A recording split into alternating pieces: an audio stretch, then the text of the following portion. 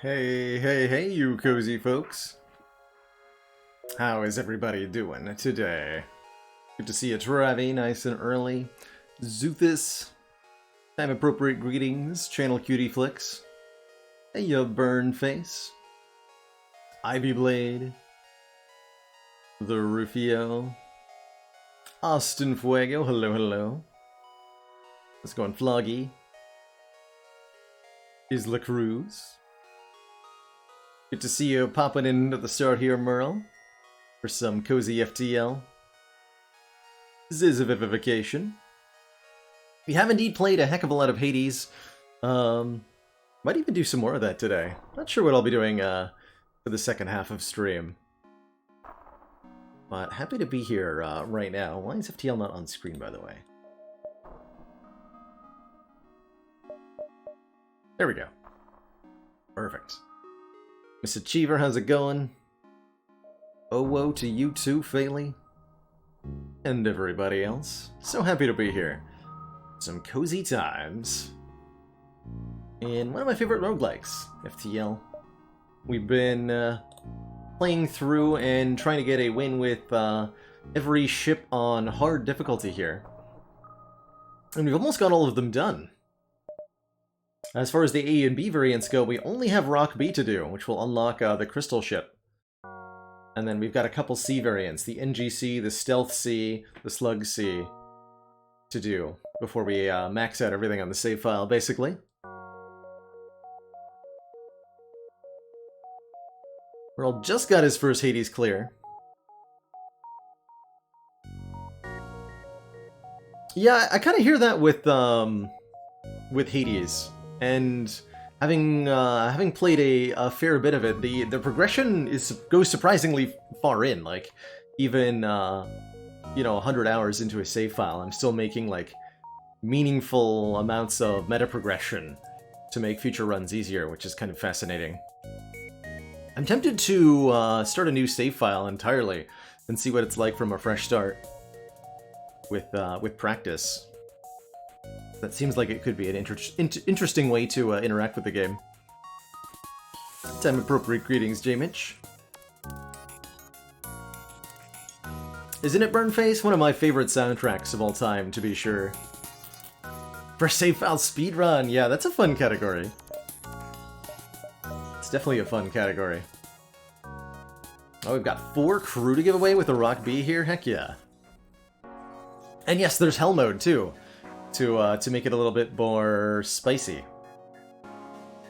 I think could be really fun. Genuinely.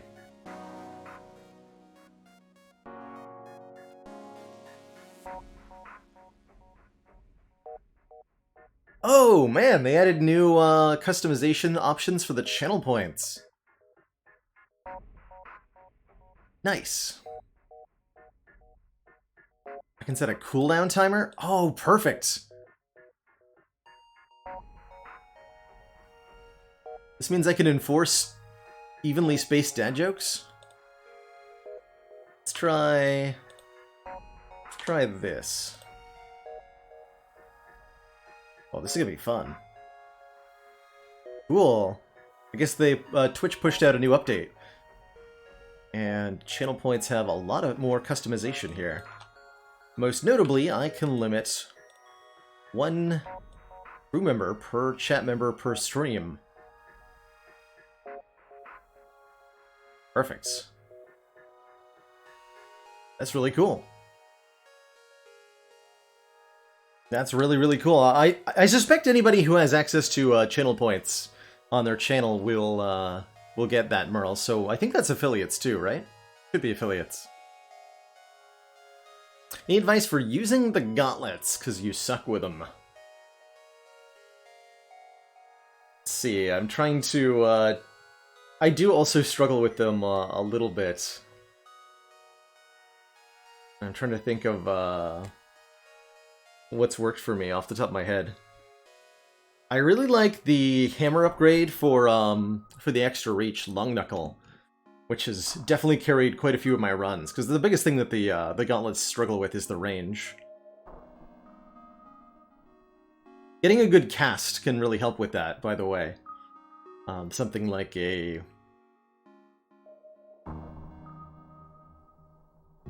Blade Rift from Ares, or a... Yeah, or Demeter cast, or a Dio cast. Those would all work pretty well.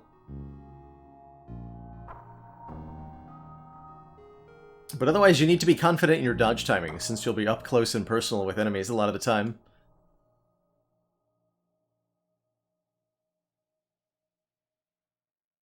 You can reliably stun-lock anything without an armor bar on it, but you need to have a really cautious approach for anything with a yellow health bar. Okay, and I actually need to turn on the FTL names. There we go. Waiting for something that couldn't happen yet. Here we go. Names are now open if you'd like a crew member. We're going to call this the Flaming Chair, because that's what it is. Or that's what it's going to be. The Rock Bee here has 4 slow-moving rock crew. And no external doors. There's no way to vent air onto the ship, or even open and close the doors on this ship.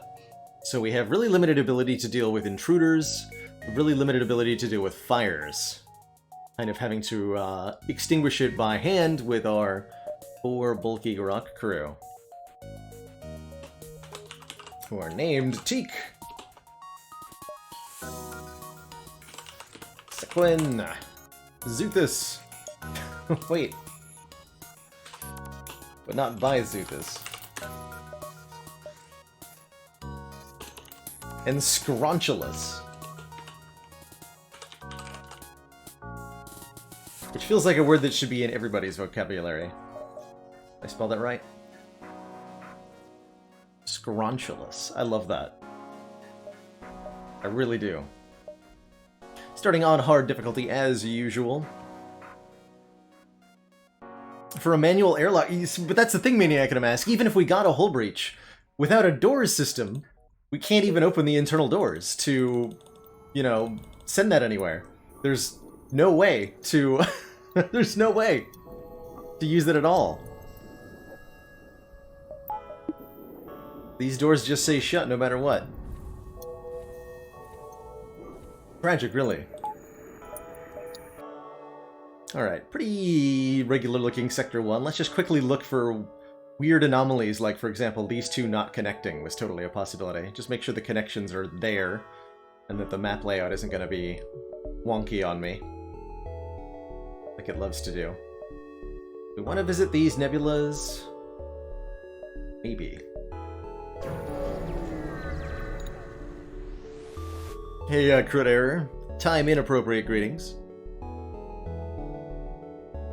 Greetings and welcome to our beacon. For a small fee, we'll let you continue on our way. Well, I have no money, so I guess we're fighting now, sir. I see that you're armed with a beam drone and a beam weapon.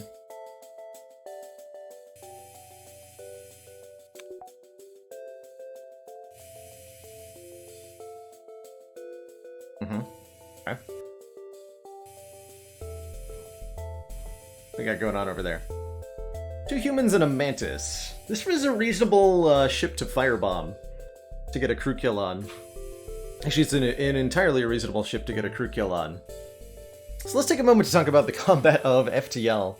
If there's anybody, for example, who's here relatively new to this game, this is a ship-to-ship combat. Every ship is broken down into rooms.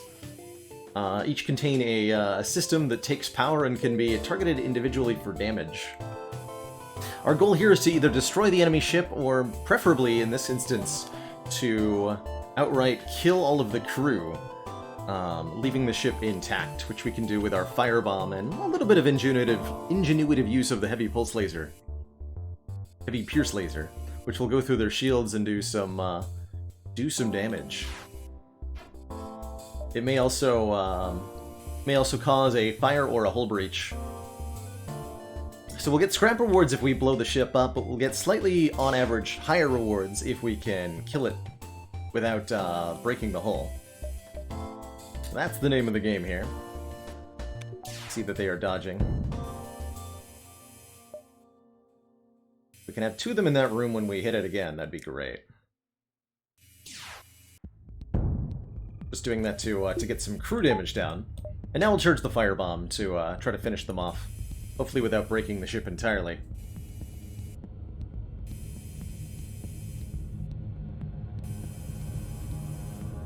So I probably want to start a fire in the oxygen room to make sure that that happens proper-like.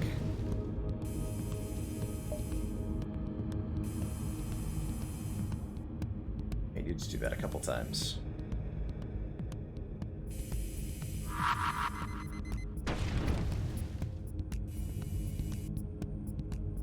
Three times? I think 3 times.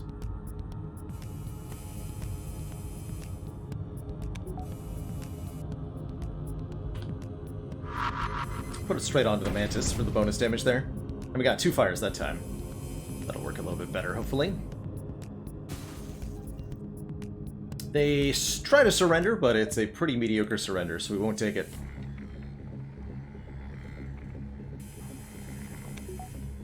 And now as the fire gets out of control, they're going to run away from it. The length of combat does not have any impact on the run as a whole, no. It can sometimes be beneficial to let a combat run for a long time to either get potential crew skill-ups from dodging enemy shots or firing your own weapons, or to wait out something like a crew death in this instance.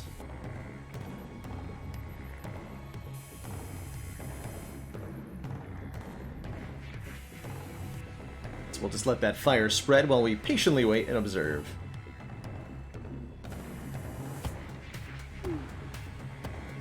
Okay, Mantis goes down. Their human goes down. I think I'm going to need to firebomb here. Kill this guy. I can actually fire the Pierce? No, it's going to be too late. By the time we charge it. But if a fire spreads into here, before a fire spreads into here, I'll just use the firebomb to kill him.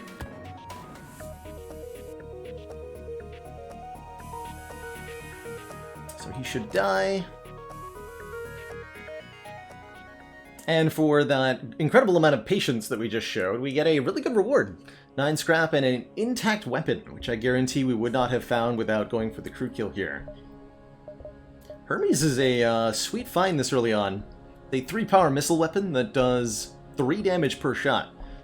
Gives us a really good way to, if we can keep our missiles plentiful, gives us a way to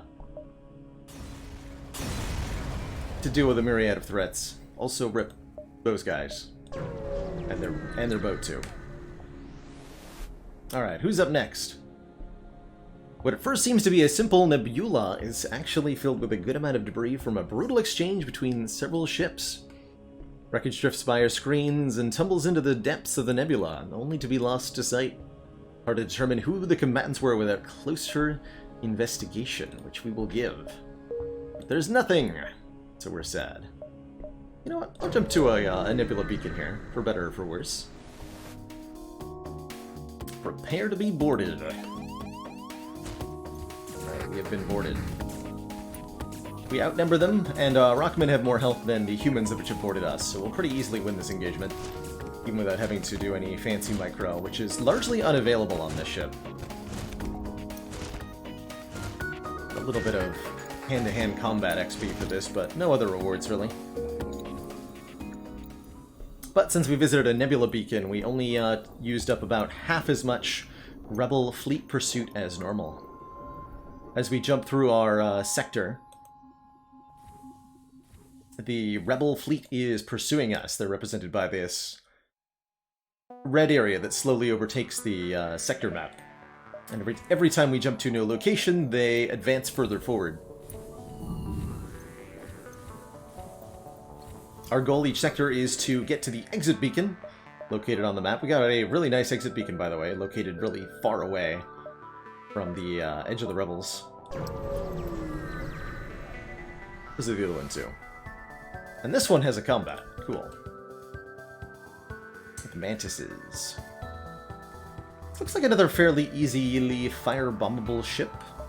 I'll charge the heavy pierce laser to start. And shoot down their weapons, because they have somewhat dangerous guns here.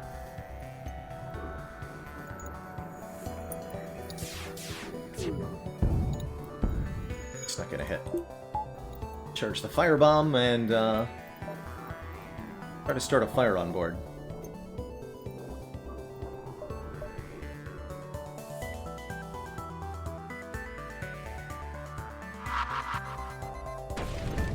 Oh, they've got NGs? Never mind. It only looks like a Mantis ship. Apparently the crew are very good at repairing.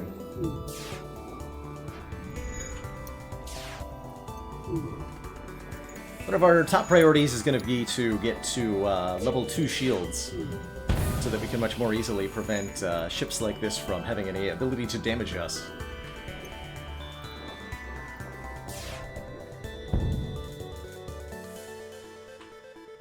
Usually want to target the enemy's weapons in engagements like this, to neutralize their threat of damaging you. Knowing exactly what to target on the enemy ship is kind of a dynamic question. Never an objectively always correct one. Always depends on what they've got, what you've got, and how they are going to interact.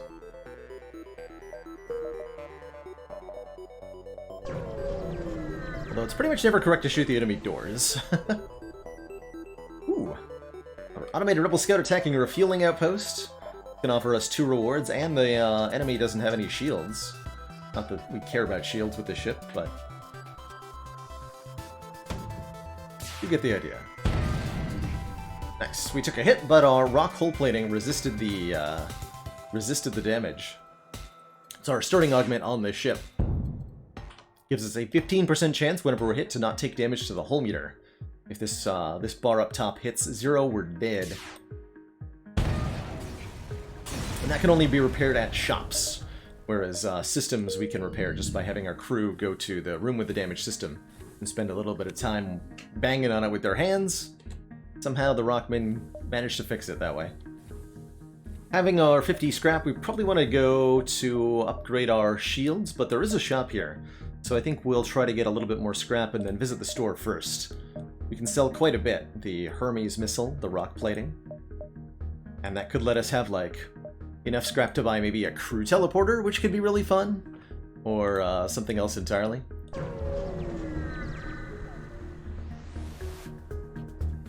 Stumble across a forward scout of the rebel fleets. They are powering up their FTL.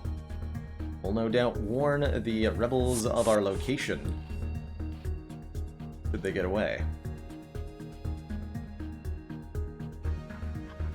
So, their FTL's charging. After a moderate amount of time, they're going to jump away, and that'll increase the rebel fleet pursuit, which is absolutely something we cannot allow. To prevent them from charging FTL, we either need to make their pilot leave the piloting room, or we need to destroy either the piloting or the engines. I think we'll target the piloting with our shot. I'm gonna deal with this boarding nerd. We might be able to get a crew kill here, but I think it's relatively unlikely.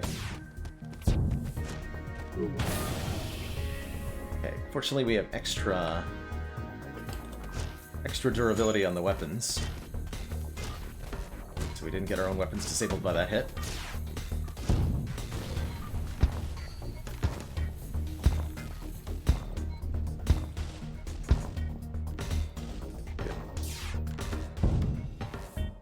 Okay. So we took some damage there. Definitely not going to go for a crew kill now. I would really like this to just be a bit more functional, all told.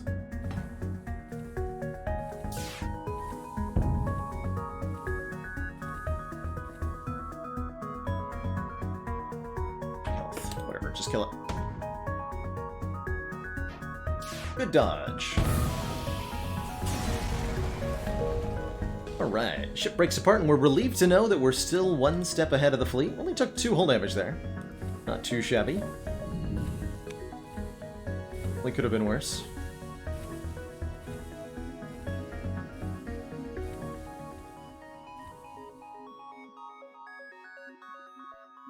So maybe one more jump before the shop. And then we'll reevaluate our options there.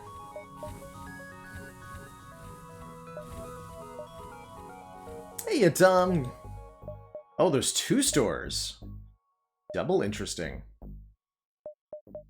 Let's jump between them for the moment. This is a Vivification hitting us up with a dad joke. Did you hear about the Zoltan who attacked his captain? He was charged with battery.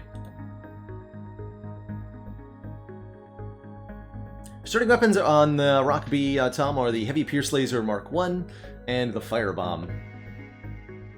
We picked up a Hermes after we used the Firebomb to slaughter the crew of a innocent pirate ship.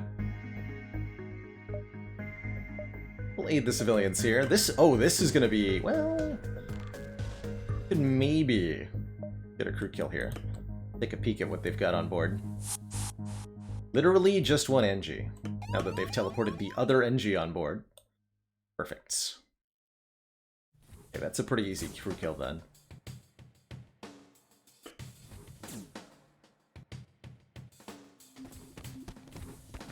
It's a really easy crew kill.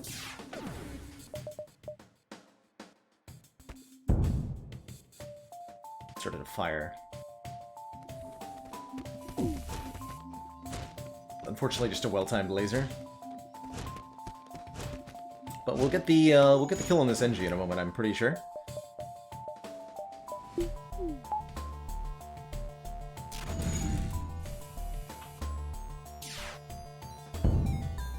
Cool.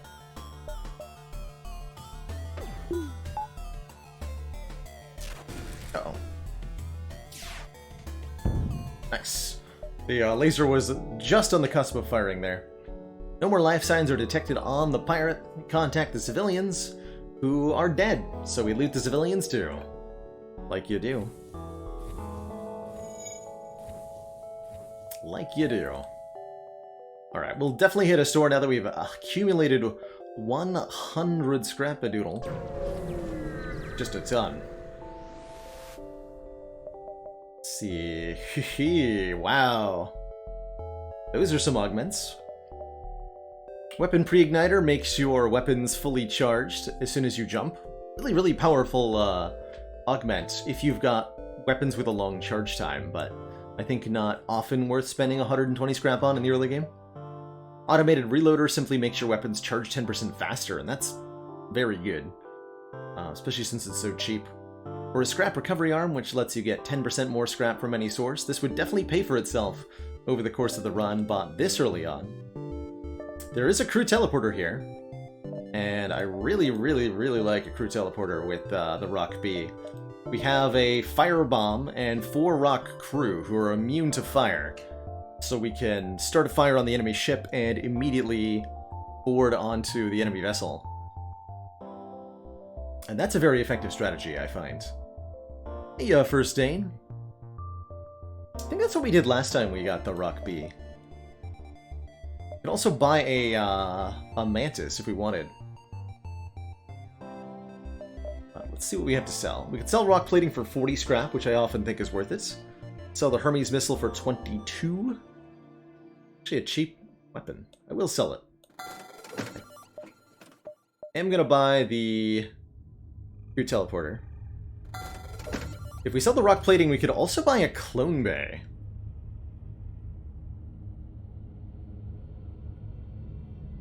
Yeah, let's do that.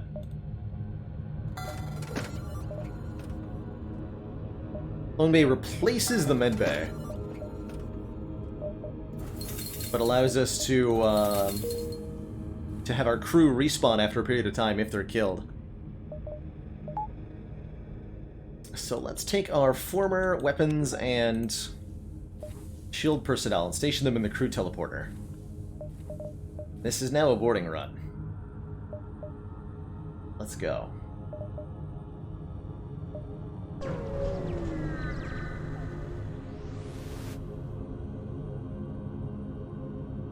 Storage vessel for military goods, and we get to pick a fight?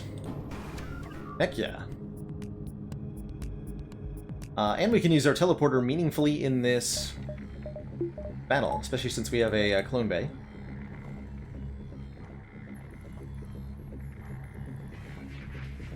So let's board into and destroy their drone control as quickly as we can.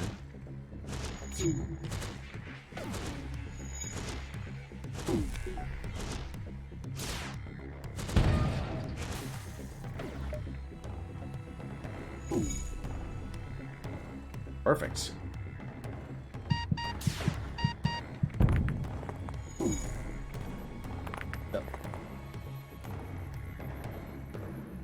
So our crew die, but they're being reprocessed into new rocks.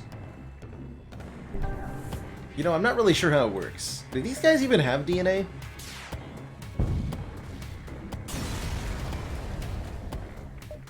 It's in the box.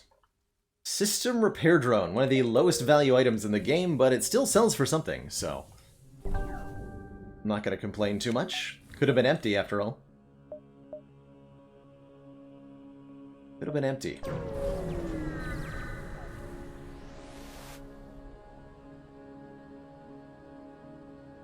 Small convoy looking for some military supplies and offering to improve our reactor in exchange. We'll get a point of reactor power, 1 more power to put into one of our systems, for 3 missiles and 2 drone parts. We have use for the missiles, but I think this is overall a good trade. It's worth about 20 scrap, which is a significant get-ahead since we just invested a ton of scrap into some interesting systems for the ship. And we would really like to get our shields 2 online immediately if possible. That puts us a lot closer to getting that into a reality.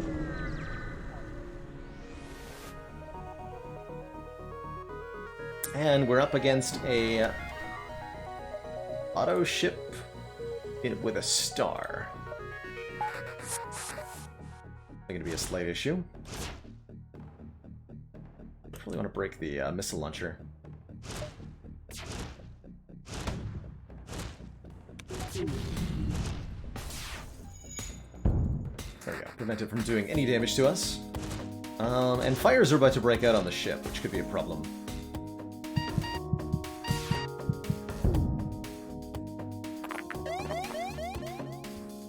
Preemptively put you in the clone bay. Okay, clone bay did not light on fire, thankfully. Do need to put out this fire before it gets out of control. It's officially out of control.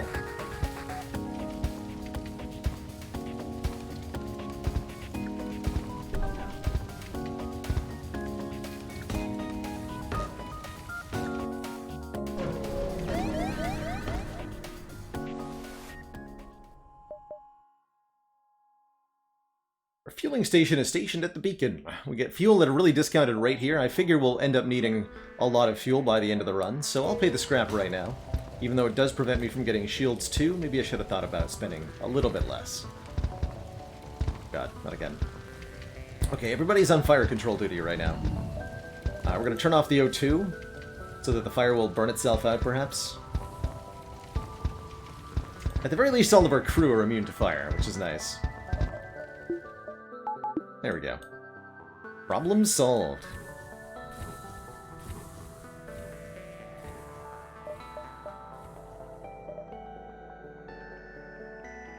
Pirate controlled into 3 nebulas in a row, or rebel controlled into 3 civilian sectors in a row. Interesting. Well, I don't particularly enjoy nebula sectors because our sensors are offline the whole time, which is extra inconvenient for a boarding ship, so we'll head into the not 3 nebulas in a row route, I guess.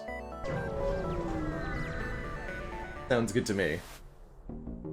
Ship has no vent, that's right. No way to vent the outdoors, no doors system at all, in fact. It's entirely missing.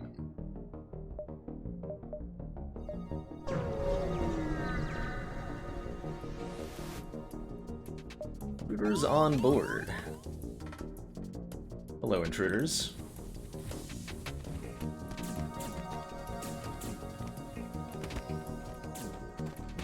Welcome to my ship. Try to get out of here before a solar flare hits us, eh? Oh, that's right. We also have no way to force heal our clones because we can't vent.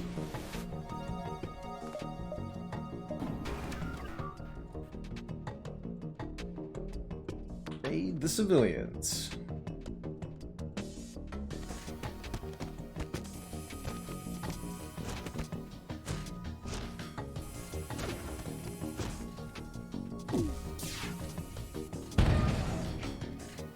Wasn't too bad.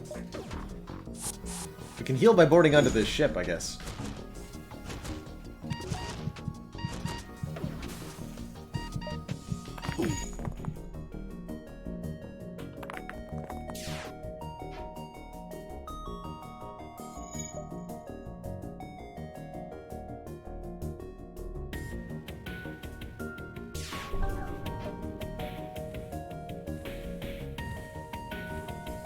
Break the piloting so that it can't dodge my shots anymore.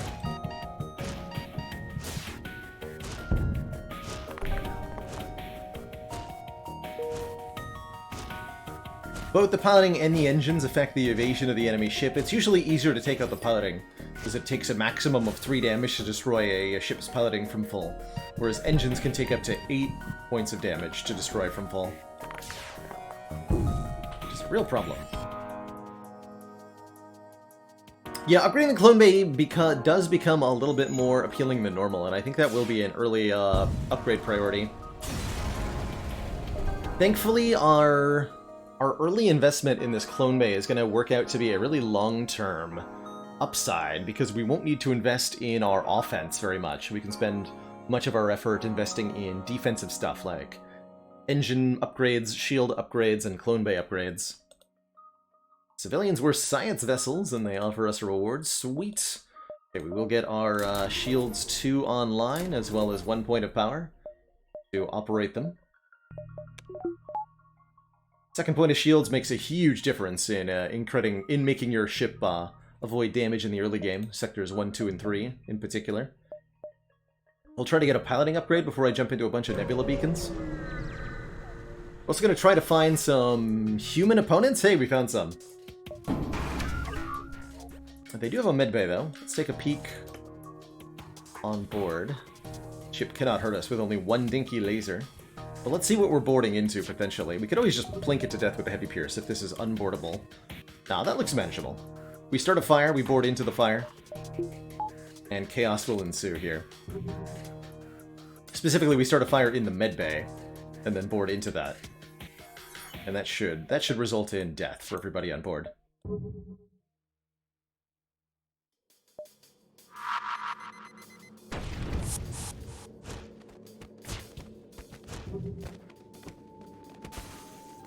Can't put out a fire if you're in hand-to-hand combat. The repair drone can, but the repair drone doesn't have a lot of health, so it ends up dead pretty quickly. That causes the medbay to get disabled, which means their crew can't heal. Meanwhile, they're also taking damage over time if they're fighting us in a room with fire in it. So we can come out totally on top of this very easily. And we can just sit in the fire in the medbay and let it spread. They can't do anything about it.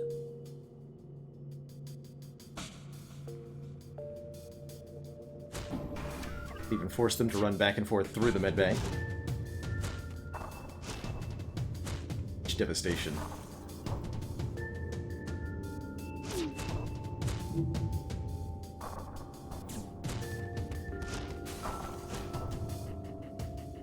We find a stun bomb and eat scrap. Stun bomb, fire bomb is one of my favorite combos, pretty much ever.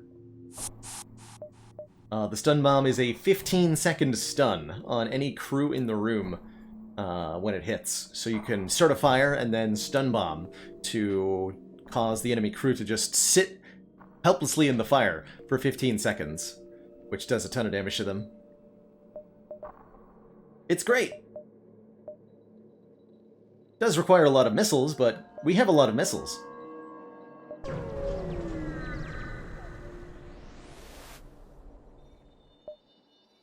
Small planet nearby with scattered settlements. A small fleet is in orbit with many ships ferrying back and forth. Must be more recently liberated. Double distress beacon. Let's go for it.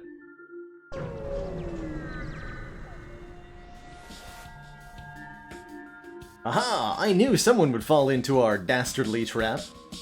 Here's this distress beacon was nothing but a decoy for a pirate ambush. Of course. We should be able to just board and win. They'd have no way to heal themselves on this ship. Go back to your evasion. Oh dear.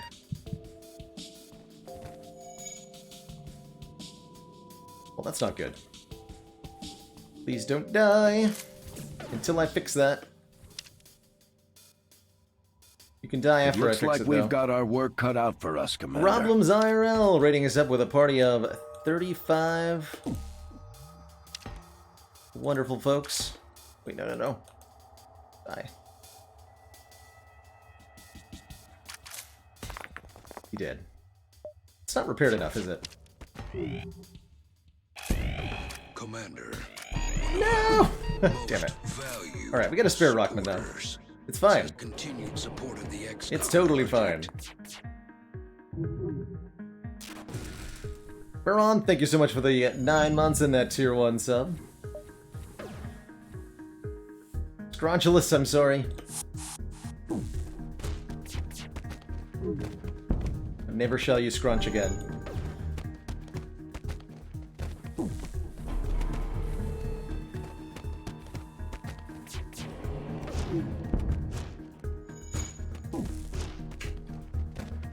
I knew I should have used a firebomb.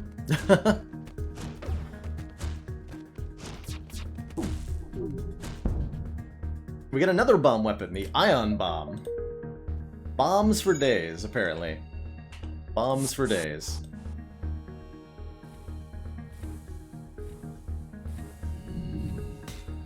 Okay, that went a little bit badly. Rock bottom. Oh dear.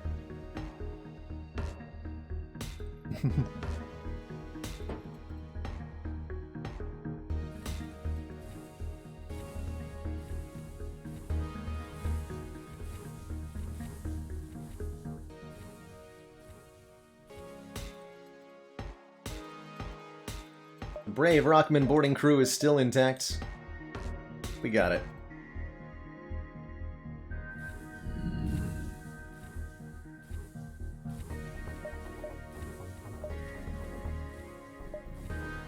Got it.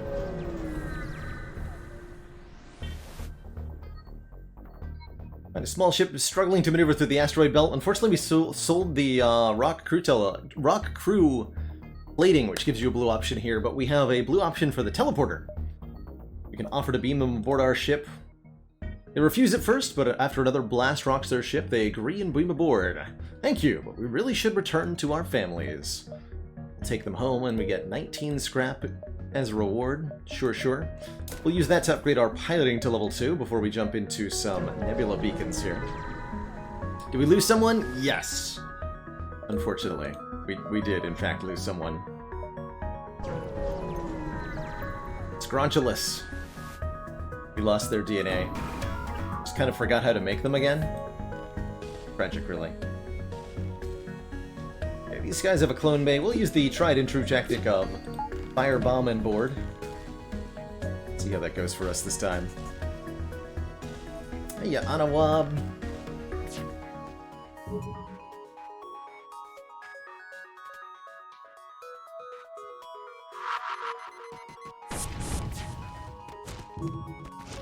So again, they've got a repair drone here. Might actually be able to put out the fire before I break it. Oh, it did. It totally did. Very well played. We'll start another fire then.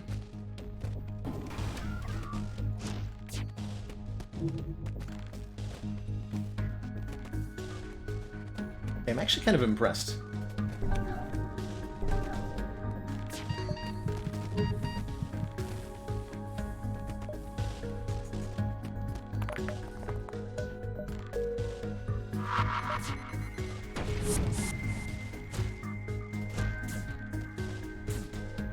Putting out my fires.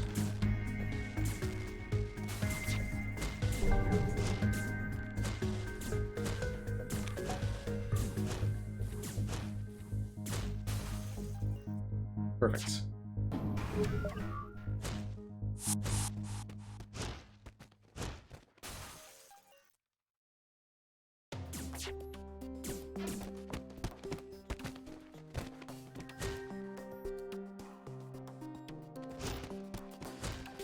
There we go. Now that our ship has been emptied of hostiles, we search it, finding a prisoner who offers to join the crew. It's the Scrunch. Alive and whole. What I'm going to call them anyway. Reincarnated.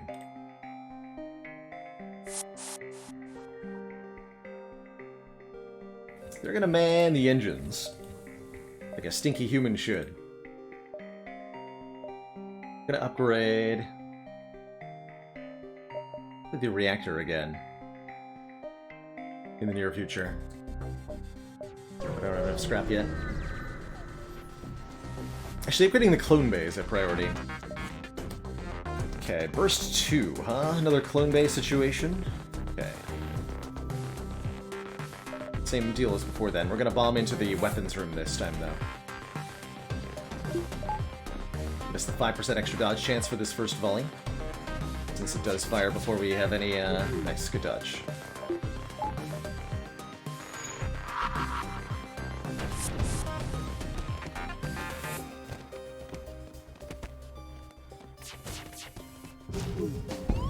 Bad dodge. Put that out. Commander, one of our most valued supporters. Chlorophyll, thank you so much for the tier 1 and the 8 months.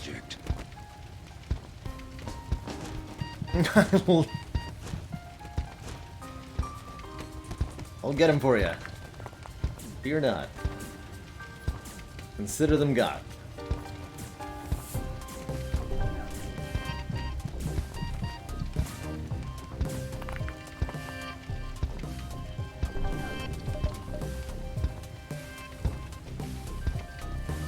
Keep sending waves of our own men at them. Surely this will prevail.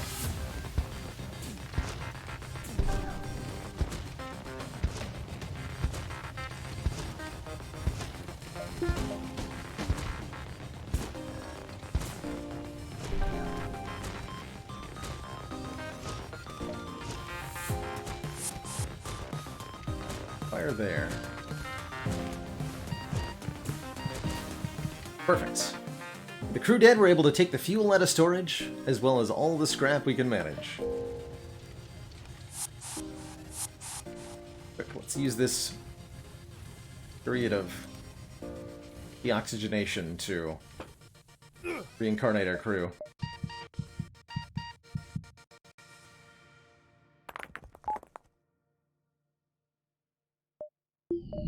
Huzzah!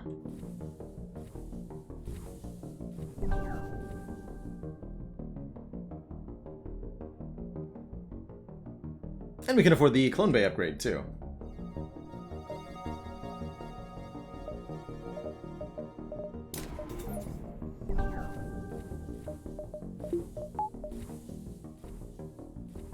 Alrighty, everybody, let's roll out.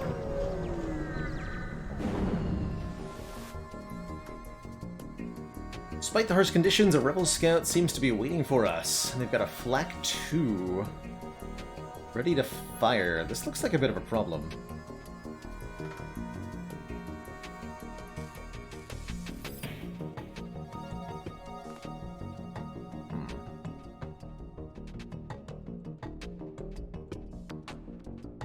So in an Ion Storm, both ships are operating at half power capacity.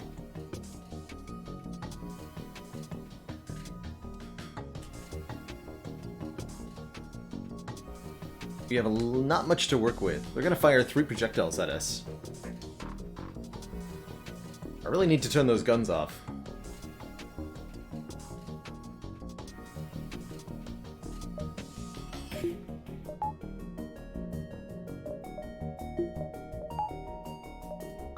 We're gonna board.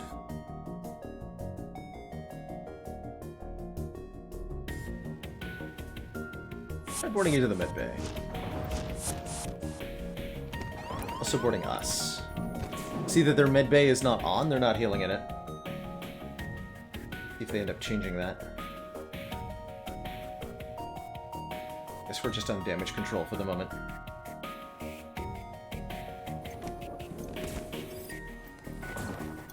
But keep an eye on the clone bay.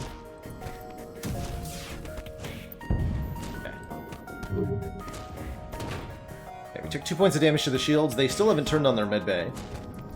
So I'm content to kill them here.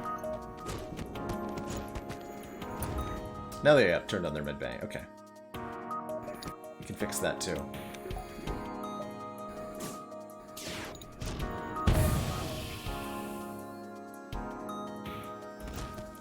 Put the remaining crew on board their ship. Prevent them from fixing the weapons. Kill them all.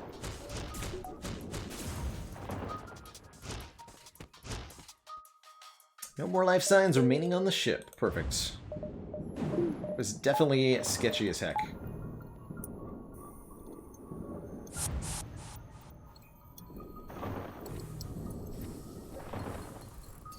Yeah, well though.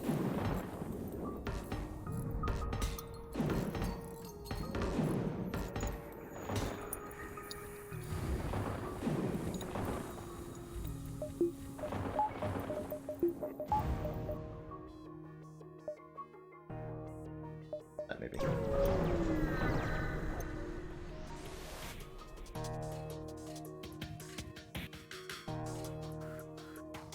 We made a rebel scout positioned with an nebula to warn of our passing, which is now powering up the FTL drive.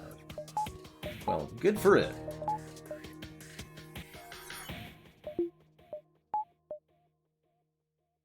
Avoid that by boarding the piloting. Hacking our engines, which doesn't do much here. Hey, Omega weapon.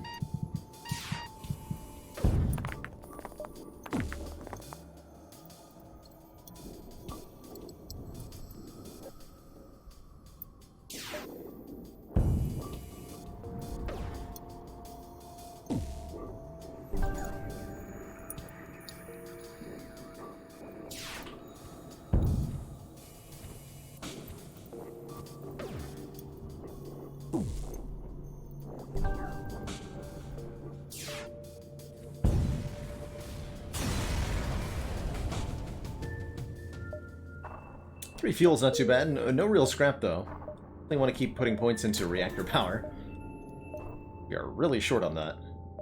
We can visit this, but nowhere else. Okay. One more nebula jump, and we're out of here. Another ion storm. This is why we upgraded piloting for this event right here. We jump into the middle of a plasma storm. Multiple recently incapacitated ships loom in the shadows, briefly illuminated by the lightning. Got a blue option to have the pilot carefully explore the debris, which gives us Justin, stinky human, as well as some rewards. Welcome aboard, Justin.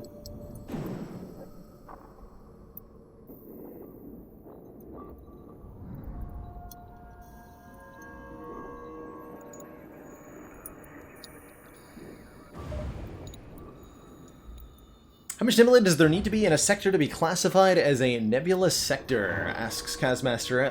I think the nebula, like the type of sector, gets rolled randomly. Nebula sectors have lots of nebulas in them, but even non-nebula sectors can have a large nebula spawn within them randomly. So it really doesn't tell you a whole lot there. Hack the slaver scum. They've got absolutely no ability to do any damage at all.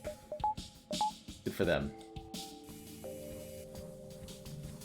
Alright, what are we looking at? They've got 1 Rockman. I think we can just heavy pierce. We can avoid using even 1 missile here. We just heavy pierce laser their med bay and then board into it.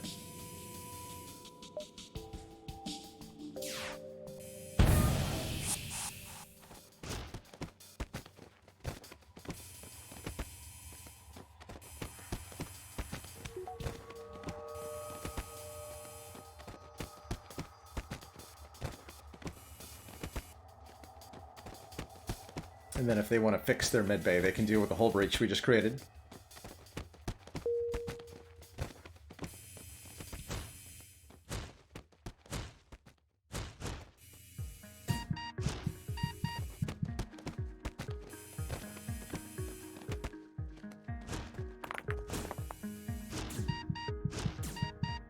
Easy.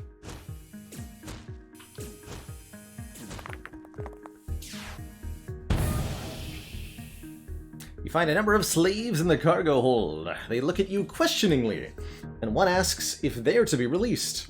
You could use more crew, but you don't want to force them all to work for you instead. You either choose... love that. We could use more crew, but we don't want to take all of them. That'd be too OP. So we'll choose one. We get either a Mantis, a Rockman, or an NG. And I'm feeling NG here for the blue options available to us. We're going to be going into 3 green sectors in the future. And of the 3 of these, NG by far give you the most blue options in events and quests and stuff. Especially if we find an NG-controlled sector. So we'll demand the NG join our crew. Release the rest. Verify primary object is to defeat rebels. Re-establish peace. We nod, but our real primary objective is to firebomb nerds. We drop the rest of the slaves off at a nearby station and strip the ship.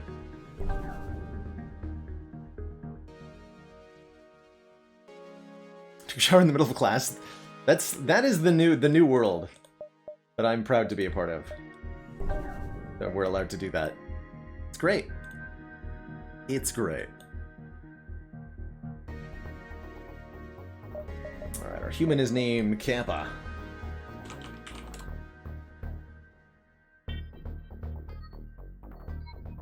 NG Mantis and rock sectors or homeworlds as well as abandoned sectors cannot spawn nebula nodes. That makes sense. Makes perfect sense.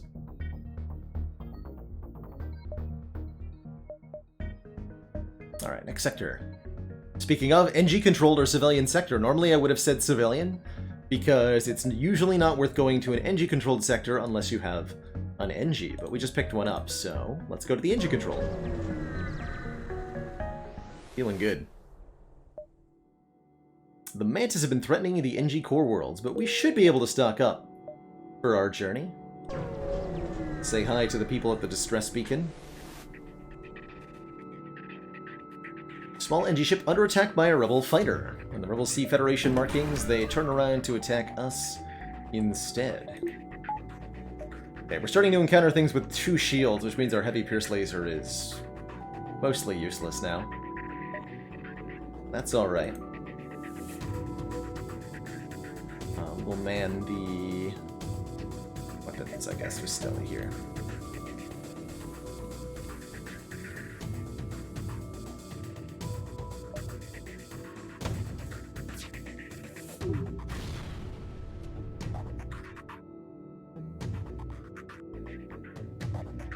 You two can fix that. Firebomb the weapons and then board in. Maybe prevent more than... yeah, hopefully we prevent any more missiles from happening.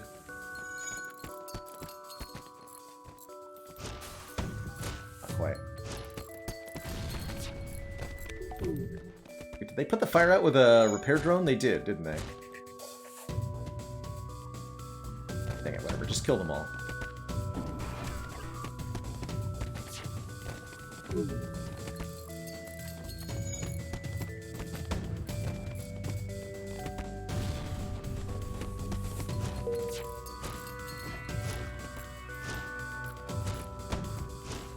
They got one more off. Rebels destroyed, we pick the bones of their ship and wait for the small NG ship to catch up. The NG vessel turns out to be very poorly equipped. Barely a runabout, really. They're trying to outrun the rebels and need all the help they can get. Well, they're not getting any from me. You'll get the NG Medibot Dispersal Augment if you give them 40 scrap, 2 missiles, and 2 fuel, which causes your medbay essentially to heal the entire ship at once. It's pretty cool, but a little bit niche, and I need those resources for myself. We'll give them nothing. I think there is a missile incoming, so I'm going to jump quickly here. Or, no, hold on. We're going to teleport our crew back. Before that missile connects, we're going to leave. Yeah, there it was. Into a sector filled with civilian activity. We're offered 6 fuel for 1 drone part. Good deal. Not using drones right now. Double E. Welcome aboard.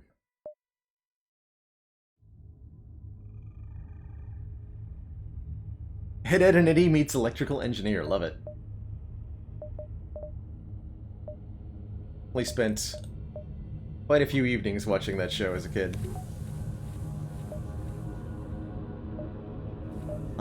Do we want to upgrade anything else? Yeah, we want to upgrade the evasion of this ship significantly, if we can.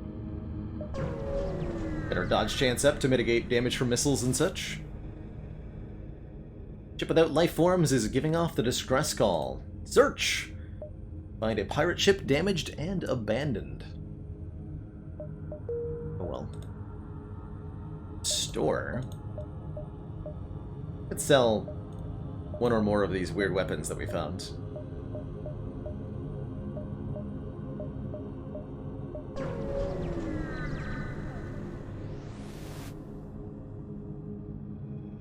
Receive a distress call from a nearby NG ship. Assistance requested, danger present, imminent destruction. You approach to find a Mantis ship assaulting a small NG space station.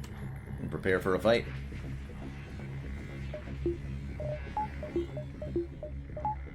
And the shield's up. 3 Mantises, no way of healing themselves. Let's just board right away.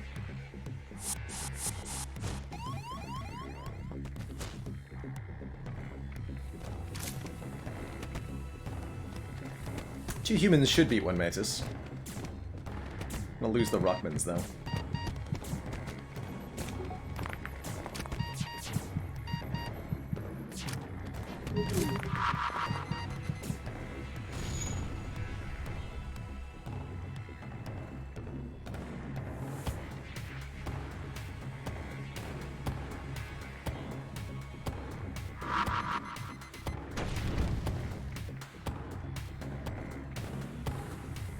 Does Medibot Dispersal even work with Clone Bay? I don't think so.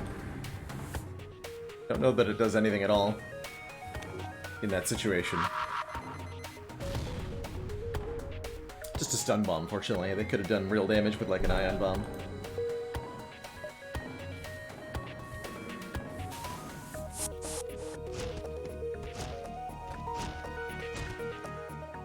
Life signs detected on the Mantis ship. We contact the NGs. which were in the process of evacuating their station. A number of civilian NG offer their gratitude as they finalize their preparations to leave, giving us some fuel. Sure. Sure, why not? What do I want at this store? I don't know, let's see what they have. Don't actually know what I would want, but I'm going to see what they have. Hacking. Hacking is insanely good. Albert Beam. Oh my goodness. Got some stuff here. And a drone control with the free defense drone Mark 1, which could protect us from missiles. Defense drone would be a cool addition to our defensive augment. Really like going halberd beam or anything. Are we feeling okay just outright selling the heavy pierce laser? Now that enemies have multiple shields, it's really not doing anything unless we pick up other weapons alongside. And we can still defeat auto ships using the clone bay, albeit really slowly.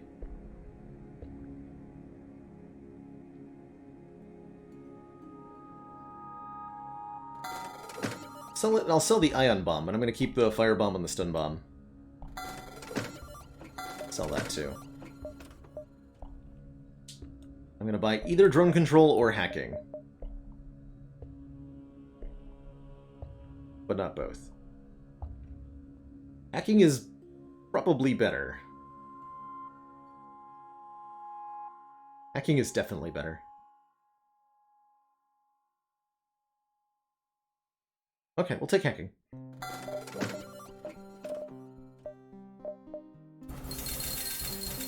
And a bit of a repair. So hacking allows us to lock down an enemy room, as well as temporarily disrupt it with a hack, which either disables or outright reverses its function, depending on the system in question. Hey, Matty S. Finally got your crystal unlock yesterday. Nice. Took the pod with no hope of actually completing the quest, but somehow got the pod open in the very same sector, and the very last enemy sector happened to be Rock Homeworlds. You actually got to the crystal sector. Super cool. Congrats on that. That is super unlikely. And good luck. As soon as you jump into the system, you receive a hail from a nearby civilian NG vessel. Strange bug. Can you assist in debugging? Found malfunctioning mantis. Believes it is human. Will receive input only from human. Danger evaluation extremely high. I think this is the only event in the game where having a human gives you a blue option. Alright, Scrunch. Talk to the mantis. The mantis is grateful to see, quote, another human, and introduces himself as Robert Smith. He explains he's from a nearby human colony and would appreciate being returned there. Colony is a mining operation that specializes in FTL fuel. Robert's family, the head engineers, are excited to see him and are very grateful for his return. Apparently he ran away to, quote, join the Federation like his older brother, but was never accepted onto a ship because he's a giant bug. We can either give him a position on our ship, that would give us a mantis crew. A mantis that thinks he's a human. Where we can ask them to take a look at our engines, which I guess gives us an engine upgrade, worth about 35 scrap.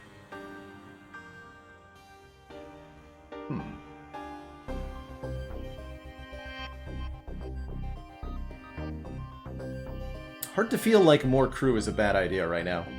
Welcome aboard, Smith. Roberts.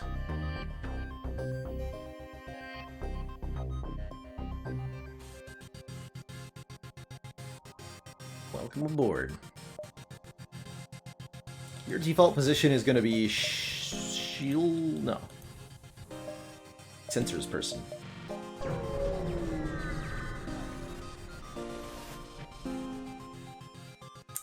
Cluster of NG satellites in orbit of a nearby planet are the only clue the mechanical species were ever here. Not here now. Be a dive? I think so. Stinky human. Stinky the human.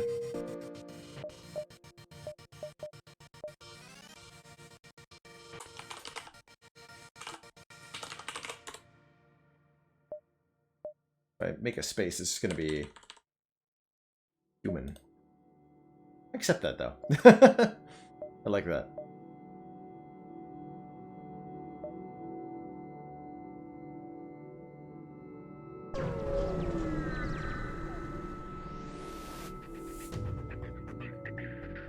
Nearby pirate seems to have advanced hacking tools and they've tried to shut down our engines.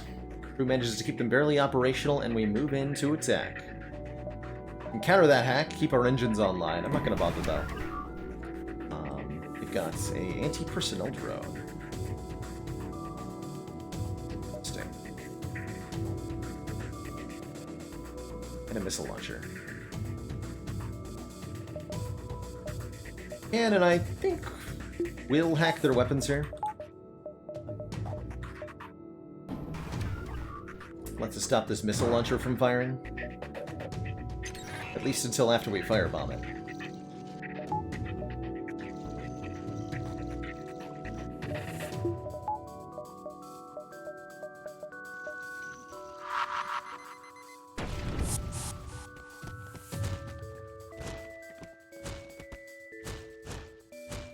Perfect.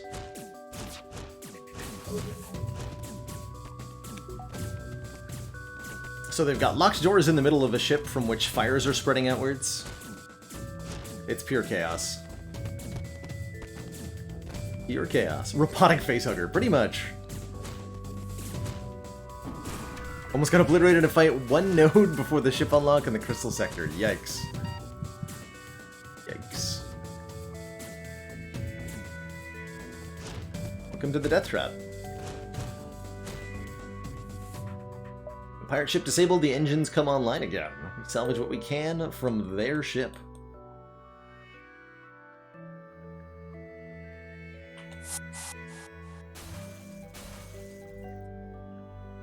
Gonna let Sequin die over there.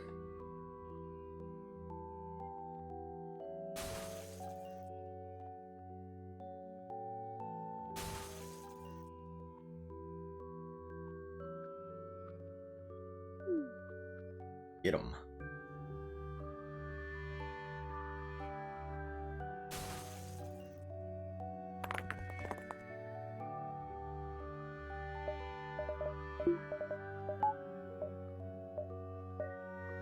The exit is going to get overtaken because we made a slight miscalculation.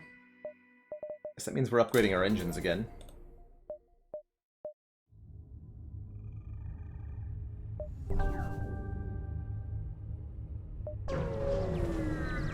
Zoltan Suicide Clone Border Strategy. I think that's an easy one. Ooh, free hull missile. I think that's an easy one to do on the Zoltan Sea. Might have to give it a shot. Alright, I've stumbled into a Rebel Elite fighter here, which is not what I wanted to do, but is what I've done. Oops. I feel it necessary to hack their guns. Maybe. We'll think about it. Mostly we just need to charge FTL and get out of here.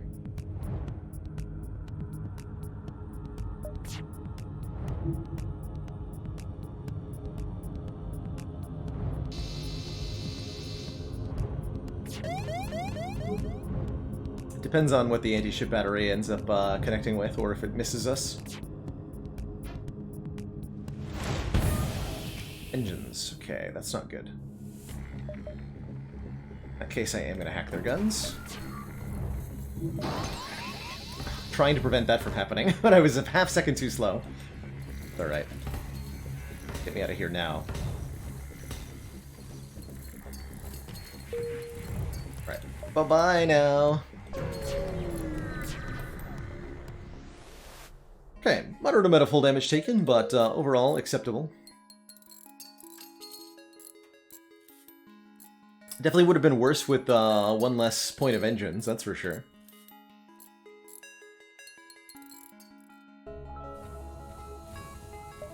Could have been better with a slightly better hacking timing, that's alright. In the Zoltan Homeworlds, we might encounter the Zoltan Homeworlds quest, it's called, a Zoltan Peace Envoy. Will say hello to us and ask us to spread the word of peacefulness or something. We're not going to do that, though.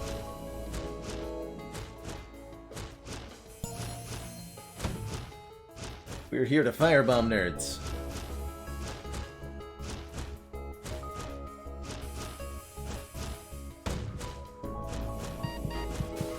Good missile dodges. Again, probably thanks to the engine upgrade.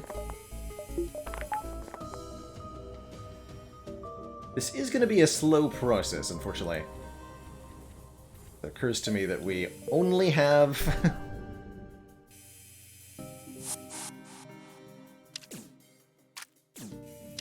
only have suicide boarding as a way to actually damage this thing. Oh, and that missile's gonna come back online repeatedly, huh? I think I should maybe use the whole missile then.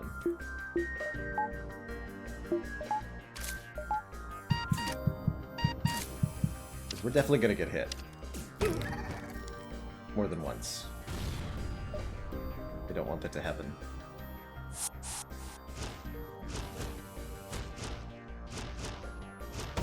I played Everspace. No, never heard of it.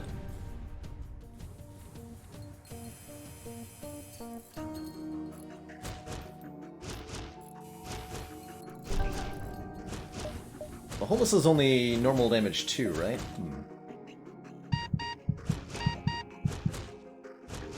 Okay, we're gonna be judicious about this. Yeah, teleport precisely when the missile weapon comes back online. See if we can break it before it fires. Yes, okay.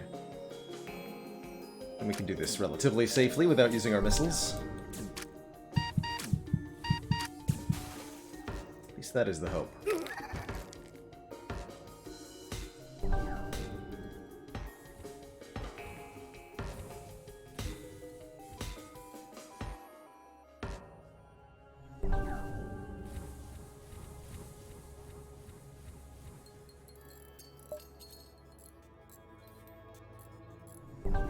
Everspace is to FTL what Hades is to Spire. Interesting. I like that comparison quite a lot. Color me intrigued, good sir.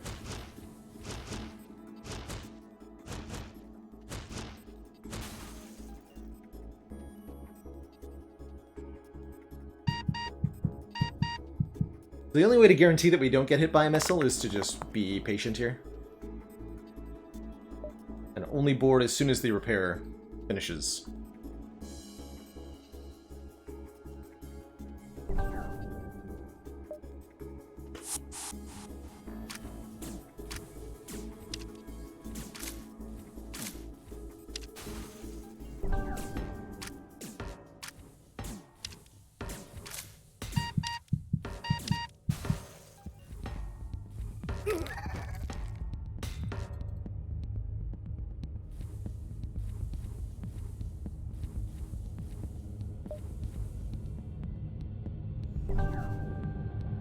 Cloning Bay can restore everybody, yep. There's no limit to the amount of people that can be in the clone queue, as long as it's powered.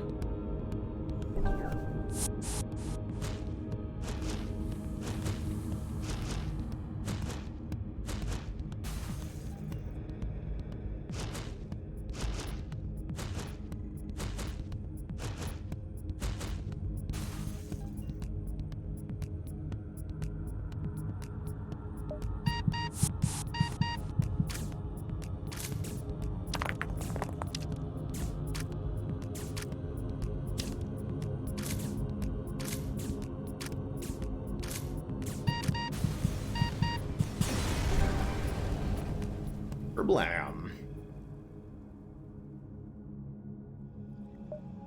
The only downside, every time somebody perishes and are restored with the Clone Bay, they lose 10% of their accumulated skill experience. Which may or may not be an issue.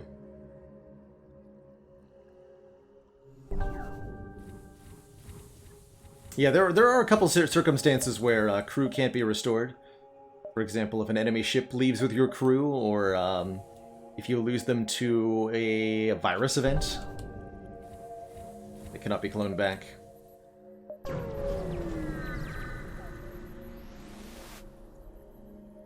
These guys need some fuel? Sure, have some fuel. Thanks for the 40 hecking scrap. My god. It's too much scrap. Lost 6 crew when you learn that. Yikes. By attempting to access these Closed mining fields, you are in violation of the Natural Mineral Protection Act. Something, something. Yikes, these weapons, though. Oh, dear.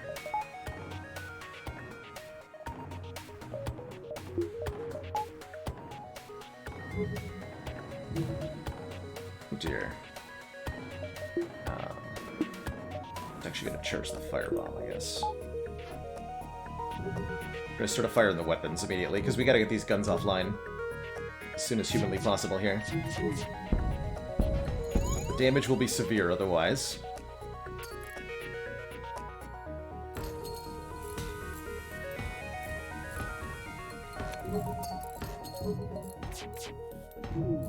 Okay.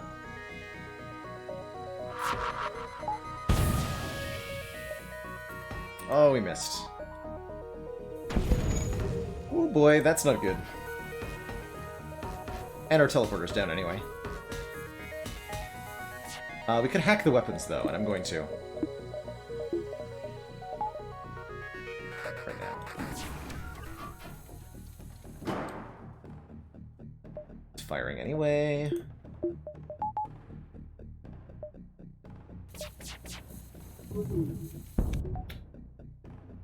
Dodge. Okay. Please stop hurting me. Thanks and goodbye.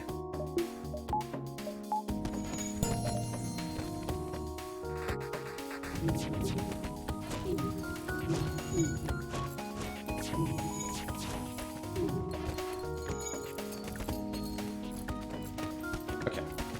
Gun's coming offline.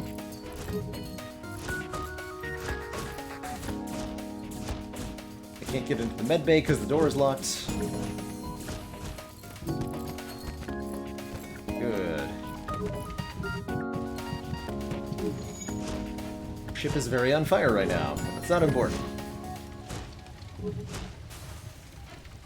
Important is that everybody on their ship is dead.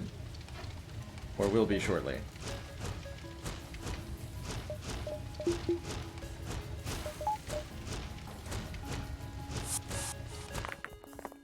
Now that the ship has been emptied of hostiles, we search it, eventually finding a prisoner who offers to join the crew, Tyir. Stinky human. Just want to look at the map.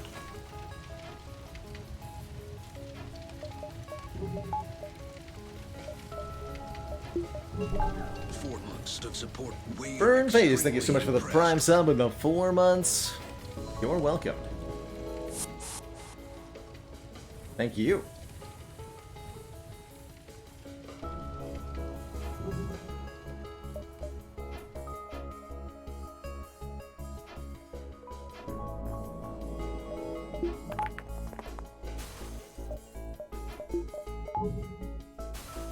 Okay, Tai is gonna go to the shields room.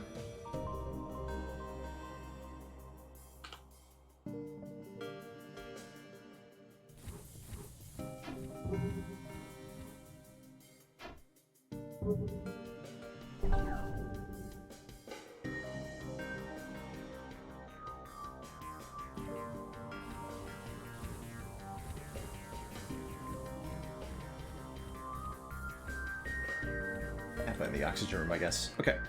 Hey, and we got a store, so we can repair our ship, too. Good. Very good. Let's even get a little bit more scrap before we do that.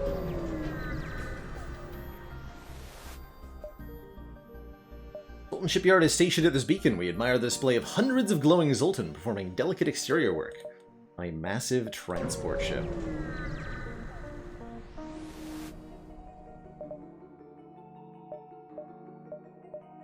Alright, we can sell this hull missile for 32 scrap. Buy our medbay back. Buy various kinds of drone that we don't need. Just take a hull repair, thank you very much. Couple points of fuel since I'm a little bit low. Not too low, though. And we're going to invest the rest of this in Shields 3 shortly. Alrighty, good stuff. Very good stuff. Yeah, there was a Zoltan there. We're out of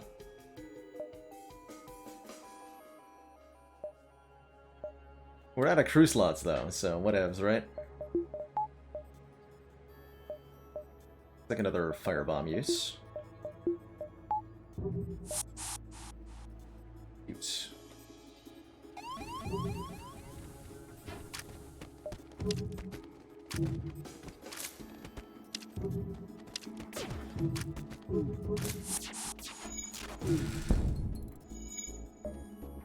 Aw, man. My firebomb.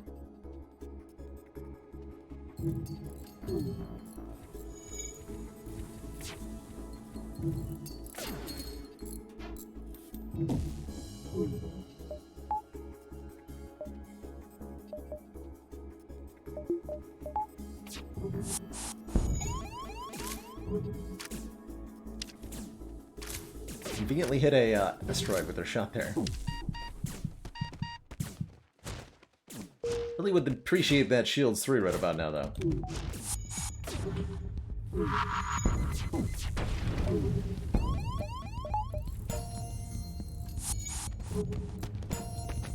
Okay. Things should be fine now.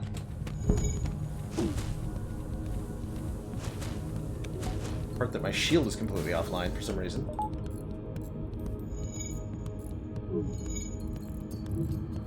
What, 4 points a hole there? How often do I invest in buffer points? Very rarely. I find that I'm not frequently floating enough scrap to make that worthwhile.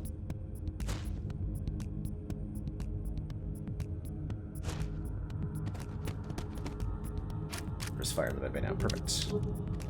Yes, fight my Rockmans. Do it.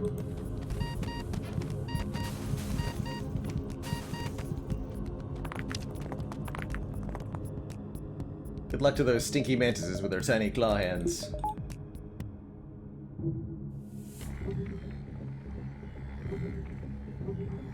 Losing too much tempo? I don't think so. This the setup that we have is very scrap efficient. We don't need to get a lot of offense upgrades. And we're going to get bonus rewards because we're getting crew kills all the time. So we have a lot of room to leak here, as the case may be. It would be better if we didn't, but we can absolutely get away with it. Think about questioning.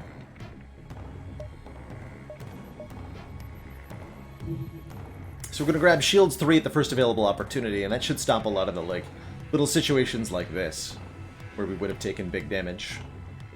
Doubly useful, triply useful, actually, with a maxed out shields person here, giving us 30% faster shield charge.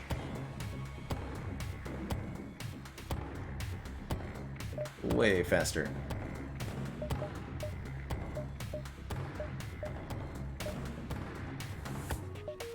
I think we visit a couple more these locations before we start exploring this nebula.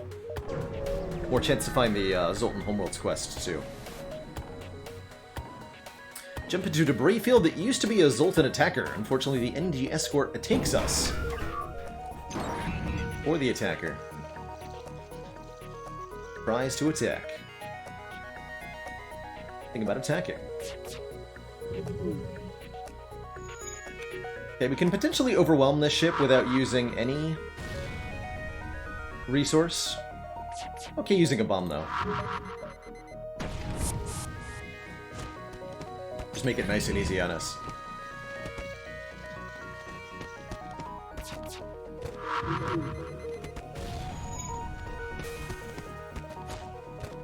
Got 20 of them after all.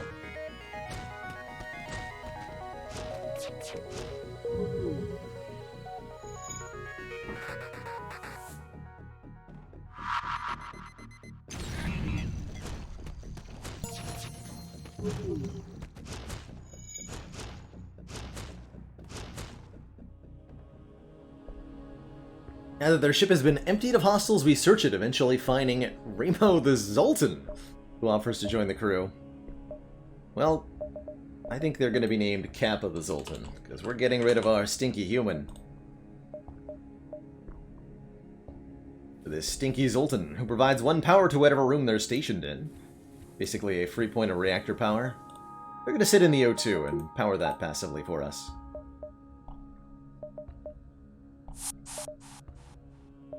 gonna upgrade engine, or shields, excuse me, to level 3.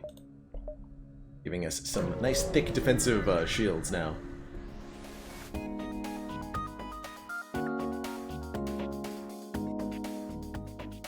We jump just in time to witness the Zoltan ship's FTL drive overload. In their final moments, they implore you not to get involved. But it's too late. Our attacker is already upon us. And I'm just realizing now that we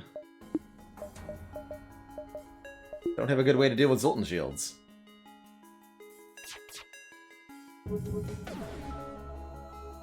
But fortunately our level 3 shields will make this relatively easy. Not that easy, actually.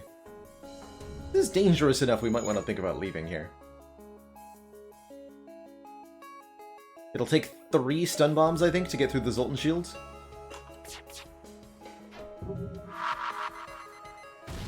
Yeah, 3.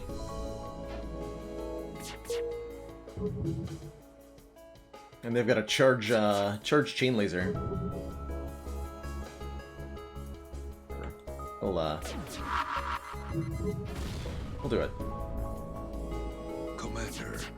Can't hack through the shield. Most valued supporters. It says continued support of the Super shields prevent hacking, it says. Rick Canadian, thank you so much for the Prime sub and the 2 full years. A long, long time.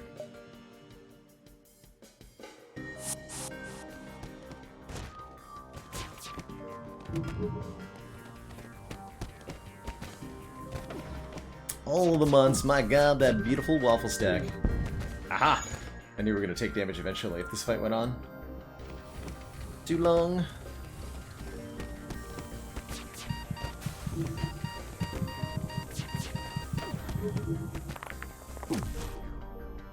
There are no more life signs remaining on the enemy ship, though. Get fuel and missiles.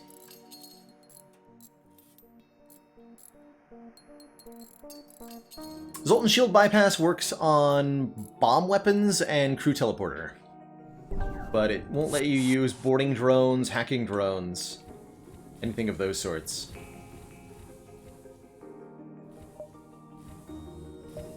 Or missiles.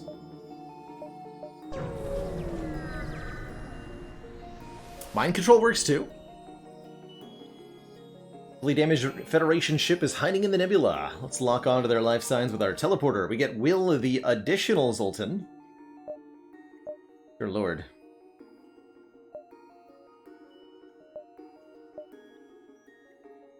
I guess we'll reincarnate Scrunch again. We lose out on our engine experience, but that's easy enough to get back. Scrunch V3. Welcome aboard. And mind control, cool. Actually did not know that off the top of my head.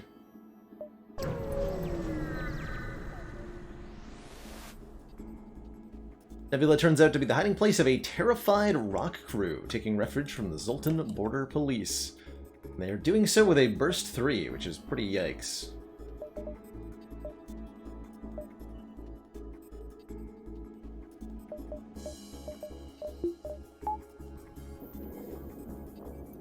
Arm the firebomb for this. It's just as useful here. We're taking out a high-powered weapon like that. Burst 3. We're gonna take 1 volley, though.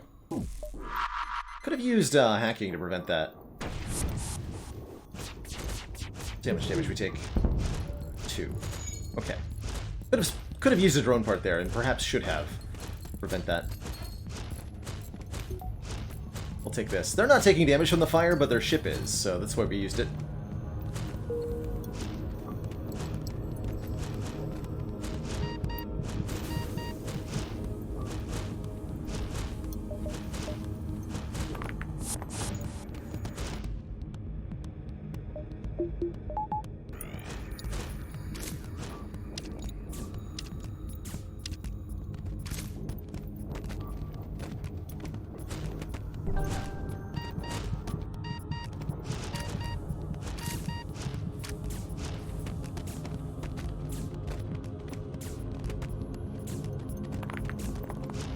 Just gonna keep them busy for a bit.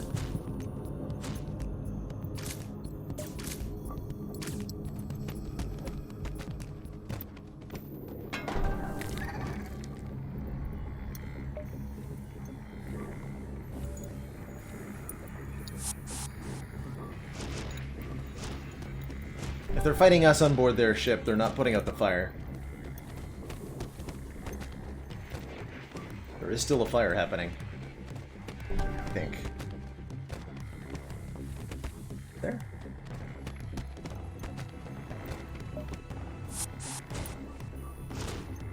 Yes. Not much of one, though. Well, we'll cripple their O2 and see how they like that.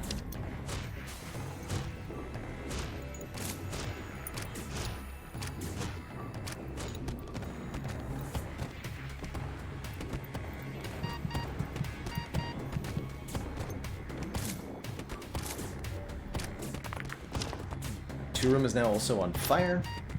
Okay.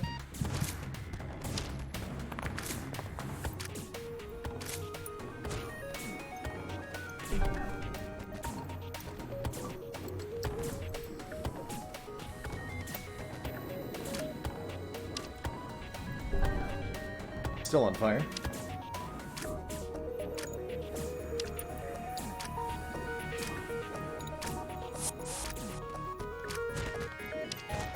Keep them busy.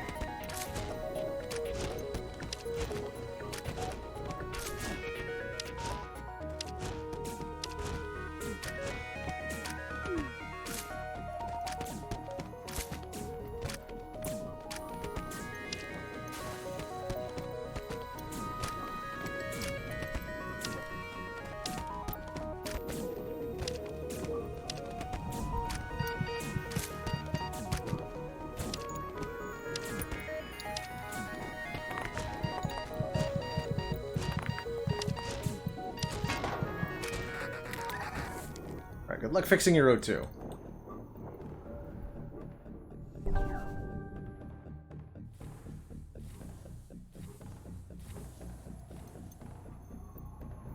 They did. Gotta fix that.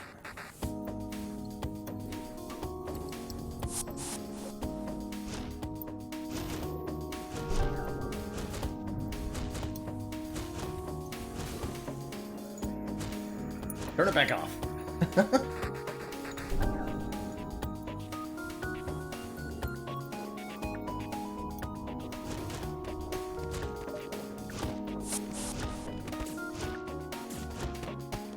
this is a...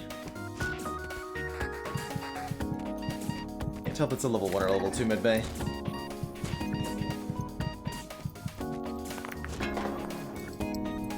Like he's slightly healing?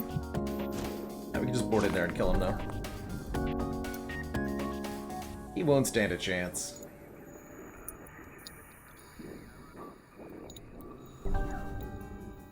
A long and arduous victory without using bombs or future drone parts, but we'll take it.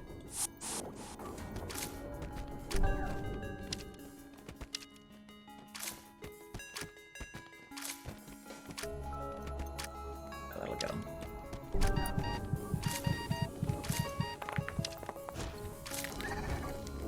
Almost, anyway. The second border will get him.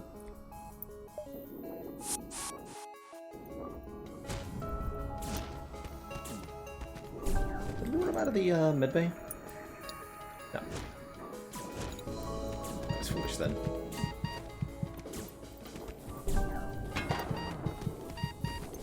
Almost? This dude will not go down without a fight.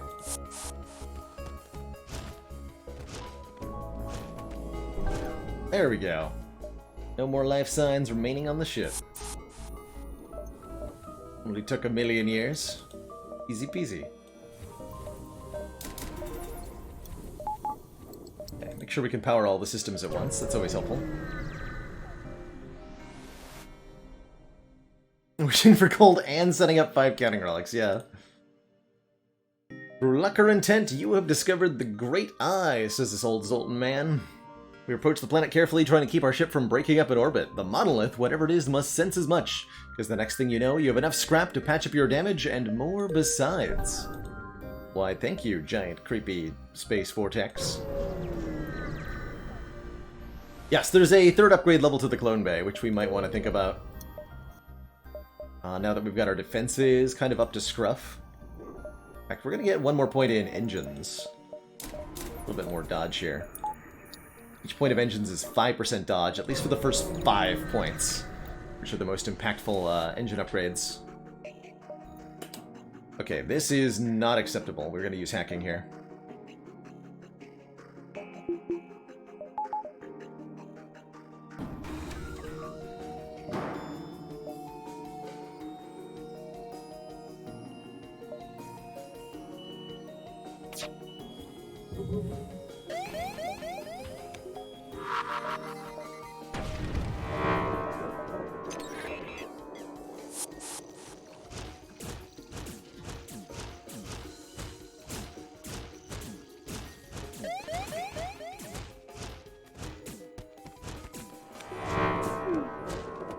Missile weapon will turn off in a second. Yeah, good. They are unable to get any shots off on us. Very important there. That's why we ultimately decided on hacking over defense drone, because the hacking can serve as a defense drone and is way more versatile besides.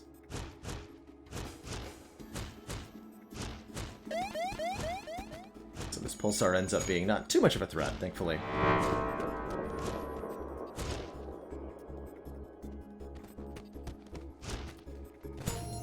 Ding! 5 fuel and 40 scrap. Don't mind if I do. Hacking is definitely OP. For sure. Way too good. What's here? Sell drone parts for scrap? Not a chance. Takes a drone part to use the hacking system. So we will completely ignore that. Atrocious deal. And instead think about upgrading the clone bay or the teleporter. We can even do both here. Max out our between jump healing. Rebel control or civilian sector. Like 2 choices for the next ones. Let's go civilian sector again. The exit before the rebels catch us. Just beacon coming from the surface of a nearby moon. Sensors pick up a single life form. Find a colony that seems to have been recently attacked. We find a lone survivor. We definitely don't need more crew, so we'll take him home to his family and get 38 scrap for the deed. Very good. Look at this giant-ass nebula in a civilian sector, by the way. Hello. It's a little unusual. Civilians being chased by pirates, you know what to do. By you, I mean me. I know what to do.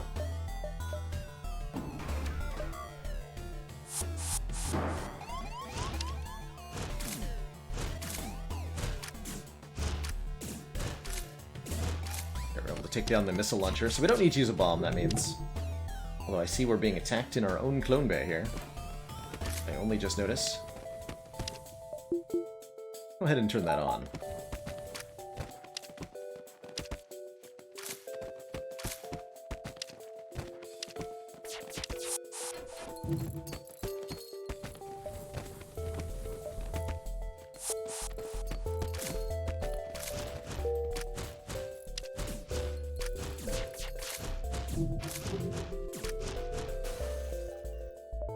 No more life signs. Contact the civilians who got the heck away, as they probably should have. Good job, civilians. Yeah, it's like secretly nebula, right? Almost a dozen beacons here. We're gonna explore most of it, although I don't really have the fuel to do that. 2 missile weapons. Boy. Keep packing.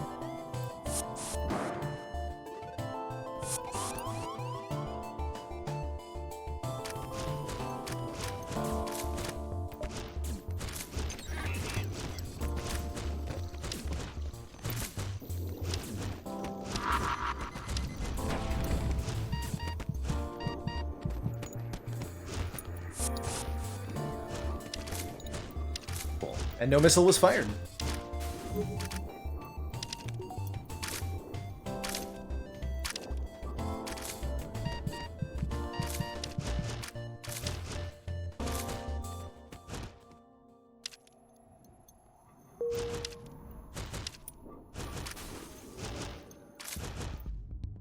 Those locked doors, they get them every time. Crazy. If we run out of fuel, then we'll have to wait for someone to find us, which sometimes works out fine, but sometimes does not work out fine.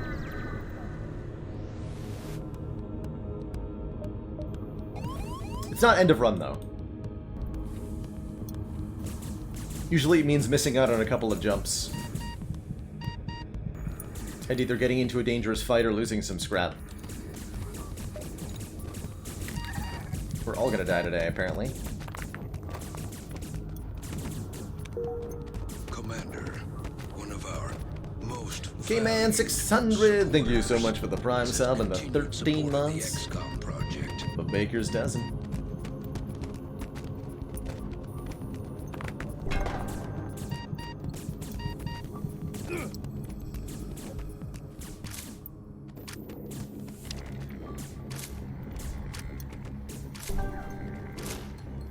There we go. Heralded. Oh, nice Kamehameha. Glad you've been enjoying some Crewmate's Tale.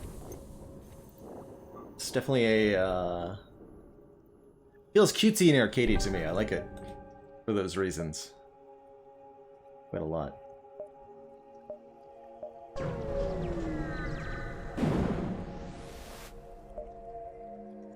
Automated Rebel Scout stationed at the beacon moves into attack. We're pretty good at these, admittedly. Especially in an ion storm.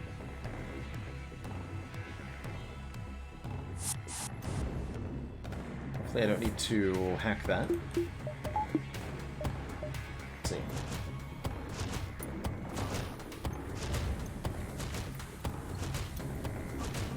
Just some patience here is all we're gonna need.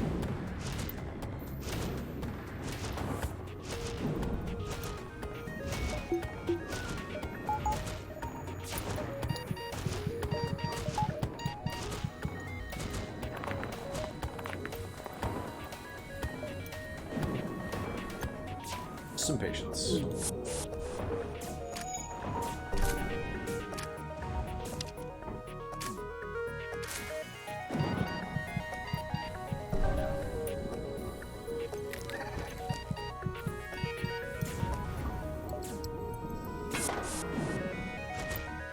Get 'em. Patience in a stack of asphyxiated clone corpses. This is how victory is achieved.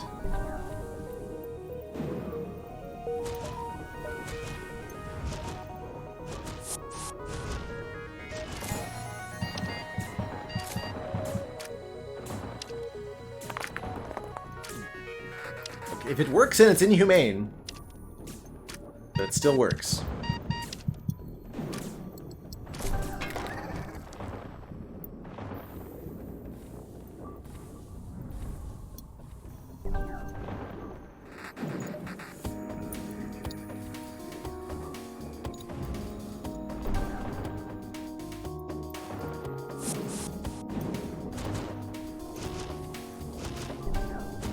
Every time we break a system completely, turn it into red, we do a point of hull damage to the ship here.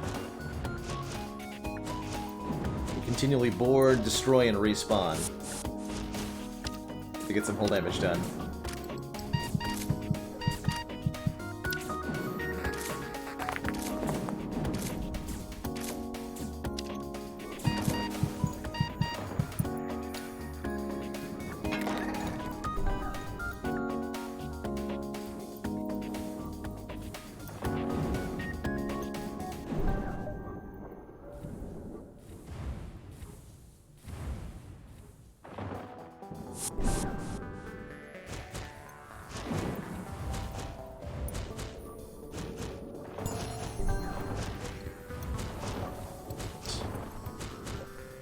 Over there, human.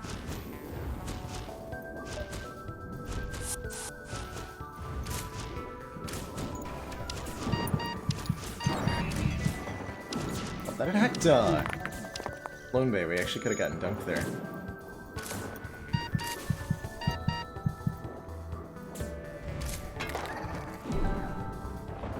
That would have been sad.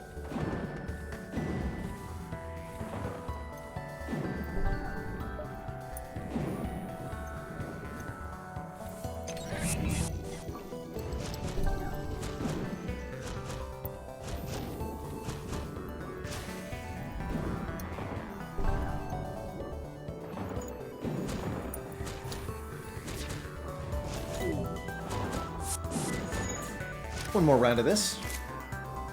Almost done.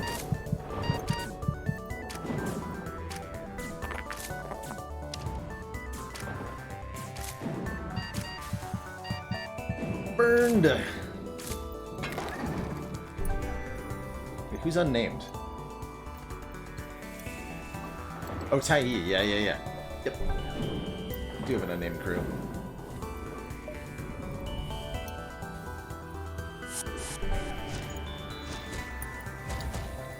Learn the human.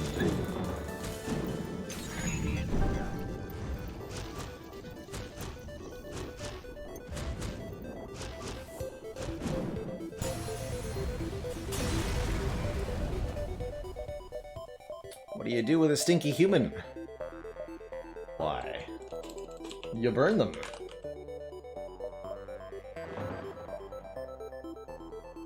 Ooh, got a store, hey? We could afford cloaking at the shop, which would be ridiculously good. So we'll allow for that possibility. By hoarding scrap until we get there.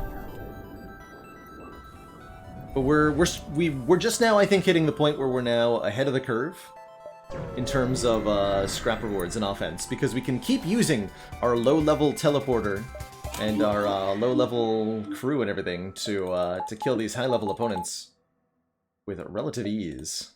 Okay, this bit yikes.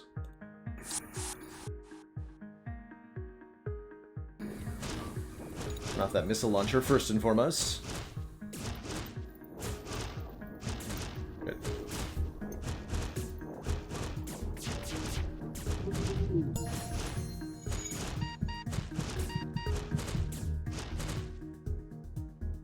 Jeez, dude.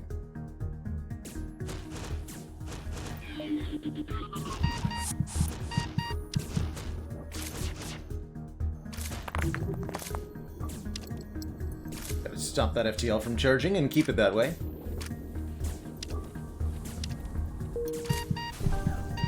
Good.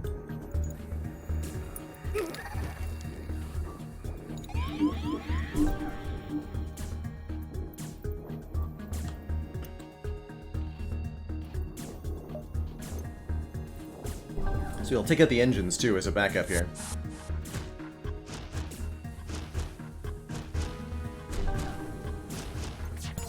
Mind control is also slightly a problem.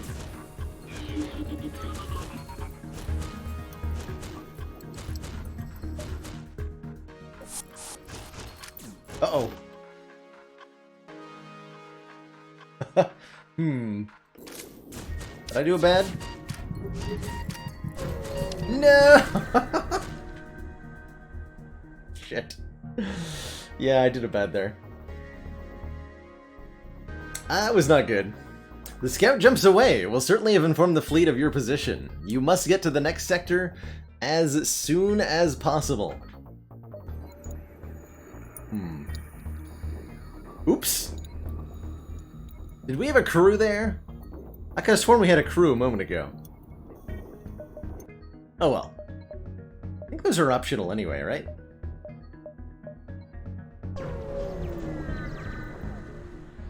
Those are definitely optional.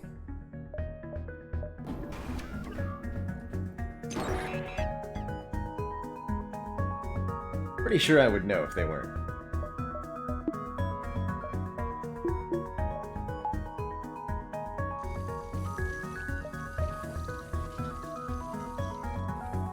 Yeah, I'm pretty sure I would know if they weren't optional.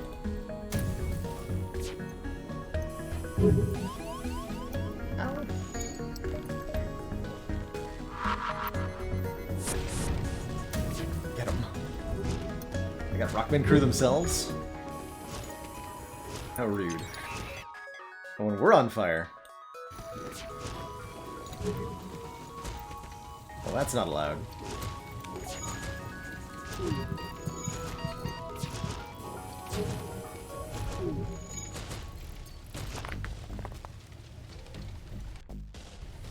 Yeah, what do we got going on here? Too much nonsense, that's what's going on.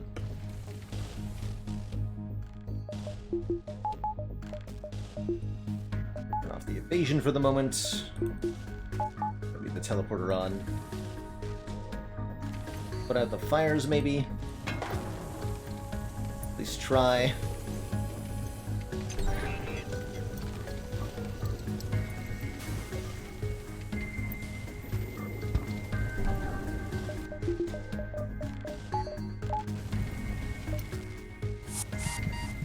Fire there again. Okay. Control of our ship. Still on fire, though.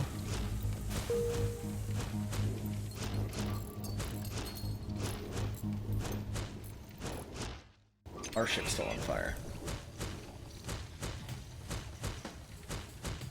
Quick fire check here. Yes.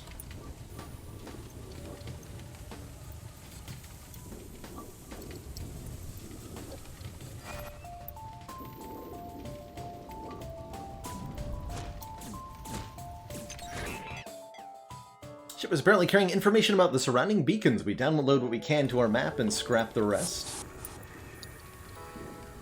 Gonna be fine. Everything's gonna be good. Hey, Abram Pav, this game's heckin' hard. So don't feel too bad about losing your first handful of runs. I think it took me maybe 40 to 50 hours before I was able to get my first win on easy.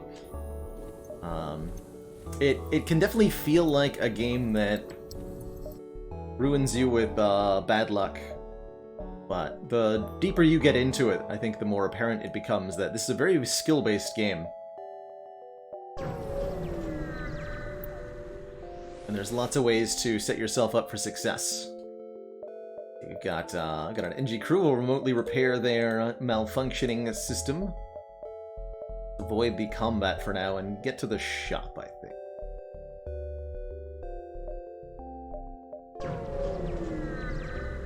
Maybe there'll be more crew at the store. Attack the pirate.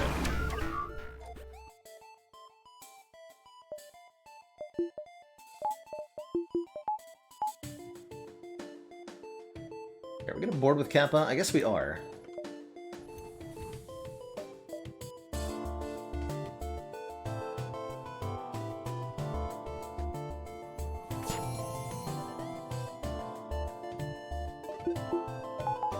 Allow that missile weapon to fire at me.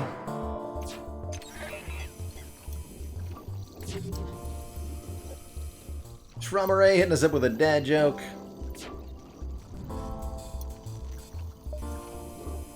How do the crystal people of FTL drink their milk? By the quartz.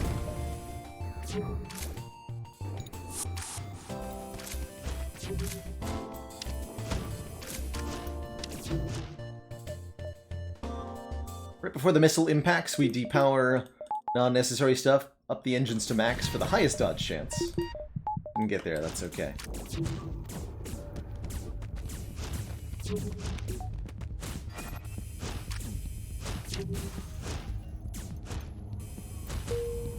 Anti-personnel drone, sure. Got a rocket crew.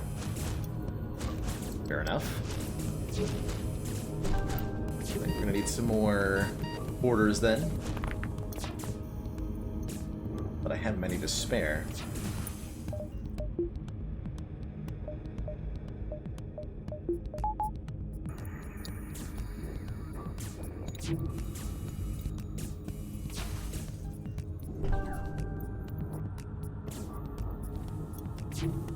Where they fix their guns.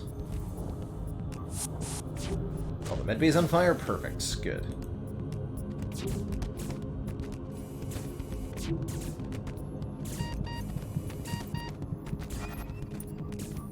Perfect. Man, 'tis hot in here. Nice, Legicolo. Very nice.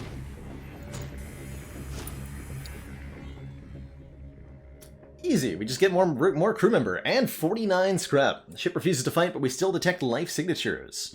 Apparently this was a prisoner transport. A single survivor offers to join our crew in exchange for them freedom.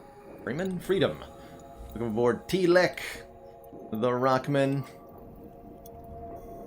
Obviously name this crew member at your own risk. I guarantee their survival. Not at all. This is totally vanilla, OJ, yep. That's right. Totally vanilla FTL install.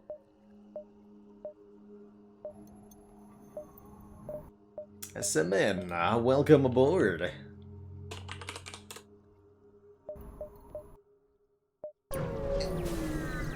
Alright, what does the shop have in terms of redemption for us?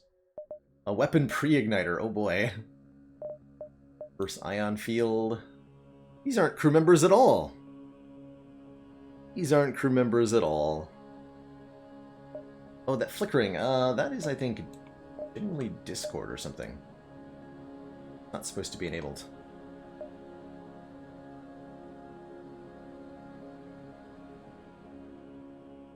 Fix that overlay.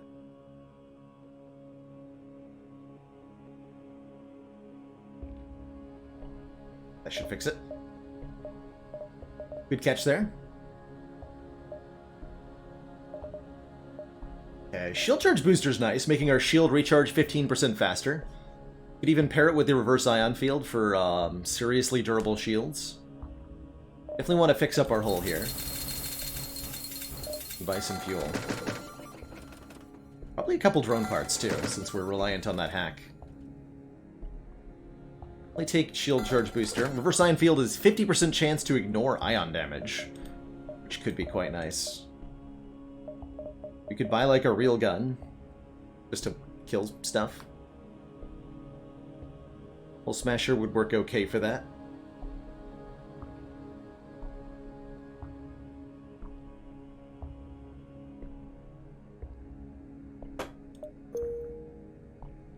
About that for a second. Kappa, you're gonna live in the shields room now. Sound good to you? There is a fire drone, but I have no way to take down enemy shields. I don't think the fire drone can itself take down shields.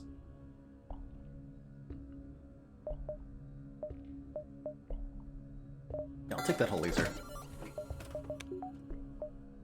Okay. Feeling better. Asteroid field is relatively safe. And then we're gonna spend our next scrap on...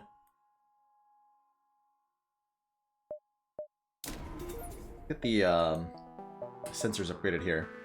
And I think we'll go for Shields 4 or something. Like we could use a little bit more reactor power too.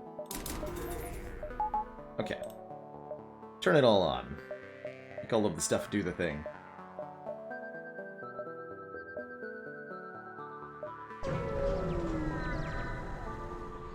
Asteroid field is a way to take down shields. That's true. It's very true. Well, I'm glad we picked it up, because we're immediately in a combat where it's going to get used. I'll take it.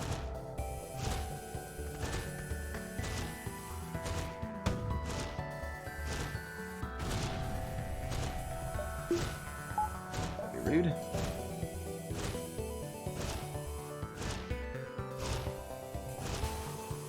Stopped it from firing the second time, thank you.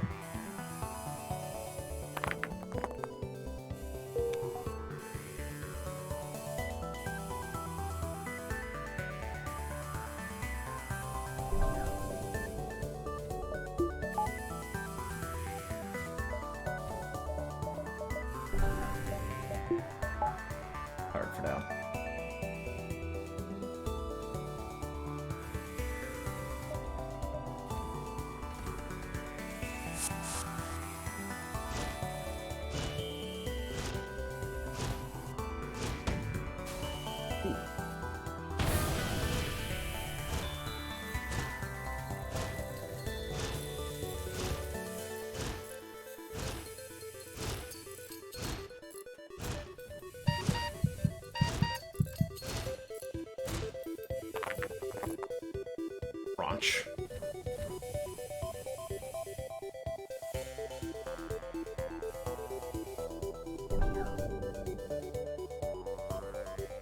That missile launcher comes back up real quick, huh?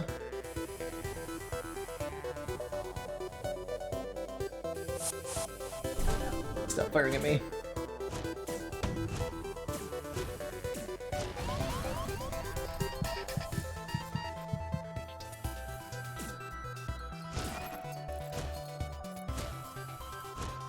I'd like to be able to take down the shields. But I'm spending all of my clone efforts keeping that missile launcher from shooting me. There.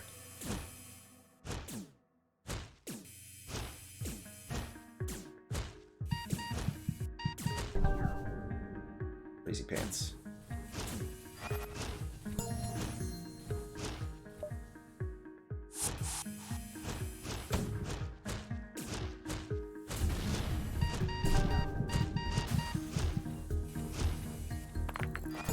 Probably should have just used a hack on this one. Excellent work, Commander. I think I would do that the next time. This council is pleased to see our continued support of this project has been worthwhile.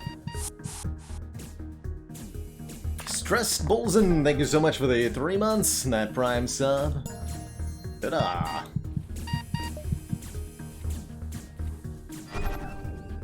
Jeez.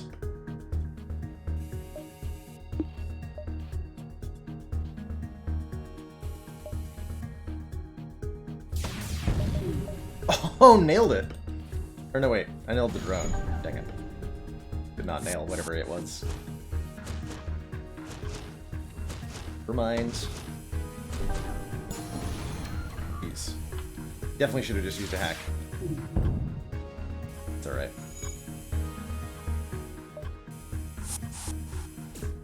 Get stubborn about things in FTL sometimes. Decide, I'm not using a drone part here, and then it all goes terribly, terribly wrong. There, we've at least done enough damage that we can fire the gun properly now.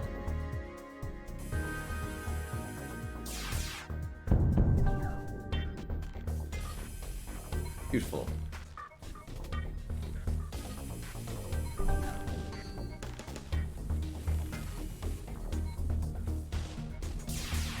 Excellent work, Commander. And Myrtle, thank you so much for the 2 months. 2 great months with Baylor and the whole Spire Twitch community. Here's to many more. Heck yeah.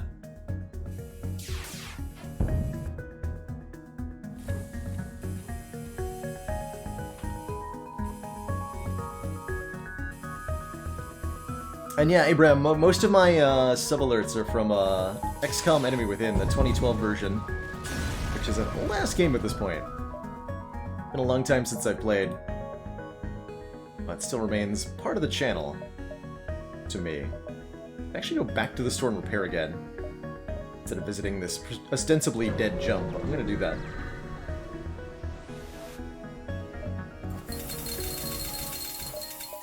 Go full repair. Screw it. Heck it. I guess that means I don't need to go to the asteroid field. Yeah, we did play Chimera Squad on stream. Thought that was pretty cool.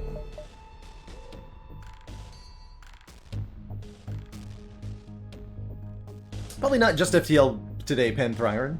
Usually play one run of FTL and then switch to something else. Might be Spire, might be Hades, might be Spelunky. Haven't got a clue. How we're gonna kill the final boss on this one is with lots of boarding. It's possible, although difficult, to board the flagship basically to death. But we have what we need to make that happen.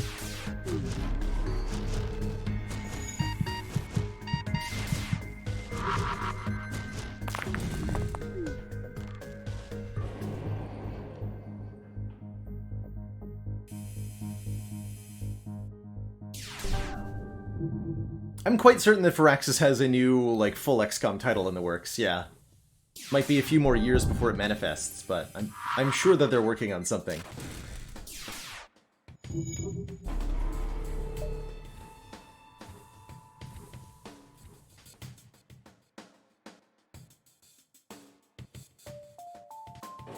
Monster Train has gotten a little bit overshadowed by all the other stuff that's come out or is about to come out.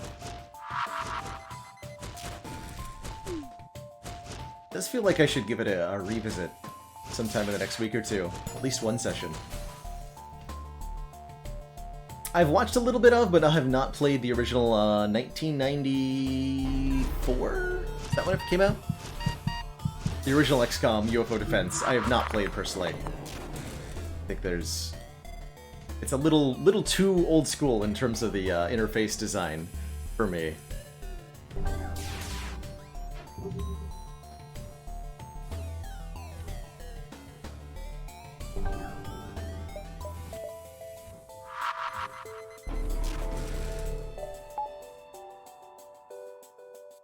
Yeah, too many games to play is definitely a good problem to have, right?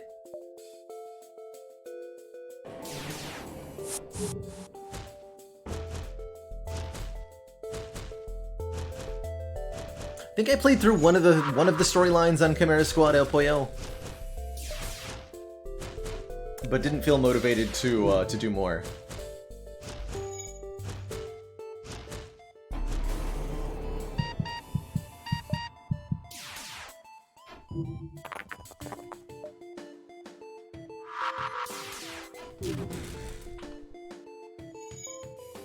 This laser's not actually doing a whole lot for us, is it?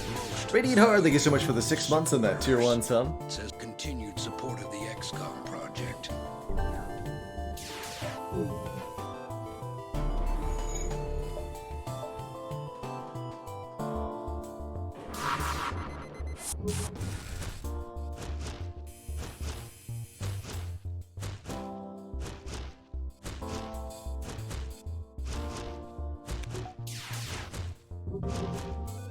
Something was missing. Yeah, je ne sais quoi on that.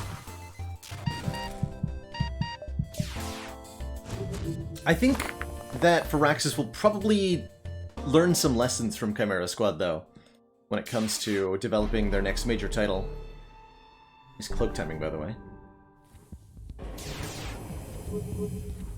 What are the redeeming qualities? I think the big appeal for most people with Monster Train is that they managed to make a deck-building roguelite where you can do, like, ridiculous, wacky things almost every run. So, like, if you could reliably get Dead Branch Corruption in Spire, that's kind of what Monster Train feels like a lot of the time.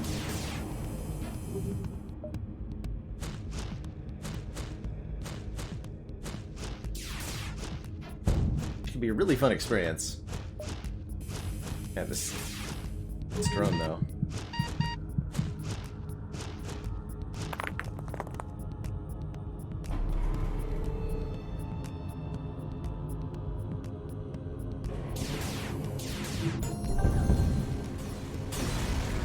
Finally managed to take it down.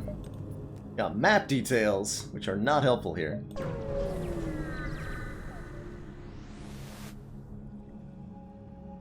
Damage repair for cheap. Bit of a waste, since we repaired earlier.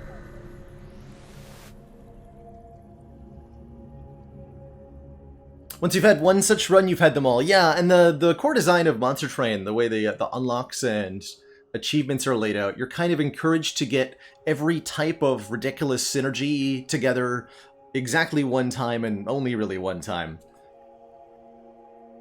The challenges and gilding of cards really encourage you to keep switching it up until you've tried everything once. And doing that will take like 100 hours. Look for survivors. Yeah, give me more crew, please. Human corpses are scattered across the station. You find the source of the signal, a lone survivor that locked themselves in a storage closet. Welcome aboard, Raffin. Stinky pilots. Frees up our NG crew to man, I guess, guns again? Sure. Welcome aboard.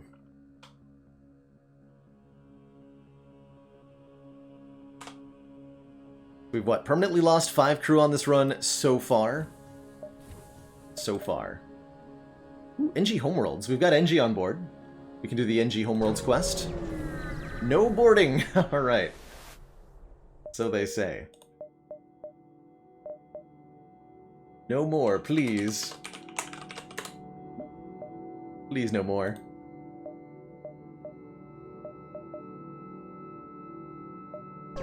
Another shop here. If we can get 150 scrap, I'll do it. Foolish meat sacks! Yell the mantises who are armed to the teeth with defense drones, I guess. Good for them.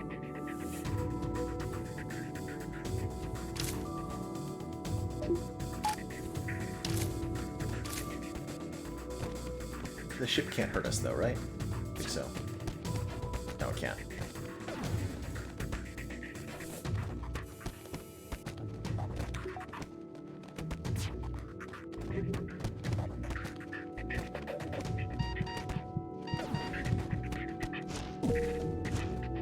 Chimera Squad was a nice little, like, kind of bite-sized strategy experience. It's good on that front. I'm not surprised that there's, like, that there might have been unbalanced combos in there. I don't think it got a whole lot of playtesting and polishing, from the sounds of it.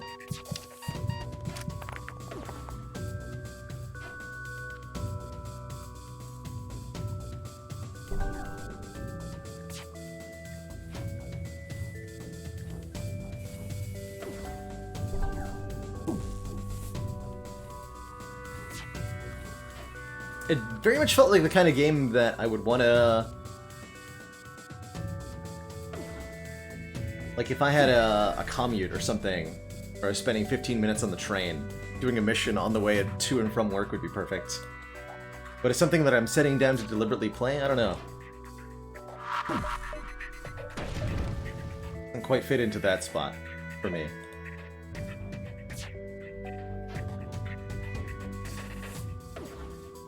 I guess I could also... Well, no, I'm not going to get a hacking drone through this. What am I talking about? I was going to say, I guess I could also hack their med bay. That's not going to happen. Even with the hacking drone trick, that'd be almost impossible to land.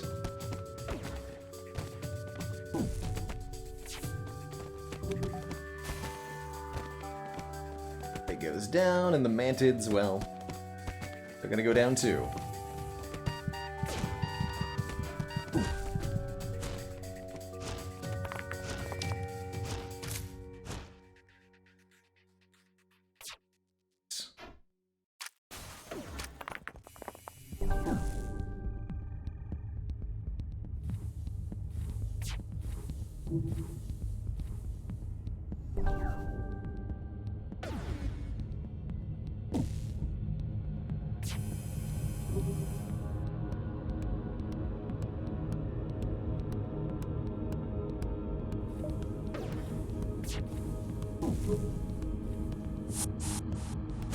What I did like about Chimera Squad was the strategic layer, actually, I thought was kind of nice and brief while also having some interesting choices to make.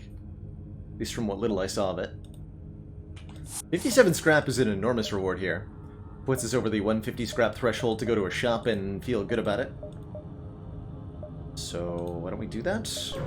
Just looking for cloaking, mainly. There's another shield charge booster. 2 of those is crazy. Oh, there's cloaking here, too. Yeah, I was going to talk about the shield charge booster. I actually missed the cloaking initially. We'll take that. Cloaking is pretty much the single best defensive system in the game. Lets you cloak your ship for a brief moment, giving you plus 60% to your dodge chance for a little bit. Which lets you avoid incoming volleys entirely. Very, very useful on the flagship in particular. Arrive near a small fleet of civilian NG ships. Simple decryption and translation of their comm frequency tells you that they're having a frantic discussion about something obviously troubling them. Your NG crew member syncs with the comm unit to communicate with them directly. We offer our help and a summary of the ship's mission. They respond, "Our goals have analogous elements, however, not all available for disclosure. Discretion necessary. We'll offer our help. Secret technology stolen by Mantis. Implicit connection to rebels. Implicit. Tracked Mantis to hidden rebel base. Uploading coordinates. But tracked second ship to different base. Would calculate probability, but data insufficient. Cannot risk obvious rebel NG conflict. They ask us to assist in finding the technology, giving us 2 quest markers to visit. Interesting. Which are located at weird dead ends, because reasons. I don't know why these don't connect. We have to find out who's got the information on where the shipyard is. And then go there. I'm not selling my missiles, I need these for the flagship. Gonna need all of those, ideally. Yes, the system is stacked indeed. Got a clone bay, huh? Alright. Well, if you insist on boarding into my teleporter, go for it, I guess.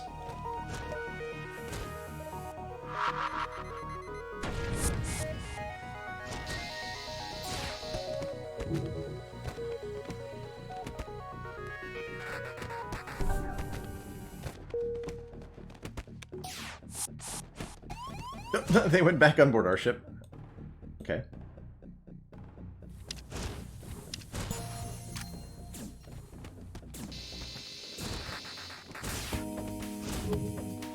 Get on my.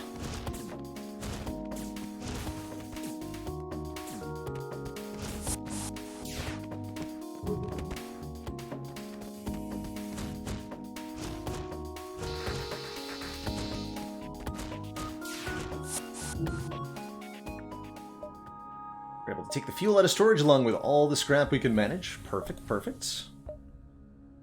Okay, here's quest beacon number 1. Right to the exit? Cool. We should be able to get both of the quest beacons for the NG Homeworlds quest. We arrive at one of the rebel bases that the NG told us about. It appears abandoned except for one scout ship. Perhaps we can extract information from them. As soon as they see us, they power up their engines to jump away. Need to stop them. We will do so with hacking.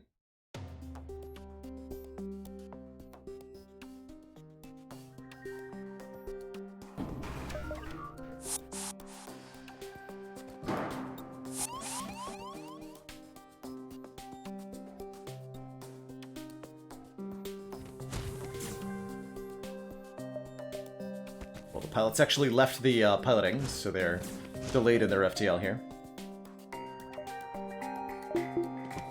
Unhack and lock the doors again. Make sure shields are online. Make sure dodge chance is at least 40. We need the cloaking to dodge that missile. Should be good for a moment here.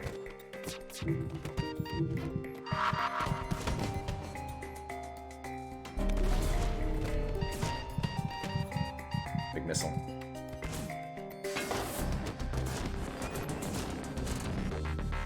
Okay, our crew have perished. Theirs.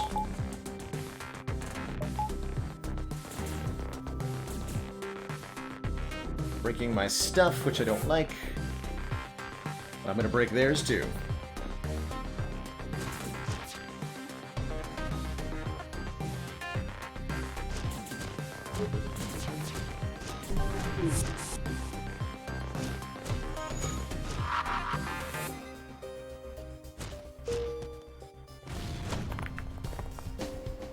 Okay, that big missile has fired and I have no way to avoid it. Okay if it connects. Nice dodge.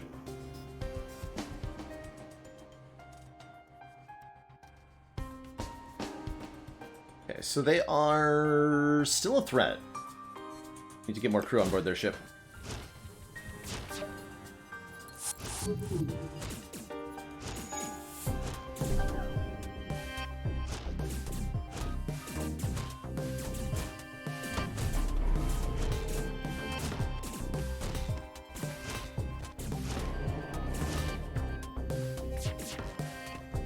Lure them away to the shield room so we can keep damaging the weapons here. Pick up that missile launcher proper-like.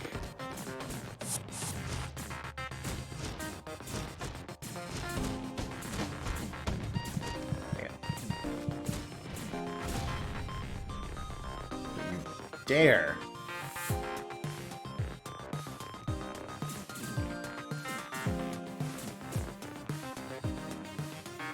No!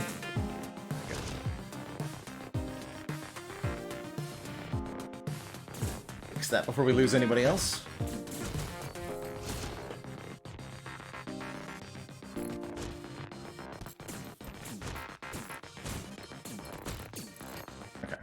fine. Clone bay is online. Go ahead and die.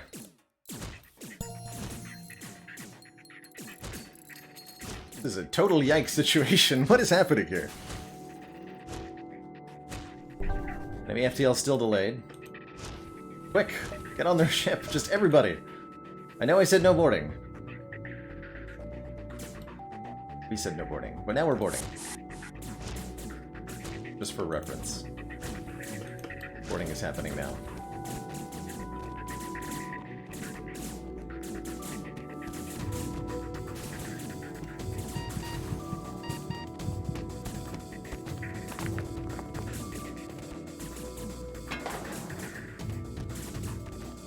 So I think if you get a crew kill here before they surrender, you're able to get the information and the rewards for the combat. Quick search of their communication log shows the tech we were searching for never passed through the base. It must have been a decoy. Alright, we have to go to the other quest beacon. In that case. We are not at the correct one.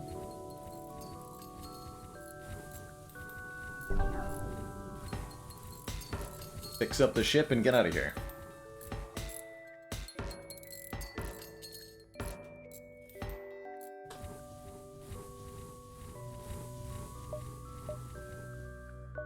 Here, and then we're just gonna barely make it in time. I don't think we're gonna get to this quest beacon, though. First one is not always a fail. Now it's a total 50-50. Total 50-50. Which one's real, which one's not.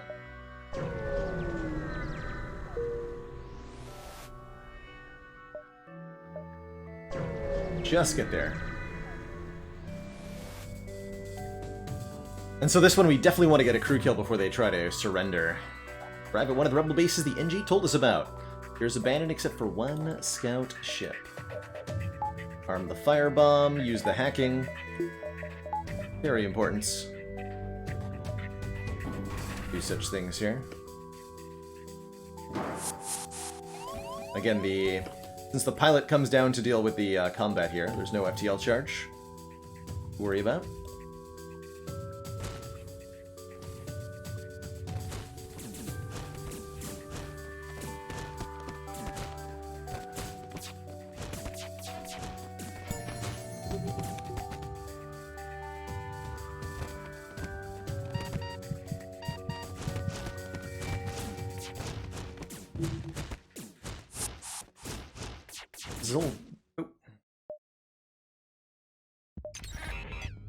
Not.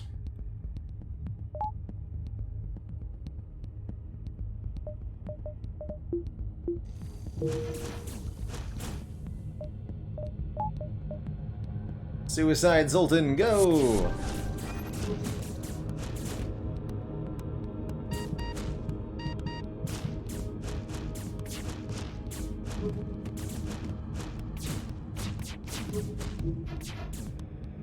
Getting spicy in here. Trying to do work on the clone bay. There we go. Clone bay's done.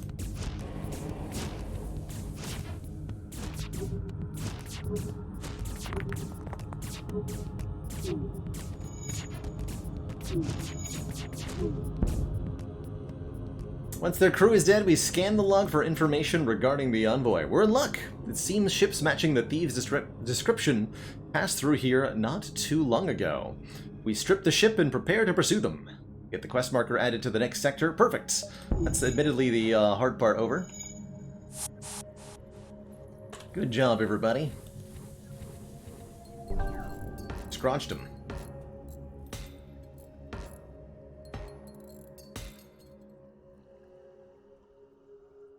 Oh, that's interesting, Matty. I didn't know the two separate beacons could be in two separate sectors. We can go for a reasonable dive here, and we have cloaking. I'm gonna do it. Was it this distress beacon? Diving meaning to intentionally let the rebel fleet overtake the exit beacon so that we can explore more of the sector. Giant alien spiders are no joke. Our crew boards the station, cautiously moving between corridors. Suddenly, a man-sized arachnid bursts from a vent in the ceiling, followed by countless more. You fight your way back to the airlock, and are forced to leave before accounting for all crew members. Not everybody made it back. Take a hopeful trip to the clone bay, and to your relief, a clone is already prepared for that lost crew. So SMN is totally fine here. They're alive, they're well. I wouldn't call them alive and well.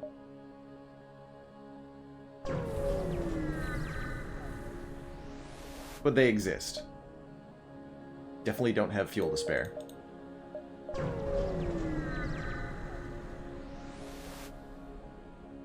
And I definitely do want to buy fuel to spare. Alright, we'll upgrade the cloaking, I guess. So we can properly cloak the anti-ship battery shot to get out of here. You found the exit beacon, but the rebels got here first. We must survive long enough to not die.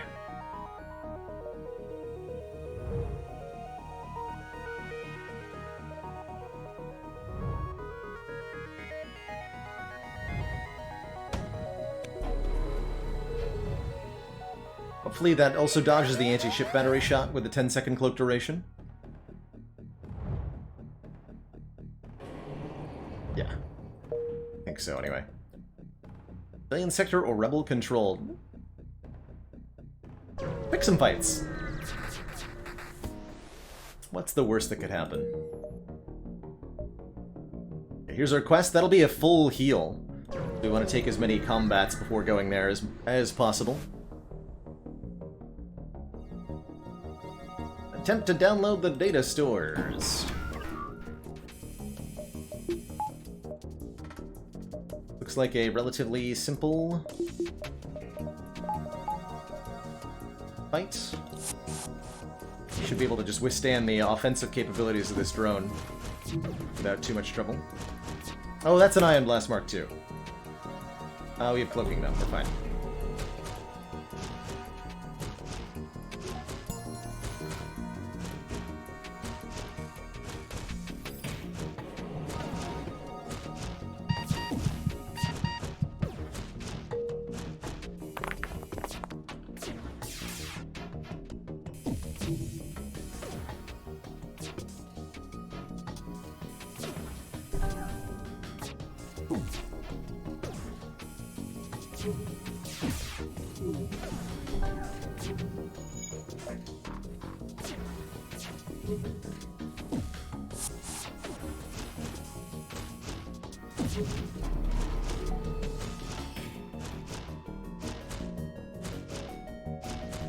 Just boarded into the shield room again. It's alright.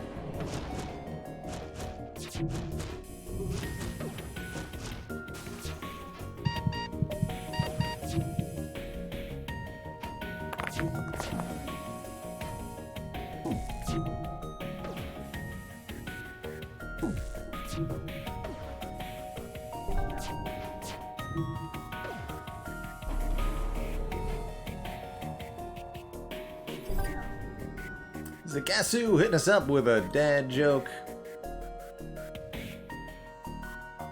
What do you call a ghost that solves crimes? An inspector.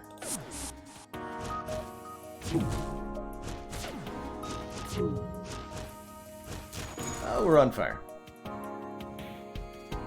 Why are we on fire? I'd prefer not to be.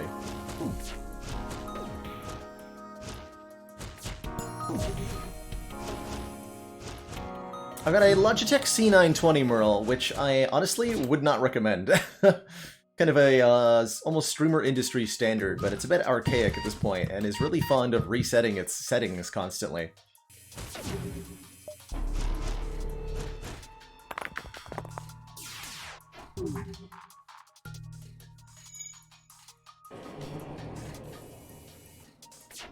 Thinking about swapping out for something different soon.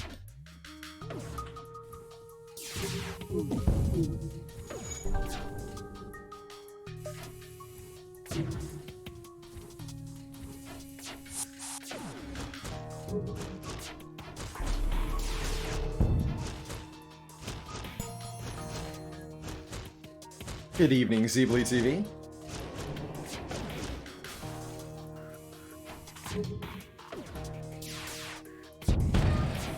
There we go. Shields will stay down permanently now.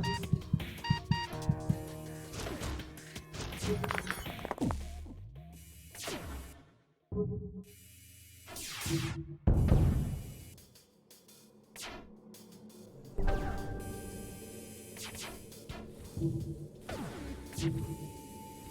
them.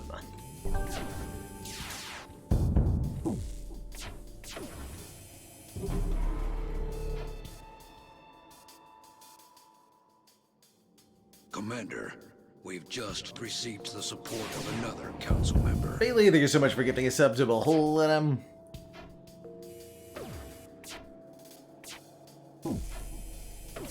Got subbed with the quality of the joke. Good sign. Alrighty, free stuff, my favorite.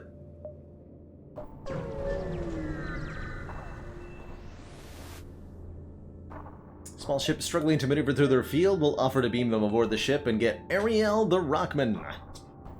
Don't know what we'll do without your help. The captain, I feel obligated to help you with your mission.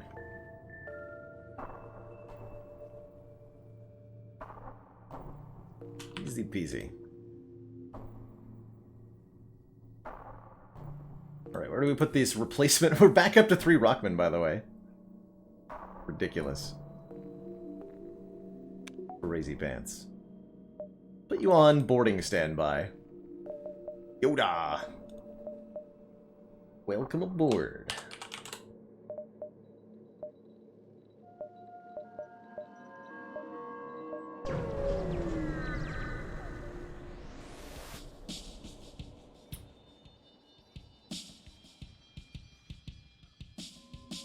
Pre-vote ending is tomorrow evening.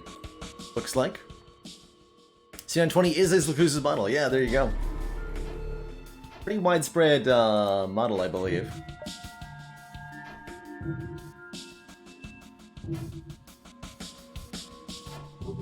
Where did the other Rockmen go? They left. I assume they joined the crew of that other ship.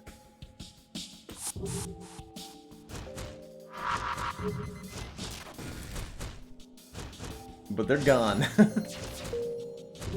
They are definitely just gone.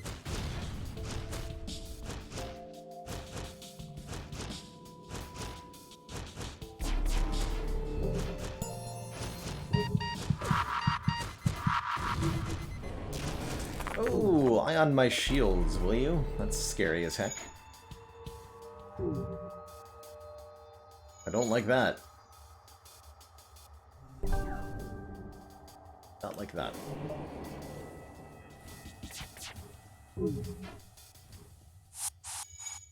Might have to go double Zoltan and shields. Make sure we don't lose the last shield bar here.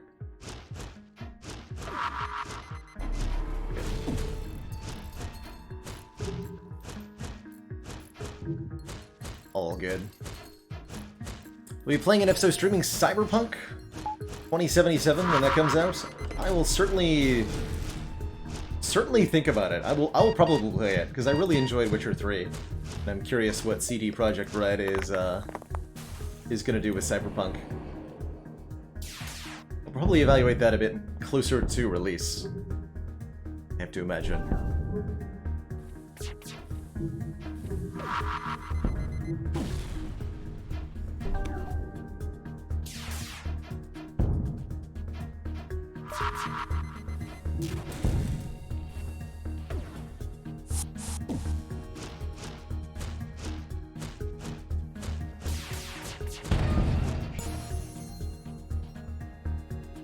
Alright, easy kill on this one at least. Is it next month? No way.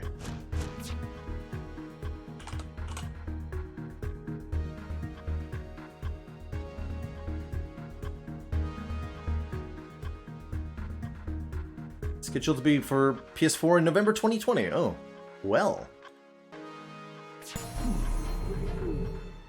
Sounds like I gotta do some research then. It's definitely a game I'm interested in. That's for sure.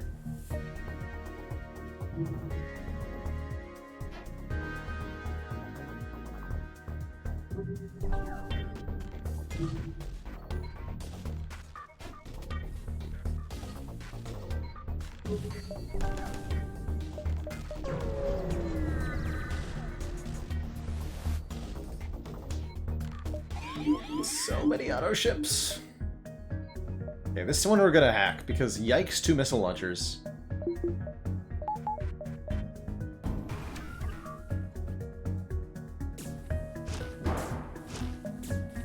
Hacking will also reduce the repair rate on that system.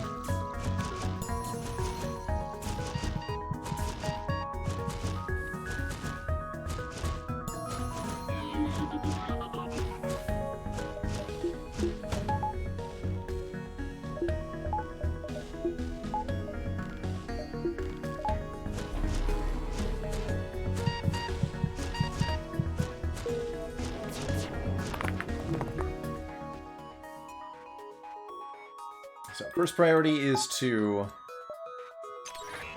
prevent those missiles from going off. Second priority is kill this thing. Although since we're about to get a full heal, I guess it doesn't matter that much.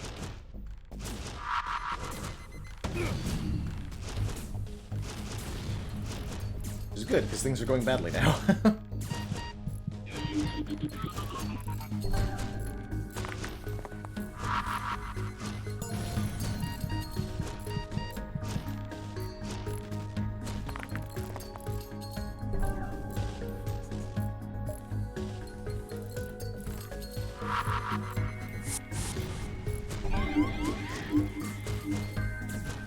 See, eventually they're gonna run out of missiles. It'll make my life a lot easier.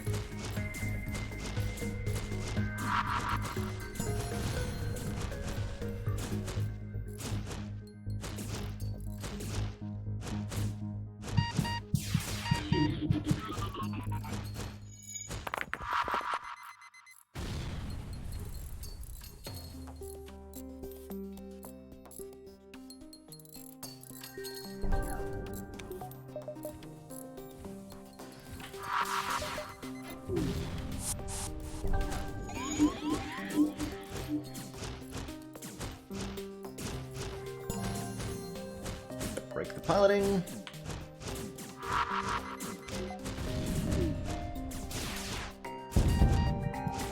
There we go.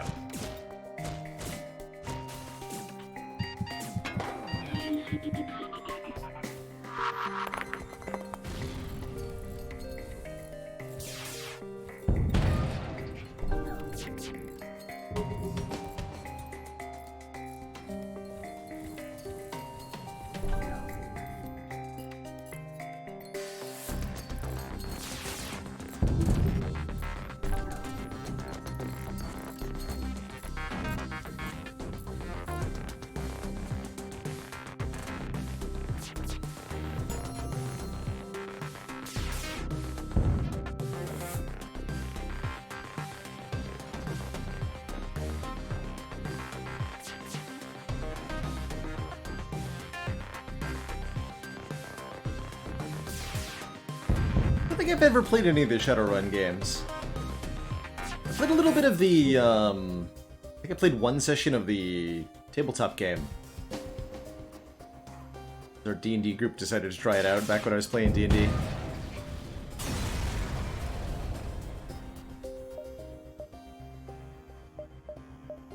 Alright, let's hit up our quest here. This is the end of the NG Homeworld's quest. You finally caught up with the ships you've been hunting. A hangar-sized cargo strip is being escorted by a number of Mantis ships.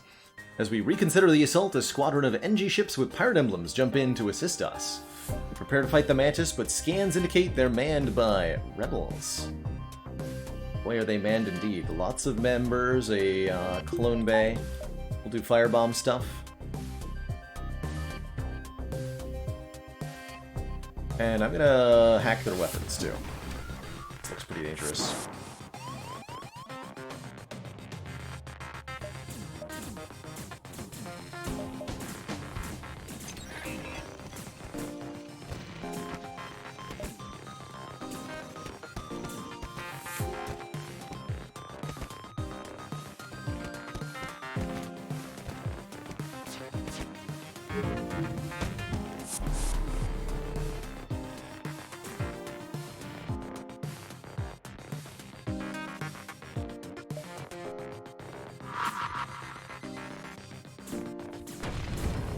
Whiff the firebomb.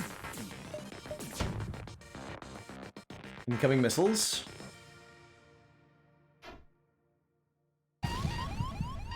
Ouch. Still fine, because we're getting a full repair after this, so not a big deal.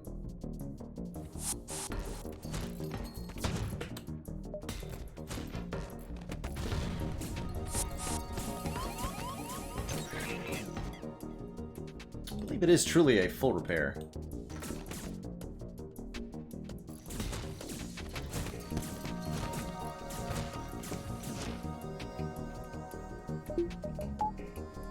Comes back online.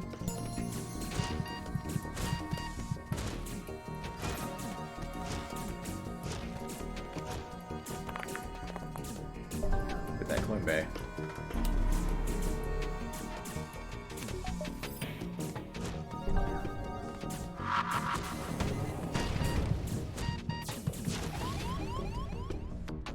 Ouch.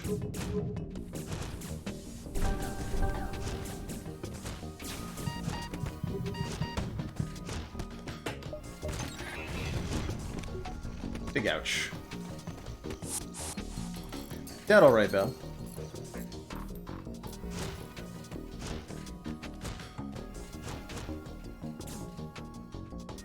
What's that?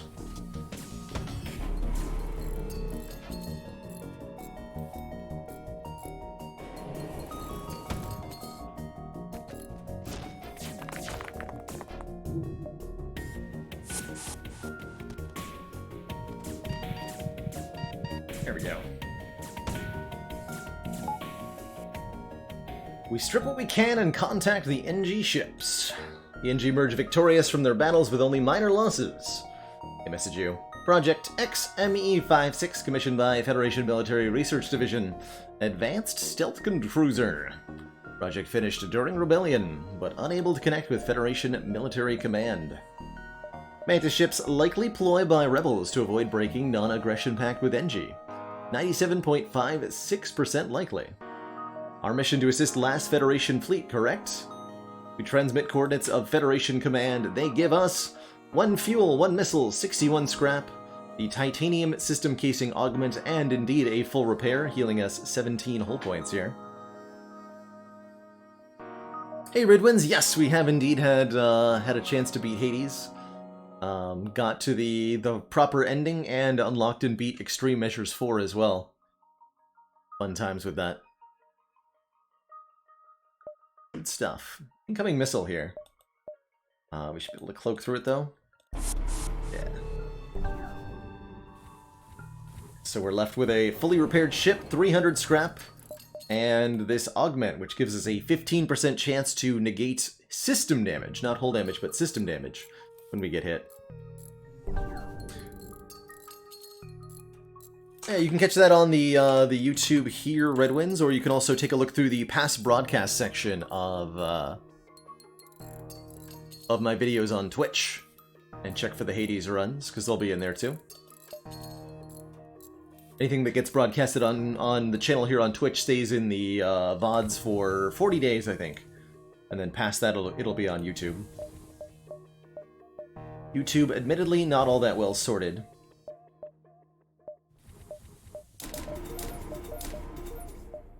That's what we'll get shields for.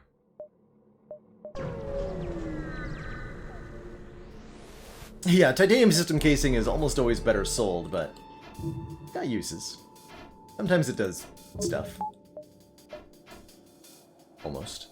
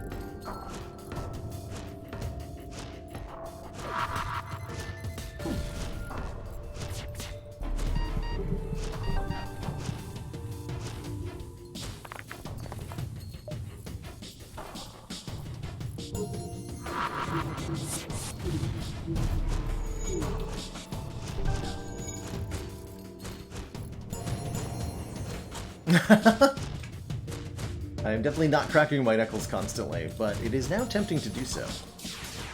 Thinking about it.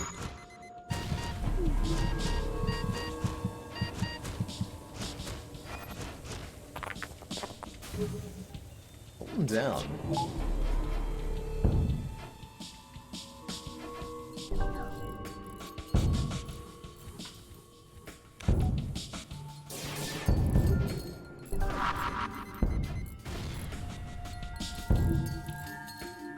Asteroids, I got him. Good job, asteroids.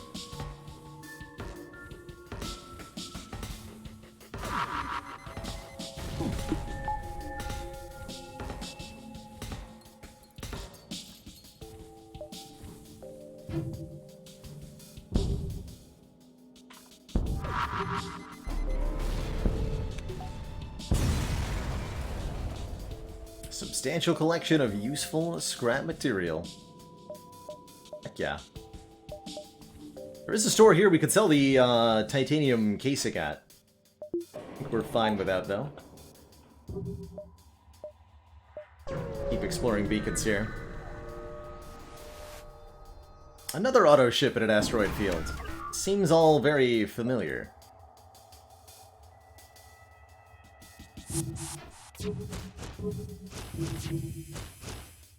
Almost oddly so, I might say.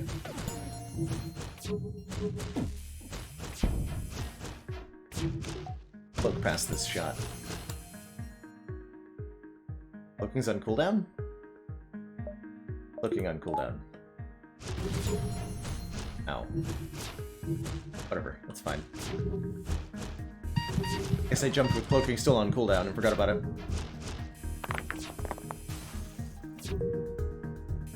That is ultimately fine.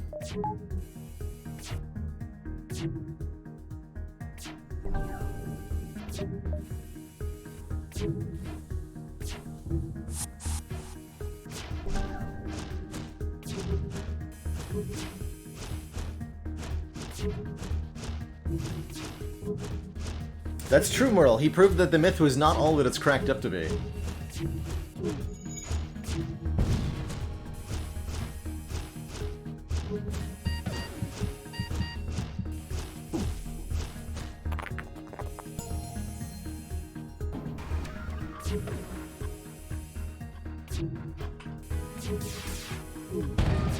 Nice. Okay, shields will stay down.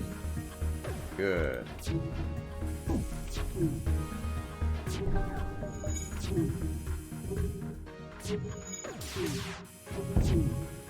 Good.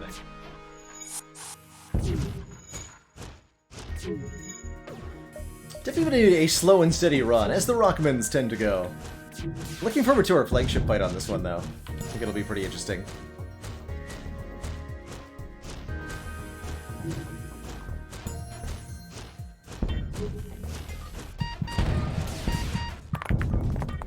Also suffered major losses on this run, which has put us a little bit behind, but not irrecoverably so.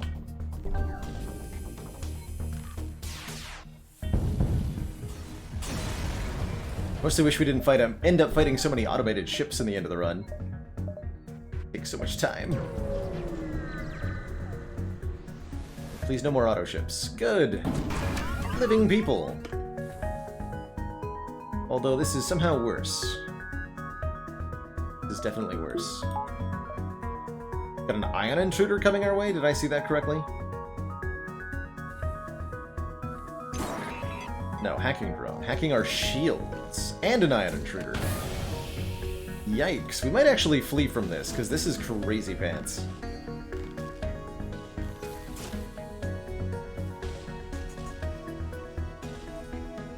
Yeah, this is actual crazy pants. So I think we're just gonna leave.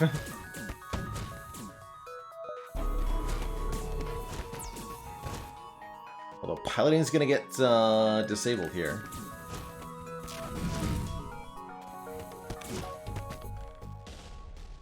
Okay, set the O2 to level 2. Try to stop the everything here.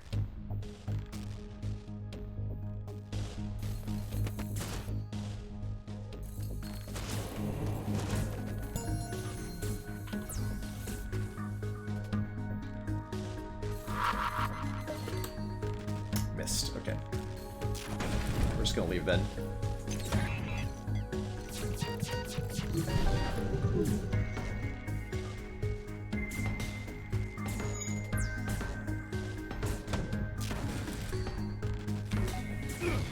Oh my god.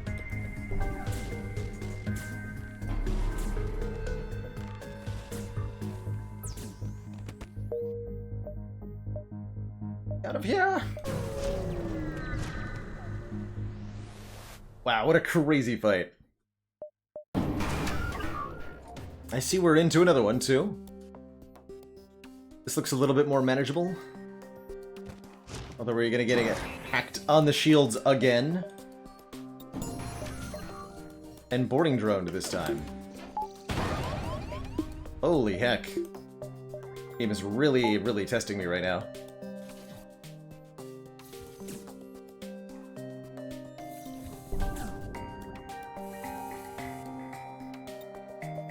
These have weapons hacked. Should be able to win this one. Thankfully we didn't get borders at the start, too.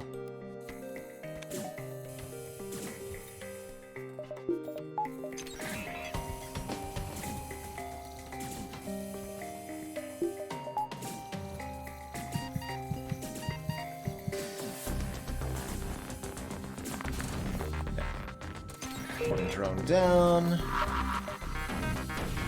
Firebomb go.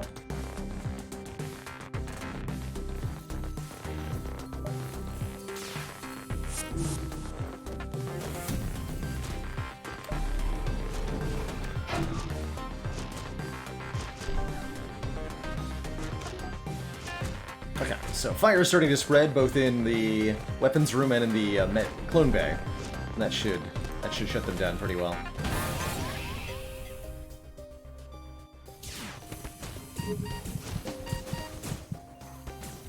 Meanwhile, hot nonsense.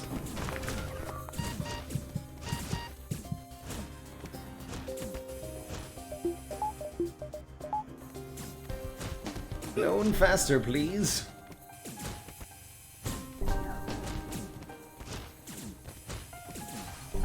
Okay, they put out the fires. Hang on.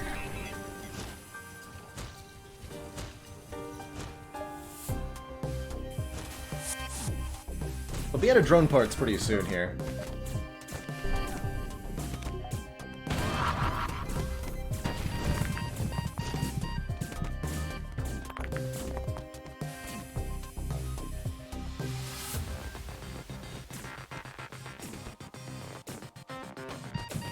Most of the crew is low on health, so they're trying not to enter the clone bay right now.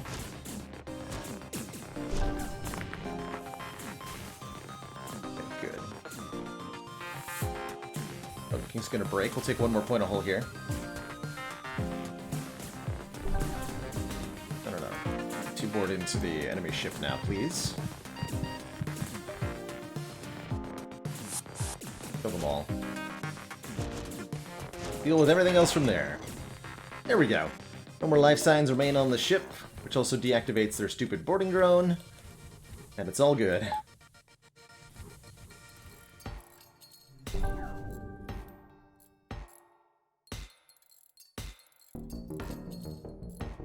Big yikes there. Two very nasty encounters in a row. Pulled through, though.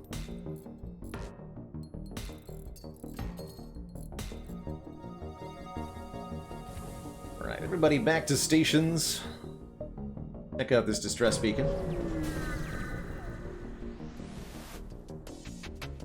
It's a trap! Alright, yet another difficult combat here. Medbay, teleporter. No missiles, though, thankfully. I think we just need to deal with the medbay. We can even do this with a hack. We have 27 bombs, though, so we're, like, totally fine.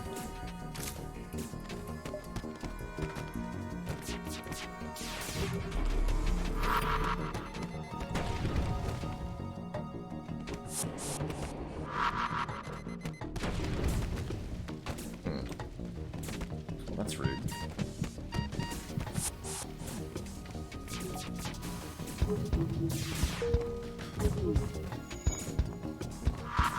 Thankfully we have super fast recharging shields here. We two are on fire duty, I guess.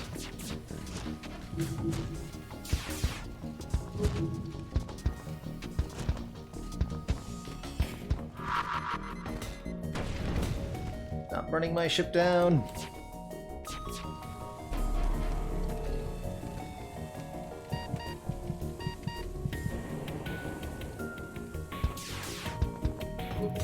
Ooh, good question, I'm Rando. I'm going to choose to believe that Federation and presumably still Rebel regulations prohibit the use of boarding drones that don't have a built-in self-kill switch, or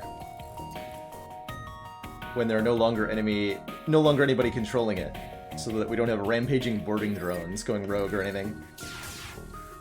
That's the reality I believe in.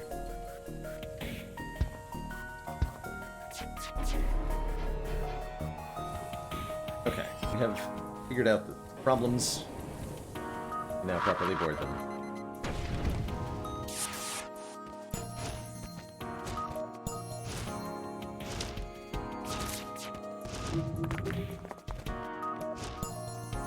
Ding. We get a Hermes missile launcher. I will happily take it.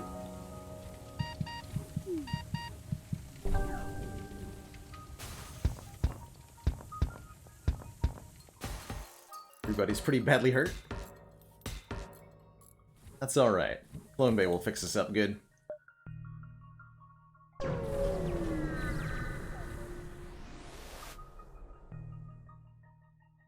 Arrive near a small rebel refueling depot. Your ship is being scanned multiple times, so they must recognize you, but there's no combat-ready ships in the vicinity. They reject our request to dock, the filthy rebels. More filthy rebels. And we're about to be here in Sector 8. Yeah, we've gotten 2 or 3 Hermes missiles this run, J-Mitch. Small rebel ship nearby, refitted for transport rather than combat. This is the only one of these we've seen this run. If we take this ship without killing the crew, we'll get a bonus reward of some kind. Which we are more than capable of doing.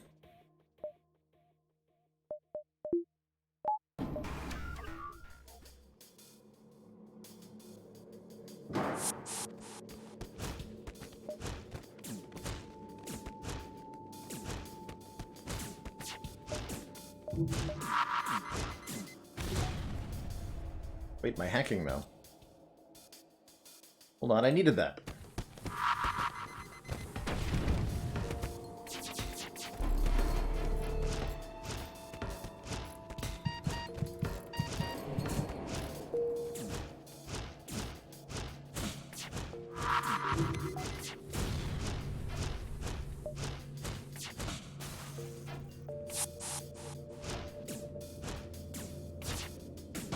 Hey, Frost Cyborg, hello, hello.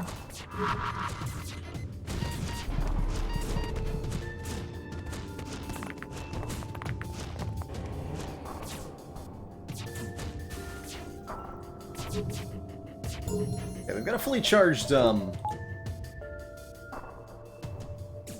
never mind, we just decharged it. I was gonna say their Vulcan just came online. But we figured it out.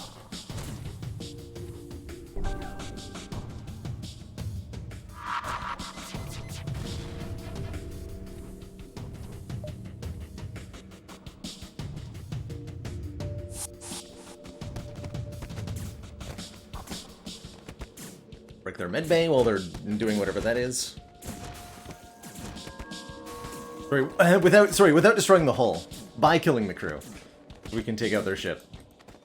We get the bonus reward here.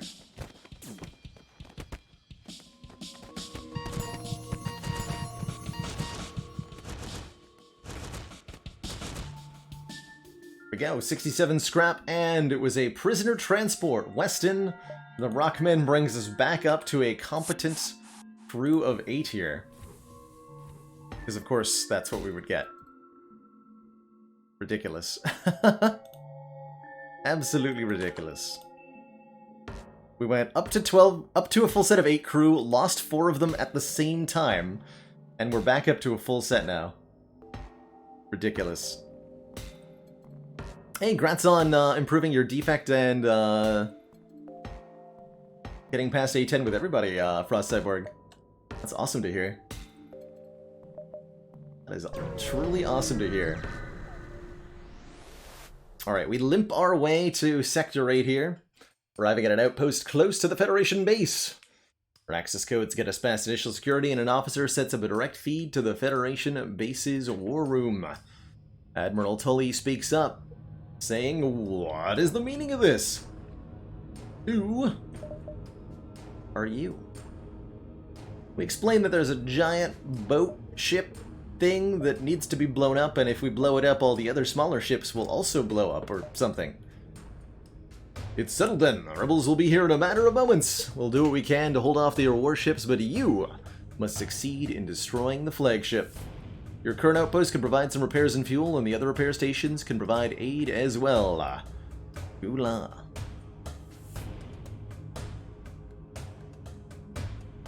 They give us enough fuel to get through the sector, and a bit of a hull repair as well. And 2 repair stations right next to each other right here, so we can pick up some free scrap, missiles, and drone parts, although we honestly have enough of all of those anyway. Got lots of room for more upgrades here. We can actually max out our engines for huge evasion. That's not a bad idea.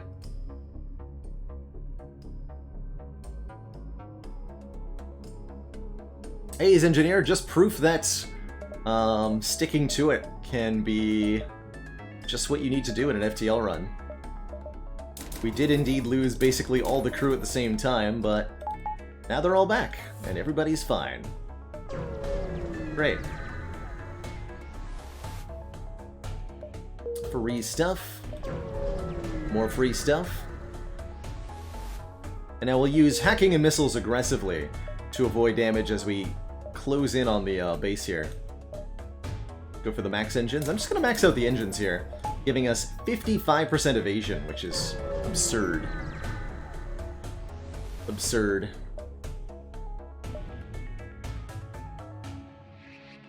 Could upgrade our weapons, and that could be a meaningful benefit, I suppose. Like, very unconvinced by that. Upgrading weapons. Now, why would we want to do that? Weapons are stinky, aren't they?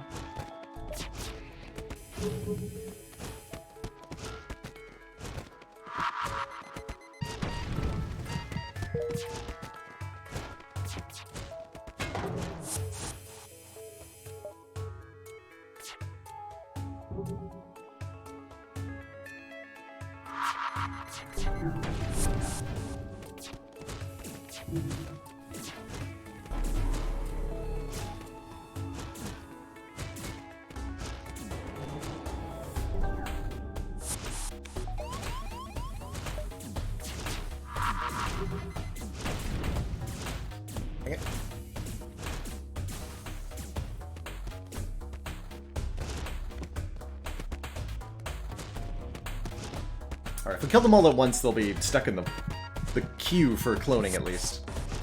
A little while.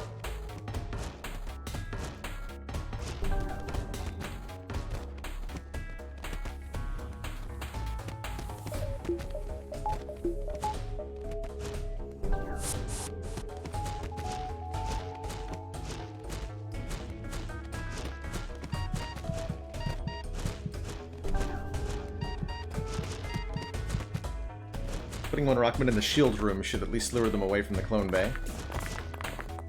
No? Well, fire will lure them away from the clone bay. That'll work just fine. There. Now they won't be coming back. Easy peasy. Easy peasy. Hey, I used 2 entire missiles this time, thank you. Is that not aggressive?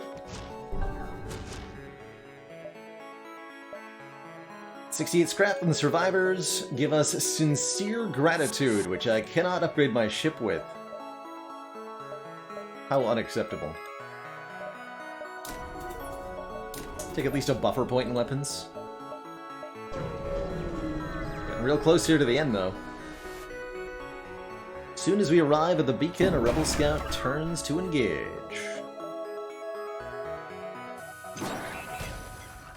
Hack their teleporter. That could be a bit of an issue.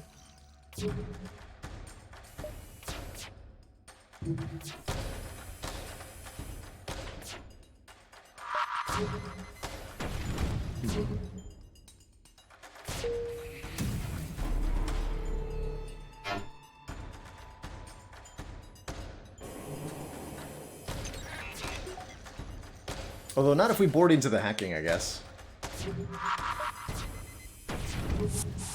I'll solve that problem.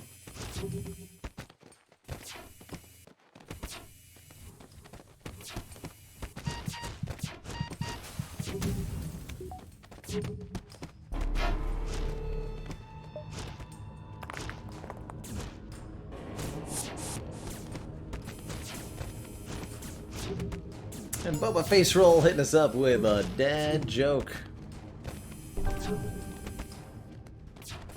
What do you call the place where all the mantises are? House of Prayer.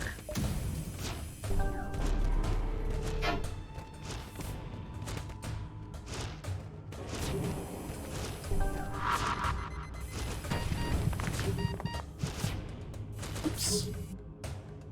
Accidentally killed myself.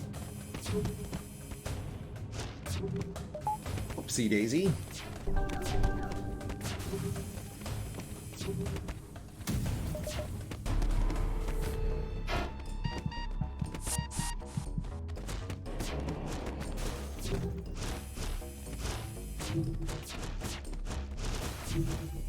Easy peasy. No more life signs remaining on the ship. Alrighty. One more jump and then we'll intercept the flagship before the base here.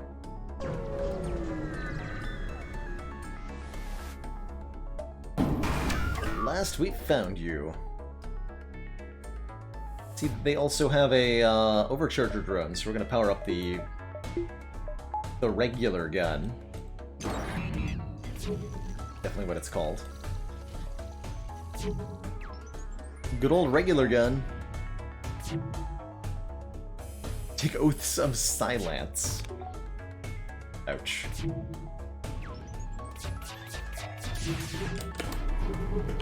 It's pretty bad.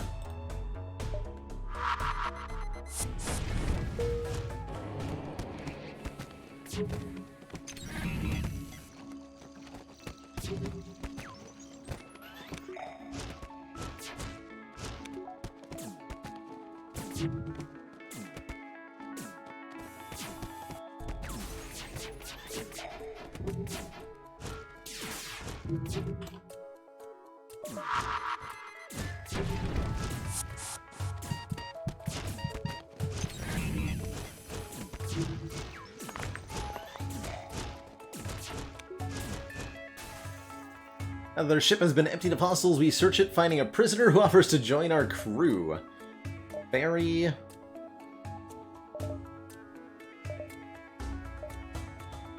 the NG.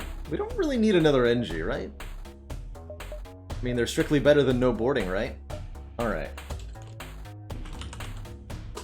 Yes, boarding.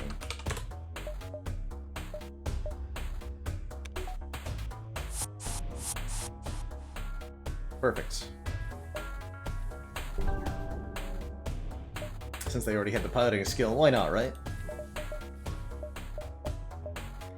Alright, 88 scrap to use here. We can get one more point of weapons control. Or we could upgrade hacking, maybe, to level 3. What are we gonna hack here? Probably the med bay, right?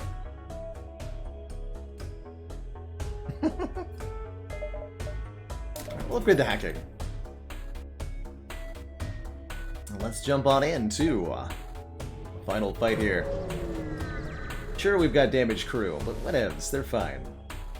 This is it, the Rebel flagship. If we're able to destroy this monstrosity, the Federation fleet will have a chance of surviving. No turning back now. Okay, so make sure our O2 is powered up to level 2. Depending on what the flagship hacks, this could be easier or harder. I'm just going to arm the firebomb and the stun bomb for the moment. O2, perfect. One of the many reasons you need to level up your O2 to level 2 before the end of the run, because an O2 hack if you have only level 102, will kill you. So don't let that happen.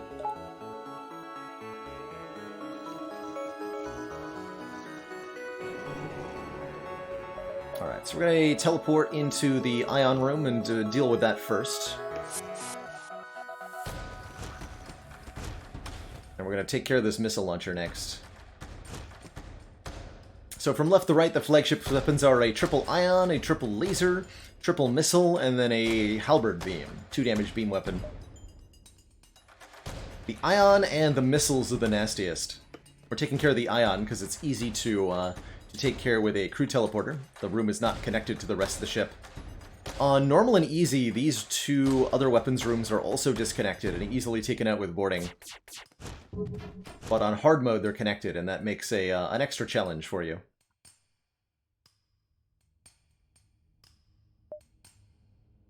What are we hacking?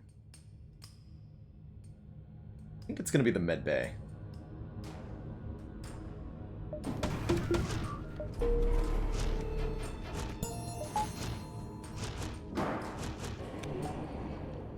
Firebomb is ready.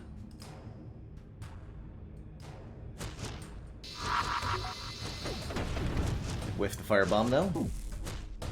Does happen from time to time. Hacking the clone bay will reverse its function, causing it to hurt anybody inside it instead of healing them. We're going to use that as, nice. Going to make use of that as we do damage to their crew.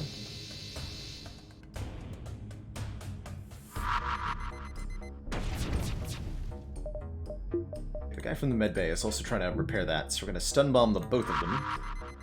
Or try to, anyway. We'll board into it. That should be the last triple missile we have to face.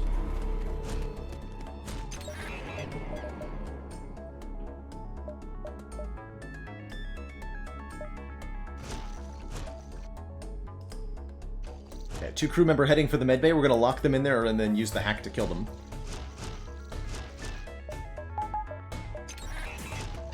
Both of those guys will suffocate to death.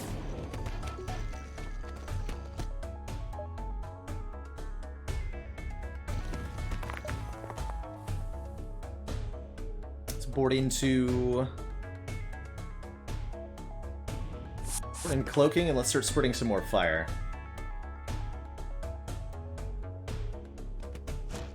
But in the medbay itself. Then injured crew will be trying to get in there. 15-second stun on everybody in the burning medbay. They thought they went in there to heal? Well, I got bad news for them. They did not.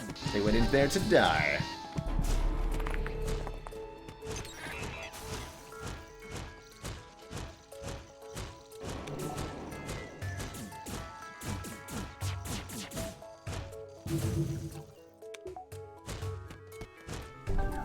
And just like that, the crew of the flagship is pretty easily cleaned up here.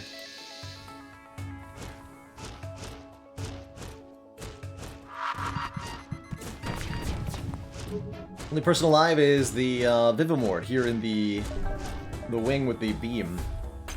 As long as at least one crew member, even if it is in a separate part of the ship, is alive like that.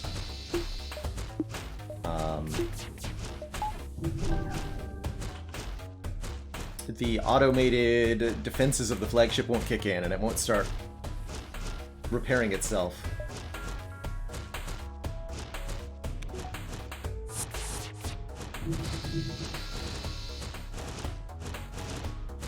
I'll just use the whole laser to bust through the hole here.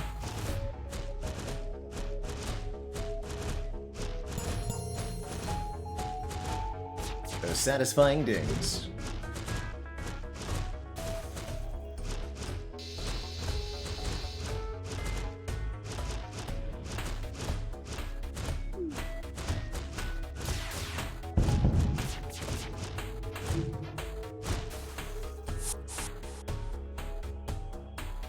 Now we blink.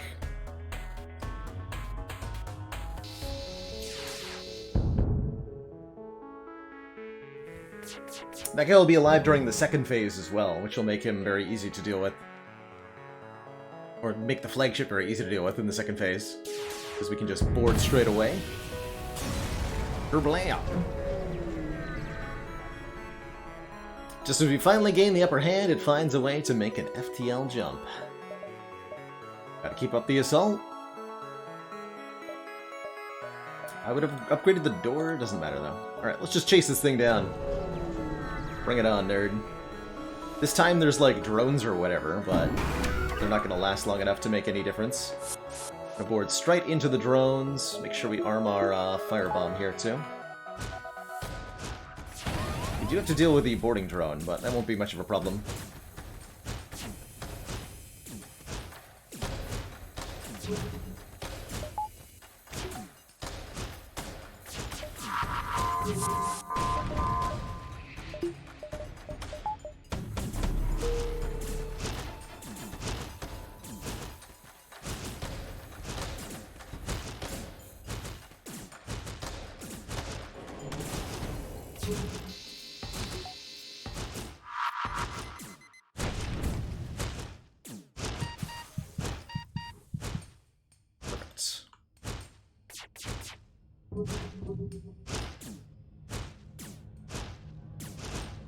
Hey, Brandor.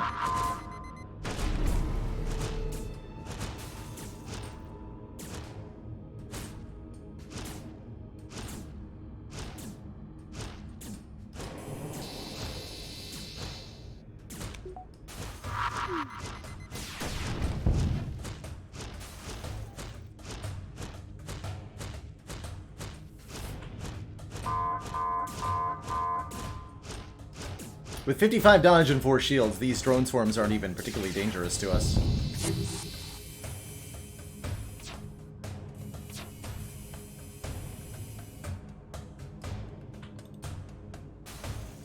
Still have 15 missiles for the third phase.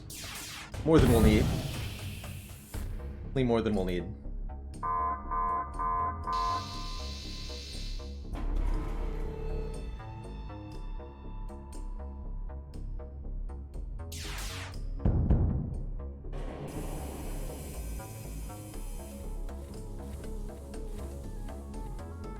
What happened last time when I got the piloting hit? I do remember that.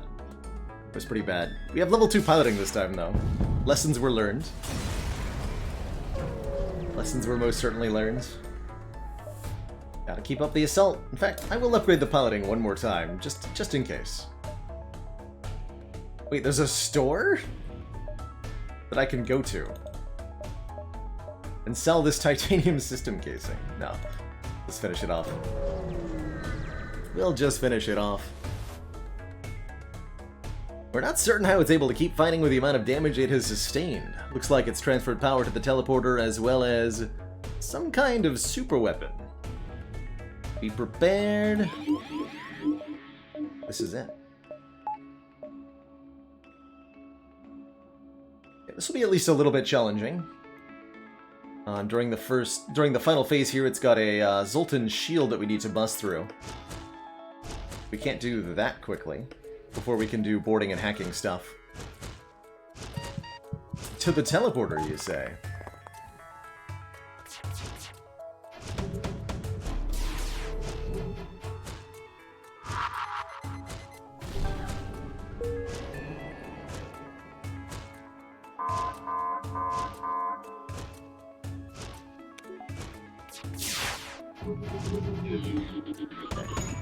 Dodge most of those, thankfully. 55% dodge chance means we won't take too much damage.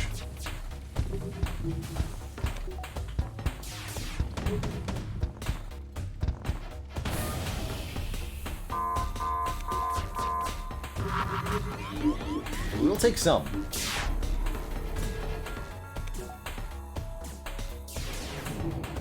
Once the shield is down, we'll be fine.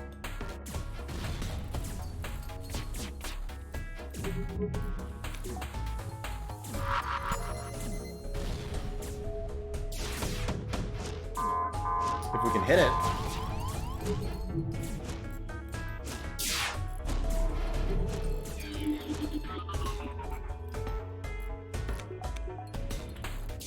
Hermes a little bit better, though. The problem with the Hermes is it takes 3 power.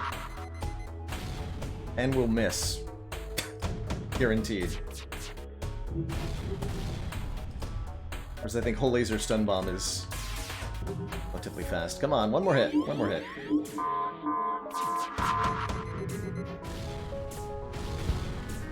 Any day now. One more hit.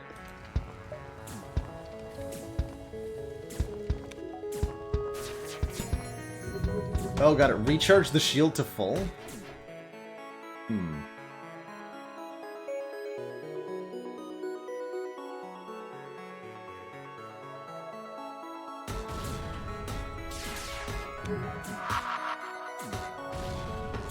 Please connect your shots. Me.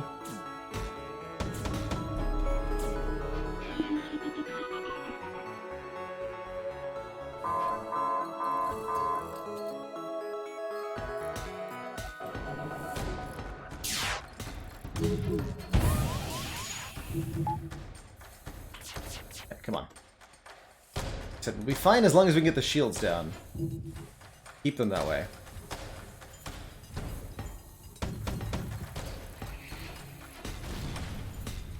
Stop being on fire for 5 seconds.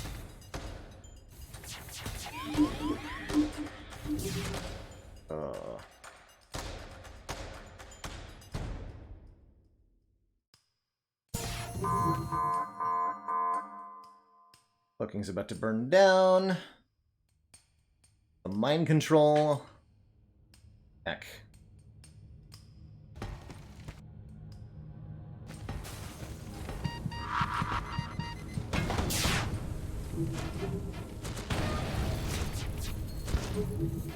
It's almost fine.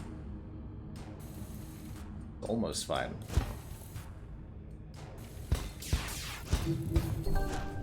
So close, come on. Just have to teleport on there one time.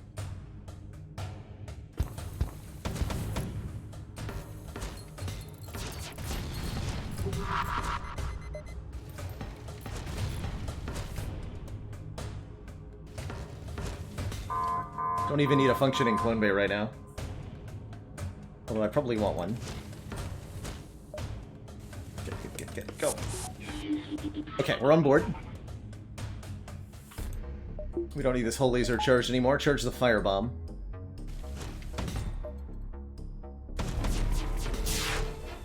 Really good cloak timing there. Okay, I think that'll be what we needed.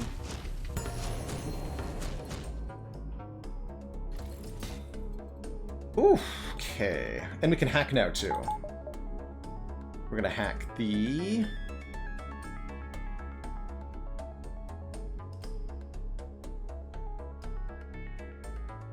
hacking.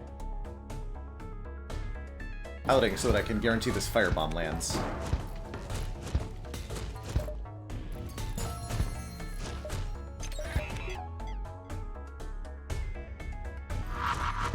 Got that threat.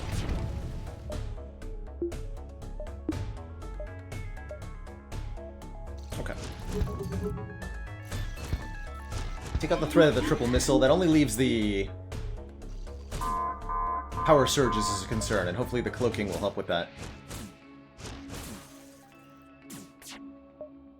Okay, they put the shield back up, but that's fine.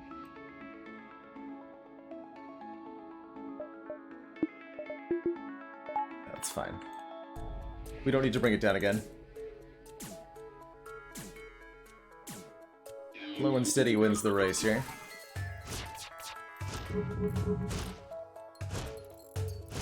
Fix everything that's wrong with this ship.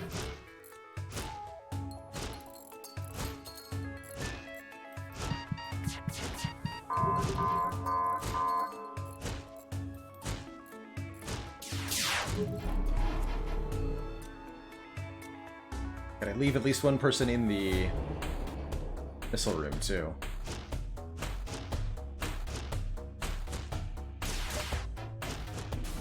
Good.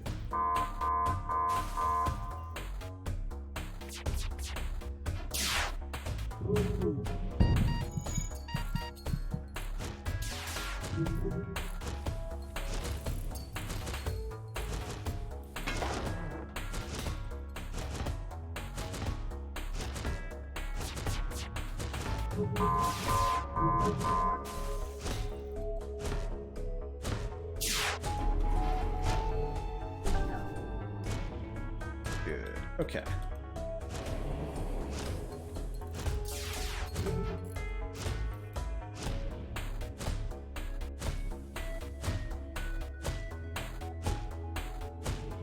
So now we just wait a little bit.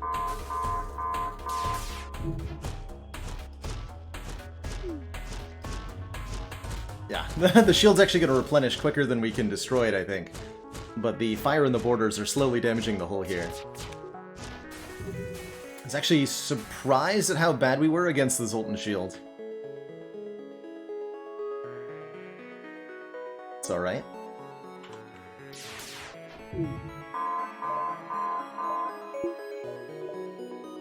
Heck, they're piloting more.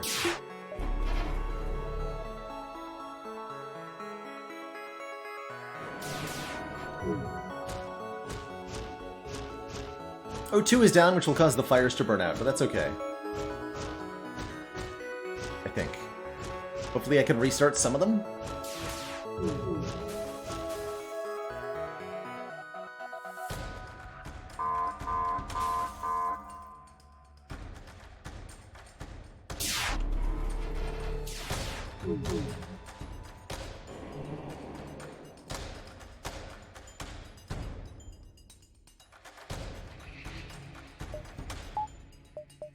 Hacking drone is still here and working.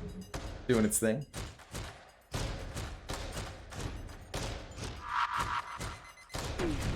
Oh, that actually doesn't damage it at all.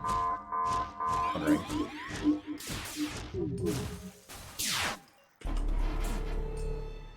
Well, 5 more points of hull to get through.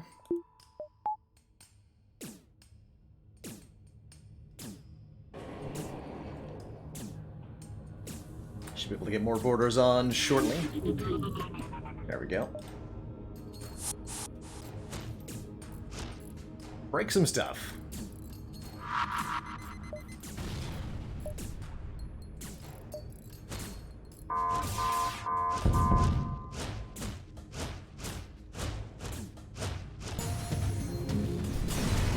GG.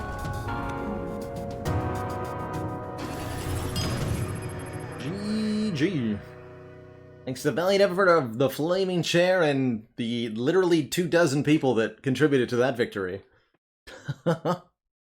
We get there, blowing up the rebel flagship and escaping to glorious victory, despite a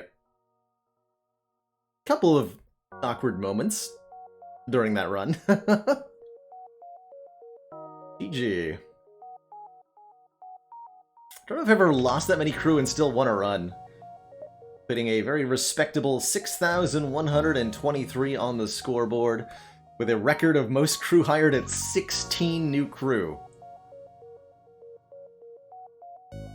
Not to mention all the clones that lost their lives. GG. They did, I'm Rendo. There's 2 unlock conditions for every ship.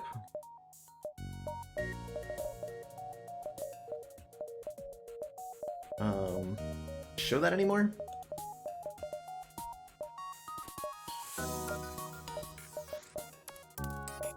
If it shows it once you've got them all unlocked.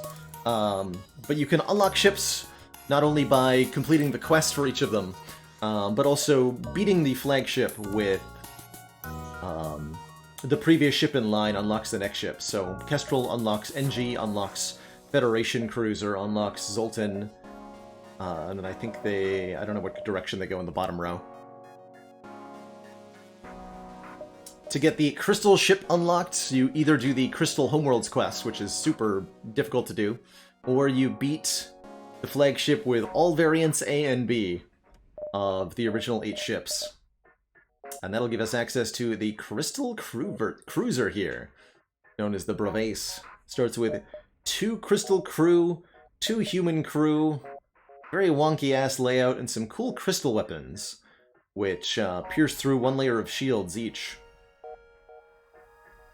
So this is what we'll be diving into next time that we play FTL. But for the rest of today, we're going to be switching it on up to do some more Slay the Spire. Itching to redeem myself on Ascension 20 after yesterday.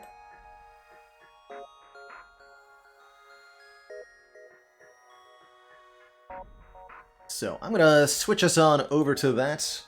And as I do, I'm gonna take my first break of the evening, stretch my legs, refill my water, grab a quick bite to eat, and when I return, play some Spire. Be right back, everybody.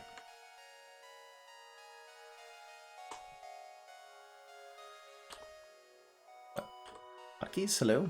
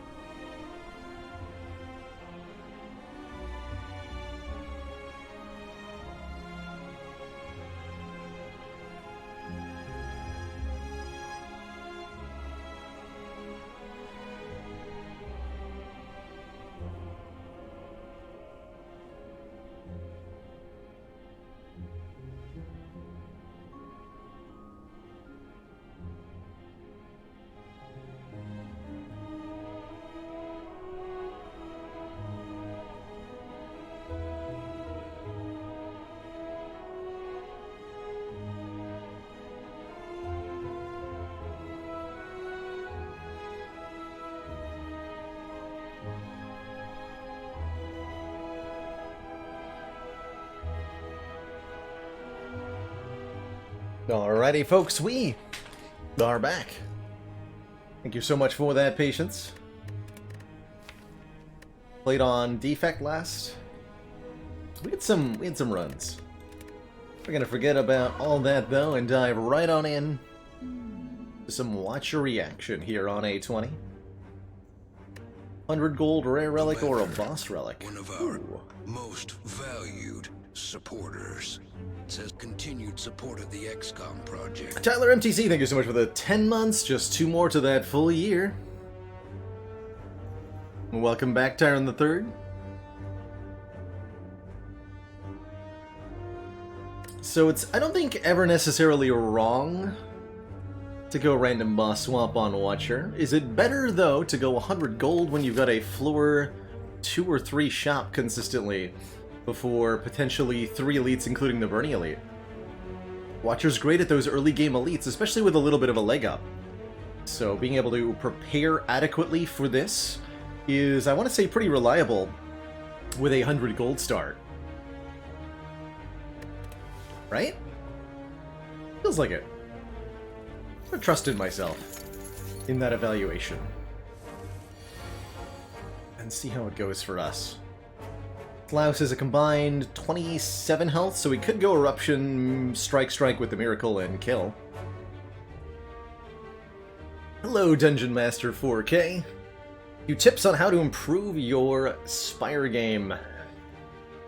Once you get into the middle ascensions, it starts to get really tough, but I find the same basic approach works really well.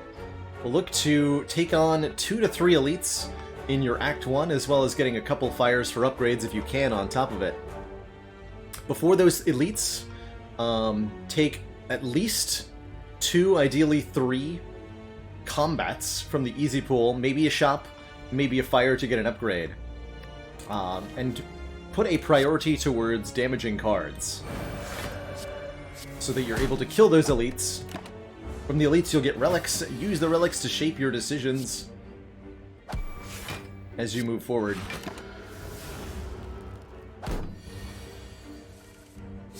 Tough heckin' game.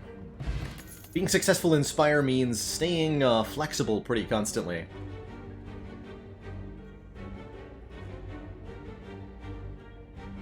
Three pretty good damage options available to us here. I think none of these are wrong. Follow-up is free attack if we previously played an attack. Bowling Bash is, in particular, very good at killing triple sentries, who we're a little bit worried about. I think those have been stopping my Act 1 watchers a lot. Or Crush Joints to get some Bone. Honestly, I've had Watcher get wrecked by sentries often enough. I'm just going to take this Bowling Bash to give us a card to deal with them. Warped Tongs are here right before a shop at which we can remove a card. Perfect. We'll happily take the special relic for a curse here. This gives us a relic that says, at the start of your turn, upgrade a random card in your hand for the rest of combat. And that could include the miracle we get from our pure water. And then, of course, at the shop, we're going to get stuff that's good enough for me to think that I don't need to remove the curse. Like Pendant, for example, doubling the damage of every 10th attack. That's pretty good. Also pretty good, I think, is Fear No Evil, for an early attack that's also a calm entry. And possibly an empty card, either Empty Body or Empty Fist, to go alongside. Definitely get rid of Pain. 144. Yeah, we can afford Fear No Evil and either of the other two. Can't afford any relics. Could buy a potion. Potions are pretty good. Would Tongs be good enough if it was just until end of turn? Be a lot less good, that's for sure. Be a lot harder to justify taking the pain, but still better sometimes.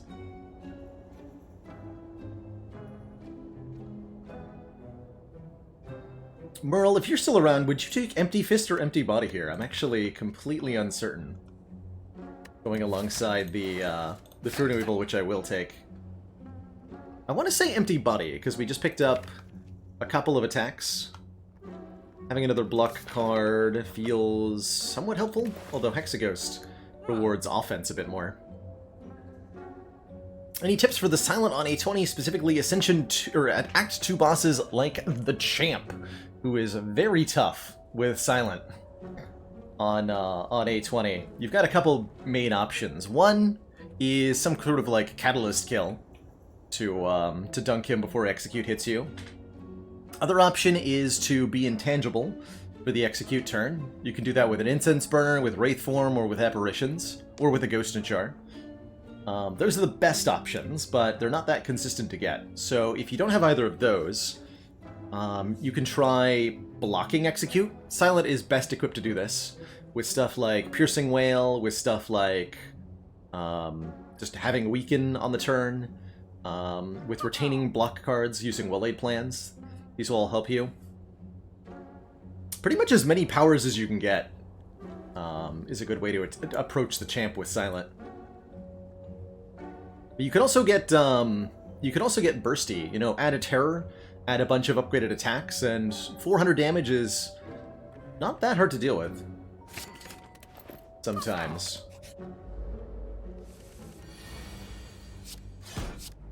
Not that hard. Alright, Bird Nerd. It's just a KO, right? 9 plus 14 plus 12? Yeah. A call. Blessing of the Forge to upgrade everything in our hand. That's going to make us crush our first elite. Really, really good early game potion when most of your deck is unupgraded. And with Watcher, honestly, I'm starting to feel like Fasting is a build-around card. If you see it, take it. It just does so much. 4 strength, 4 dex. There are options to negate the downside, but even if you don't, just adding 4 to the numerical value of your cards is pretty enormous. Sands of Time and Meditate are also both ridiculous here, actually. But I'm going to take the one that scales both our offense and our defense. Losing out on 1 energy per turn is definitely rough, though. Let's see. I stay in Wrath? Might just draw lethal, right? Decent odds of drawing lethal. It boppity bap. And a third eye. Could take another Bowling Bash. I'm gonna take the third eye for 7 block Scry 3. Such a really, really good common for Watcher. Scrying lets you look at the top cards of your draw pile and choose one or more of them to hold on to. Find Vigilance hard to play with Fasting. Yes, it is. It definitely is. Having an upgrade on your Eruption or another card to enter Calm with can help a lot. Thinking about Blessing of the Forging here, this is still a tough fight for us. I think Sentries in general are for the Watcher.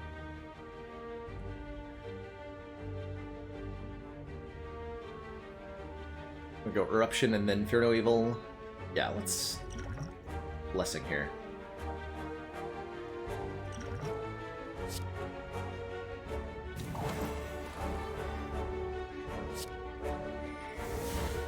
I want to be in Calm. I don't really care to be in Calm.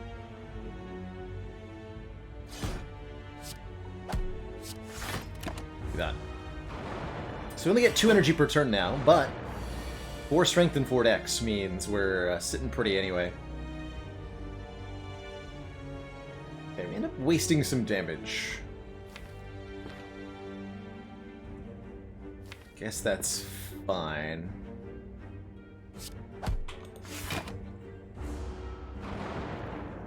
It's ultimately fine.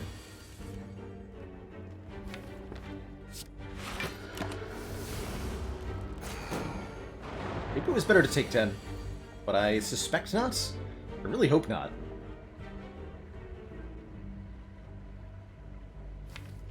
Am I going to go into Wrath? Thinking about it. Because we can kill one this turn. As well as doing significant damage to the other one. Strike would be 26. We've got this. It's a big waste, though. 1 damage off.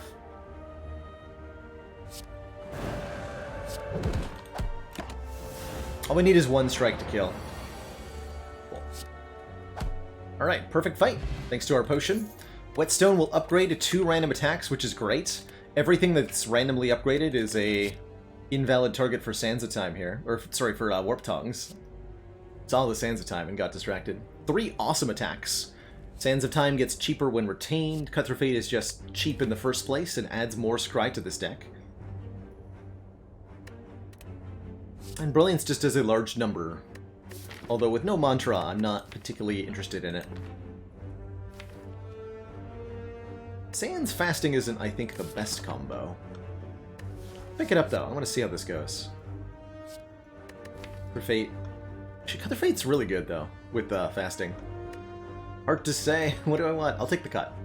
Take the cut, ultimately. And get it upgraded for Scry 3? Heck yeah.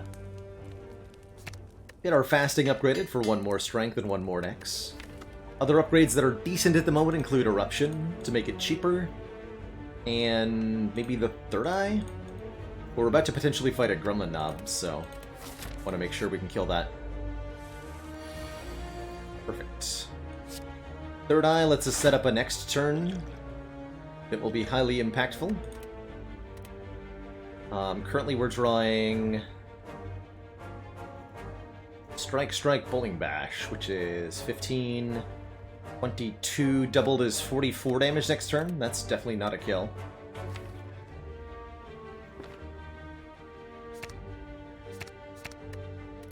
Heard those 3. We're trying to draw the Fear No Evil.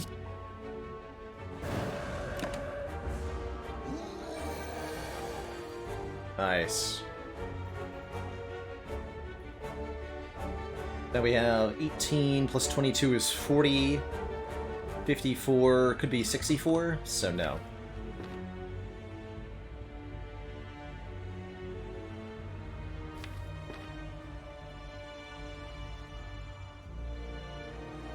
Probably better to not play the Fasting, just go Strike, Bowling Bash, Fear No Evil. Take 8, which is super reasonable, and then kill next turn. That's fine. That's completely fine. Good evening, /Lewis.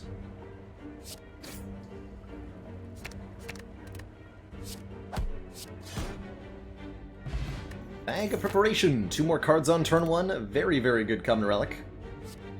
Heaven is here, as is a second copy of Cut Through Fate, which I really like. Just another scry and draw attack, leading us towards maybe taking a weave or something. Reach Heaven's alright, adding a very beefy, 0-cost retained attack into the draw pile. Doesn't combo that well with Fasting, though, as a 2-energy attack. And Wreath of Flame definitely doesn't work well with what we have going. I guess kind of Bowling Bash. We'd rather have something like Tantrum or Ragnarok to go with. The Boot is here to increase our unblocked attack damage from 4 to 5. No. A Sapphire Key, please. A stinky Boot.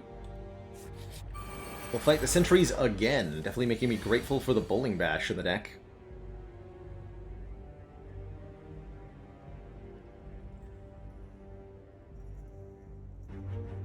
This will be 11 times 3, 33. Decent use of our explosive pot. Also just kill the middle one outright. Like Third Eye Bowling Bash. Do this.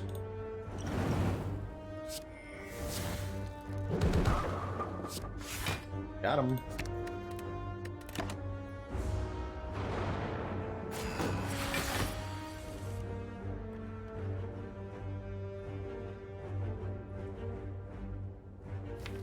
Had a run where Boot did 750 damage.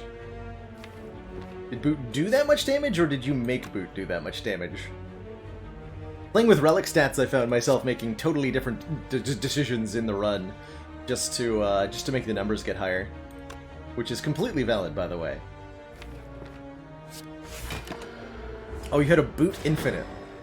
That's amazing. Bootfinite. Boot. Gonna empty body this. Hi, Belunk.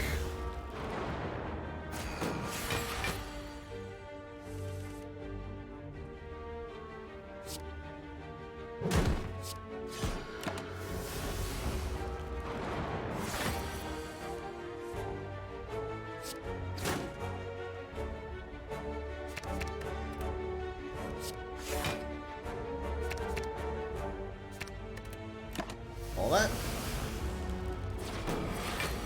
Looking like another perfect Sentries fight. Sweet. Oddly, Smoothstone gives us 1 point of dexterity, making our blocks block for yet one more. Which makes something like Halt or Just Lucky both ridiculously good here. Probably going to be Just Lucky. For yet more Scry, it's a zero-cost, highly efficient card with lots of strength and dex. We don't have quite enough Wrath to make the Halt really good. Although this card is insane with fasting and reliable Wrath entry. Neither of those are wrong, that's for sure.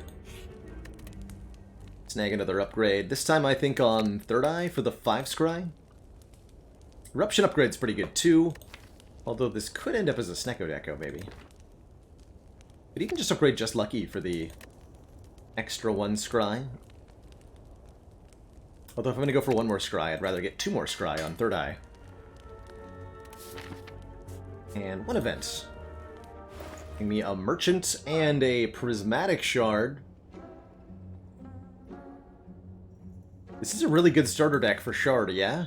Got Fasting and lots of Scry. If I was going for a pure win percentage thing here, I think Bag of Marbles with Bag of Preparation for turn 1 vulnerable is awesome. Blasphemy also awesome. But I'm taking a Shard. I got no streaks, I'm here to have fun, and Shard is definitely fun.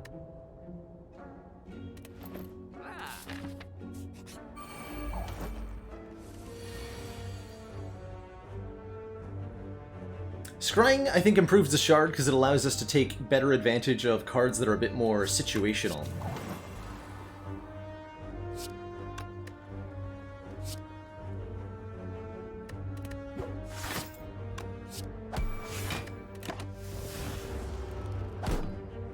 Since we have more control over when and how we draw them.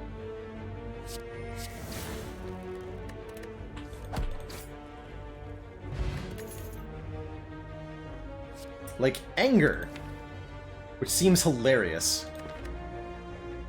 Body Slam also seems insane here, right? This upgrades to be a 0-cost attack. With Lotso decks. With Lotso decks. That's a dang good Body Slam. Taking it, and we're going to upgrade that at the next fire.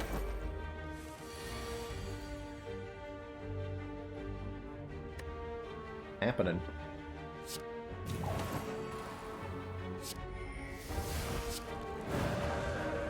14 damage, Just Lucky. Don't mind if I do.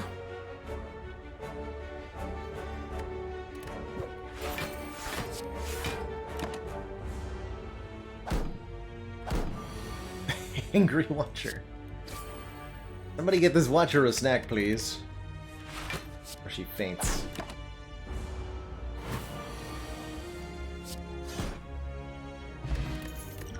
Spot his strength per turn. Shrug it off?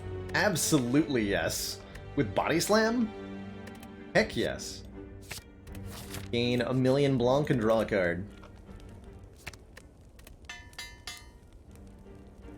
Okay, we probably have more than enough damage for Hexaghost, but I'm going to make sure we have more than enough.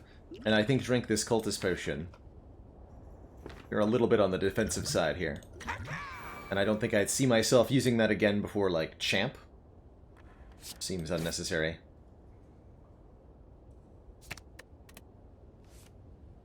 Next turn's gonna be spicy, though.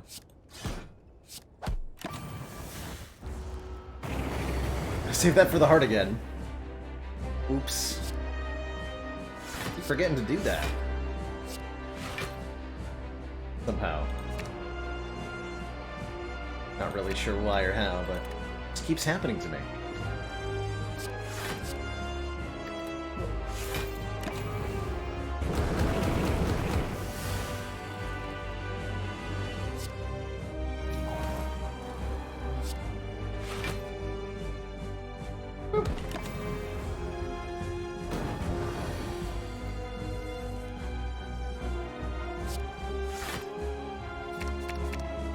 I'd like to enter Wrath next turn, ideally.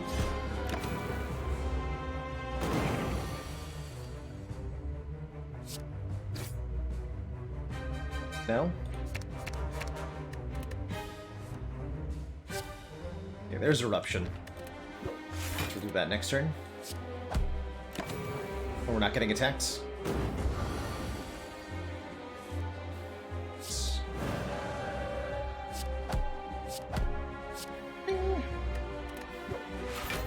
Body Slam does 32. Got him. Got them. GG. Alright, 77 gold and a rare card, which could be Magnetism, Scrawl, or Juggernaut. Oh man.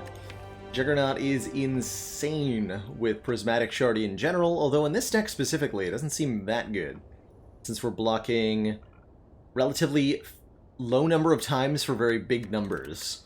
Ideally, you want Juggernaut to pair with blocking lots for very small numbers. Card draw on Scrawl is never going to be wrong, though. Works really well with Body Slam in particular. The more zero-cost cards we add to the deck, the better Scrawl becomes. And we already want to add zero-cost stuff because of fasting, so I'm down for Scrawl here. Magnetism could do some cool things as well. Actually not opposed to Magnetism. This card is a bit underrated, I think. The card pool it generates from can be really good. You can Pellets the fasting debuff. Here's our Snecko Eye. Fluctuation EM calling it. Are we in a place we can take Snecko Eye? We could think about it.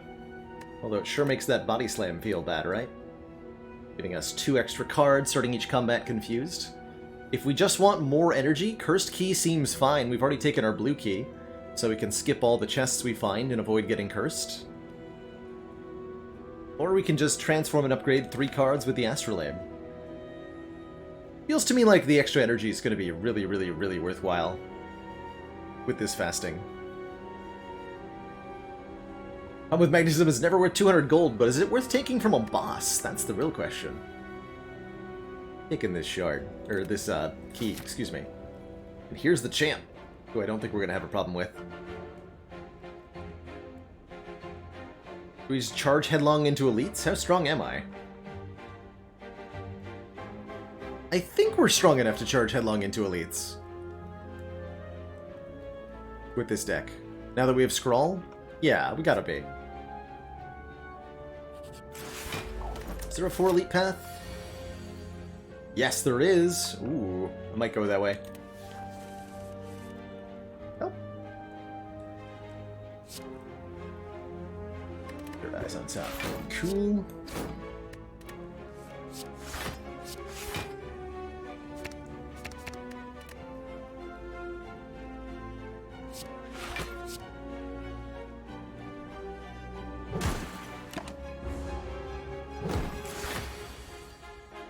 Heck yeah.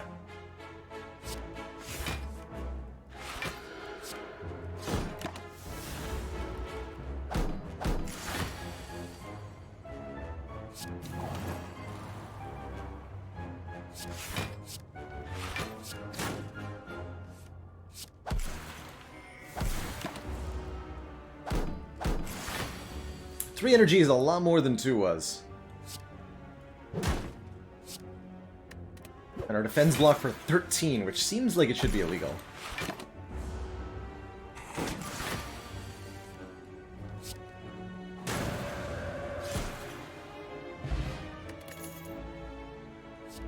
Hologram gets a card out of the discard pile, as well as blocking for lots with our immense dexterity. Iron Wave also quite good with fasting, right? It scales with both our strength and our dex. Baffling. This is indeed a maple leaf teach, yeah, on the shirt. Kind of a dark outline. This is a fun one. Iron Wave. Iron Wave fasting. More like Iron Dash. But hologram for Body Slam seems way too good. Gotta take that hologram. You gotta.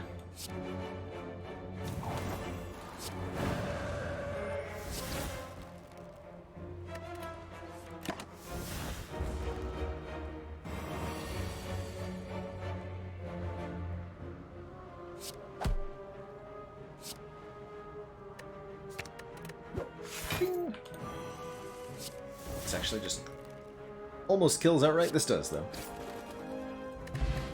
Liquid Memories. Puts a card from our discard pile into our hand. Pummel Plus. Does 2 damage 5 times and exhausts. That could be a lot of damage, right? And we have a Flex Potion, too.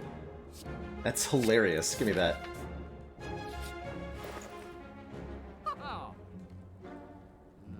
Pummel Talk to the Hand fasting? Or just card remove.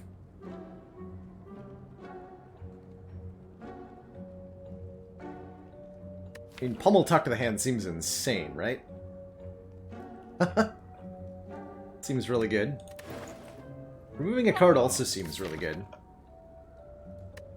Commander, one of our Gotta be most valued supporters. Scruffus, thank you so much for the Prime sub and the Continued support of 14 the months. XCOM project. It's a lot of months. Alright, we'll get our removals later, I suppose. Talk to the Hand's gonna synergize so well. I almost want to say Crescendo, too. Perhaps adding too many cards? But we're definitely highly valuing a Retaining Wrath that could be potentially 0 cost. I'm gonna buy that. And then I'm gonna choose one of 20 cards, get another Talk to the Hand, or a Tantrum. Or a Mental Fortress. Oh my god. What? What? What is happening? Or a Meditate.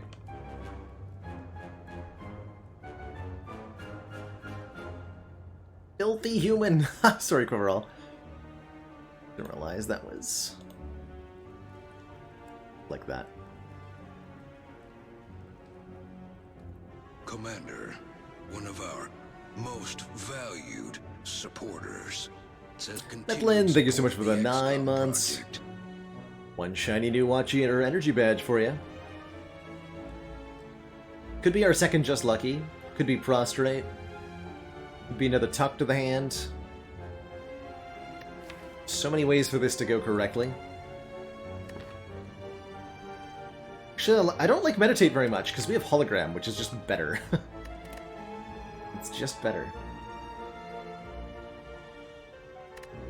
How often do I actually switch stances? Our deck's a bit.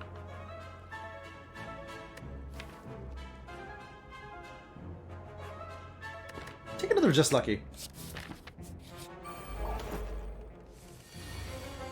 Believe it or not.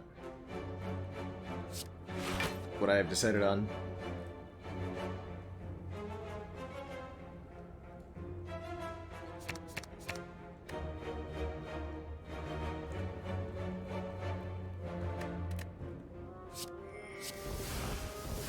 Sting. We'll Talk to the Hand, Just Lucky, and that's a full block easily. Easily peasily.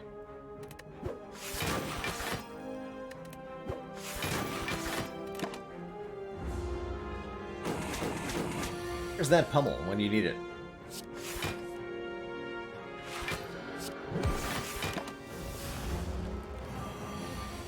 Excellent work, Commander. This council is pleased to see our continued support of this project has been worthwhile. Red Turkey, thank you so much for the Prime sub and the 2 months. Second Body Slam is here. As is Burning Pact for some exhaust and card draw. I'm kind of down to see what Burning Pact does to this deck. Letting us cycle through the worst and get back to our 0 costs more reliably. Could do that for funsies. And I think we're gonna go 4 elites here, because we should be capable. Wouldn't mind the extra upgrades, but more relics is more good. More relics is definitely more good.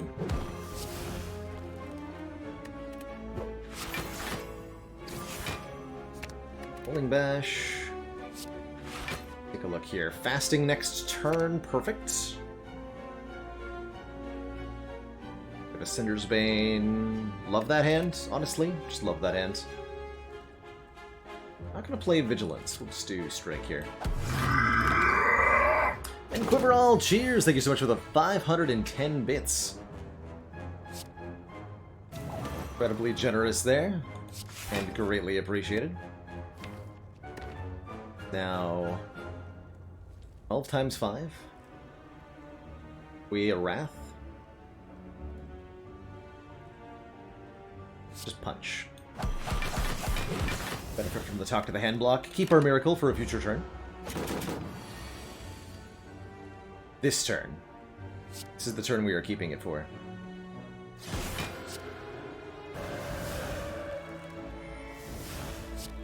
Yes, officer, this turn right here.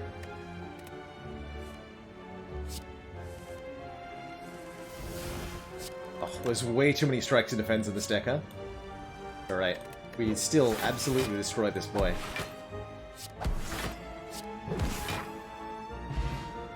Picking up the Bronze Scales, letting us do 3 damage back when we take damage, and what? Turbo plus? Yeah? I'll take a Turbo plus, please. Gain 3 energy. Don't mind if I do. Dodger roll pretty spicy as well. But Turbo plus with a Scrawl that I'm gonna upgrade to be free? Absolutely. Absolutely, yes. Yes, please.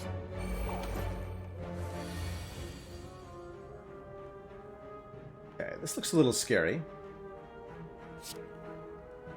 Just like he's on top? Cool.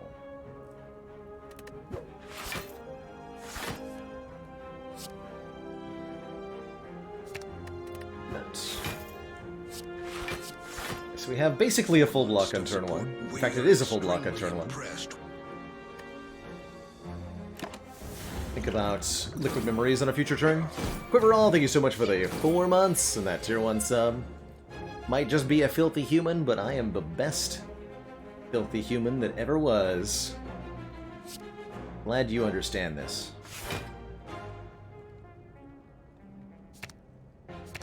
Pretty important. This looks like we've got what we need. Fasting, Fear No Evil, Crescendo. Say no more.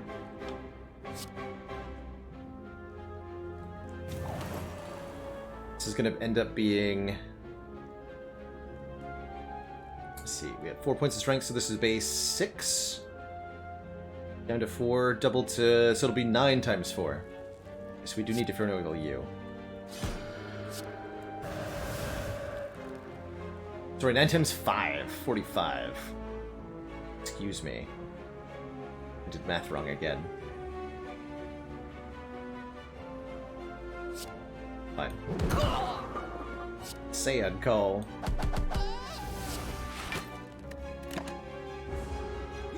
And Quiverall, thank you for an additional very generous 245 bits. My god, the value.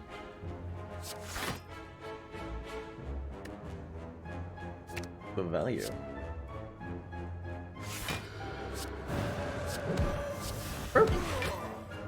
Alright, flawless flavors with no potions used is usually a good sign. More energy gain with concentrate plus. I don't think we quite need that. And quick slash. Man, if you compare quick slash to cut through fate, it's wow. That says a lot, huh? Deal 8 to draw 1, or lose 1 damage to gain 2 scry. Crazy. Crazy. Alright, are we opening this chest? Not for a small one. Chest of this size contains only a common or uncommon relic, and a small amount of gold. We're gonna get a curse if we open it, so we're not gonna open it. And instead keep fighting elites.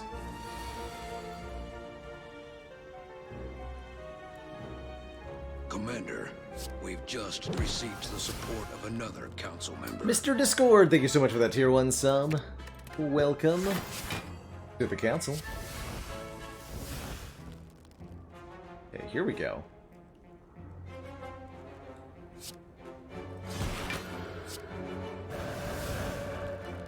It's on top. Good stuff's on top. Strike the Chonky Gremlin. This does 34, so we can bust you. Leave stance. And I don't want to play Burning Pack because we know it's on top of the deck.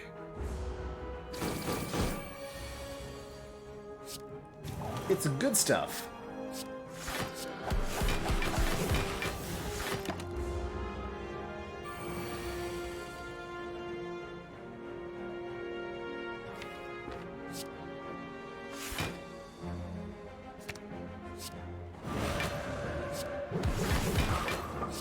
Did.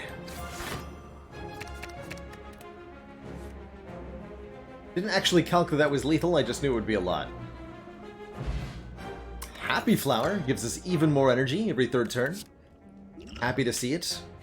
Tactician Plus, if we discard it from our hand, gain 2 energy. If, unfortunately, discarding it with Scry, even though you are discarding it, it's not being discarded from your hand, so Tactician won't activate.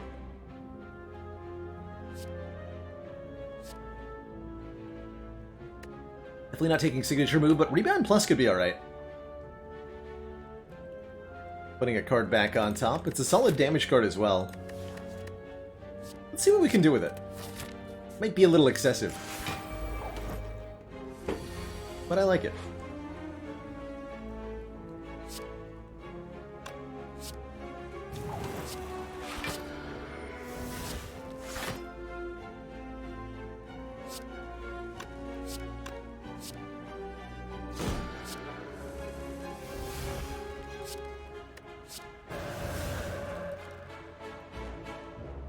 You ever just kill the Shield Parasite on turn 1?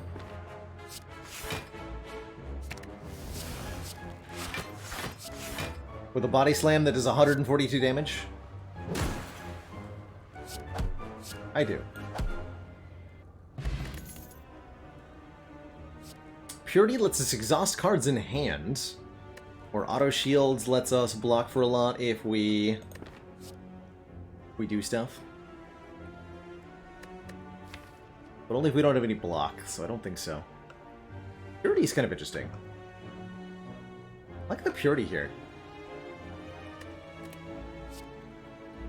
Although only on the scroll turn, really. I'm gonna say no. Say no. Elite number 4. We have yet to take damage this entire act. Will things change? Question mark? Exclamation point, question mark.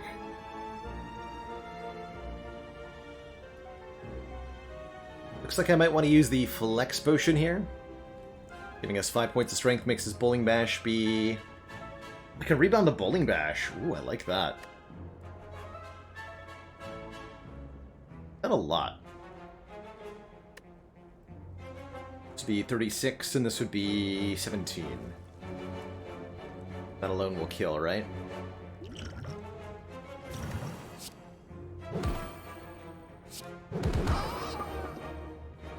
Then I guess I know what card's on top. It's Bowling Bash. You know that? I know that.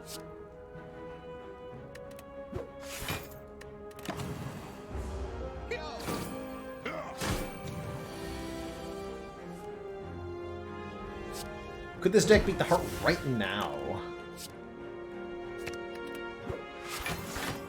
Possibly with, like, the perfect draw order. It might be able to. Yeah, I think with perfect draw it could. But it would need perfect draw. Just, like, fine and reasonable, yeah?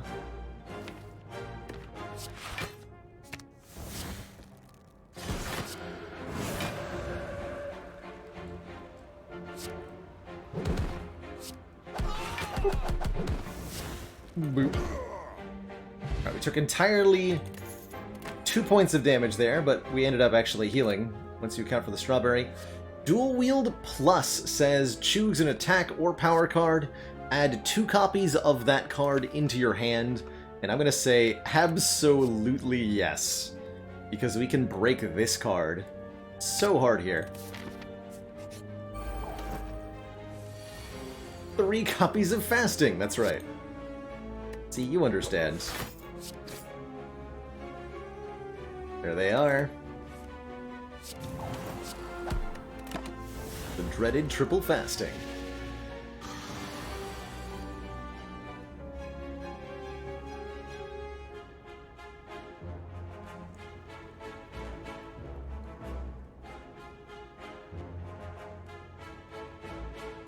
Hang on.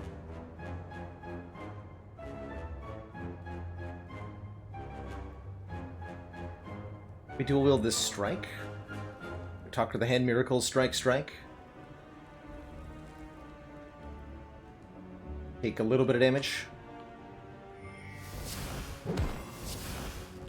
So we could just go strike body slam and not duplicate cards, but this is fine.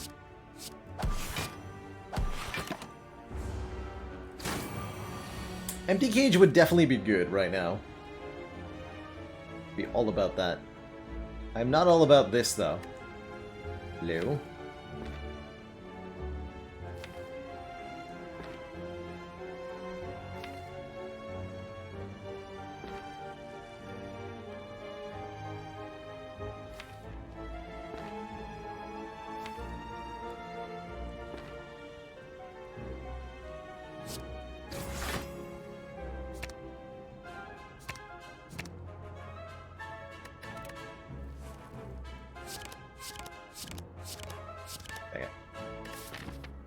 I have pentagraphs, so like whatever, I guess.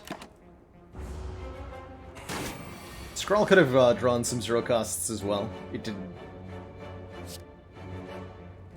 Could have, but didn't.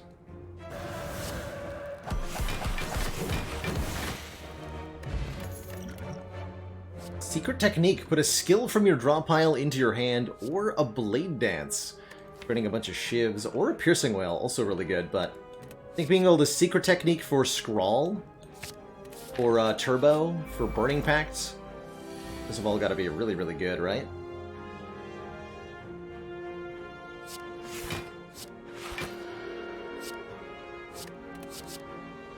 One million body slams, please.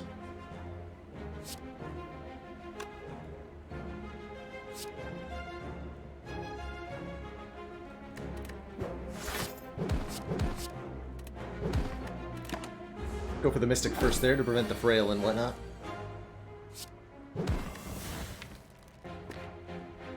I guess I got it hologrammed and dual wielded. This is ultimately still fine.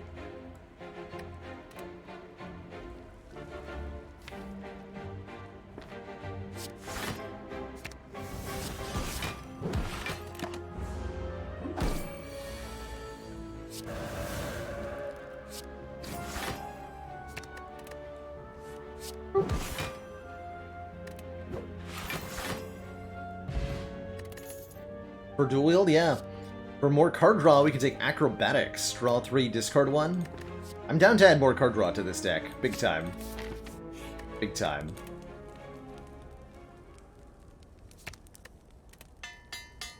Wonder if we can beat Champ with, like, dual wield Talk to the Hands.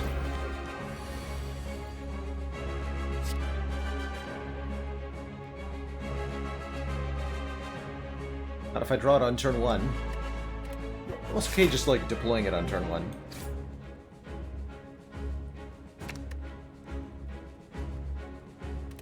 It's fine. Normally better to attack the Centurion first, Mr. Discord.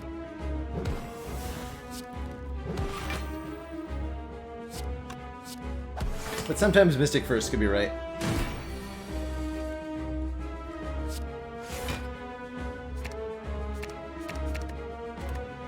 Please put fasting in play. Thank you, and good night.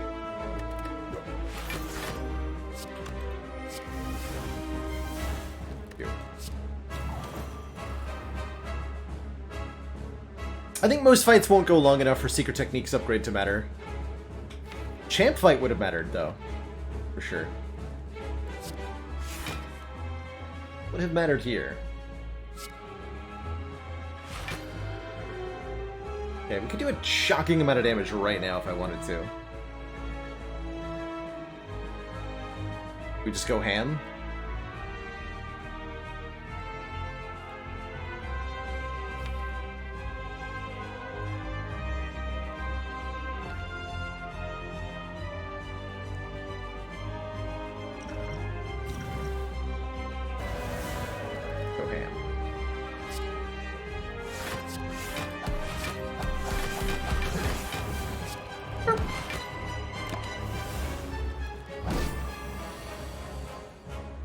Take that, you stinky champ.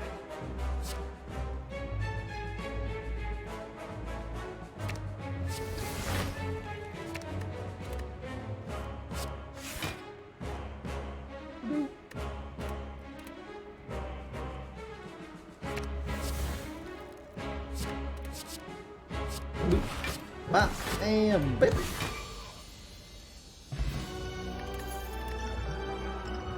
Ourselves a block potion and a 1,000 guts?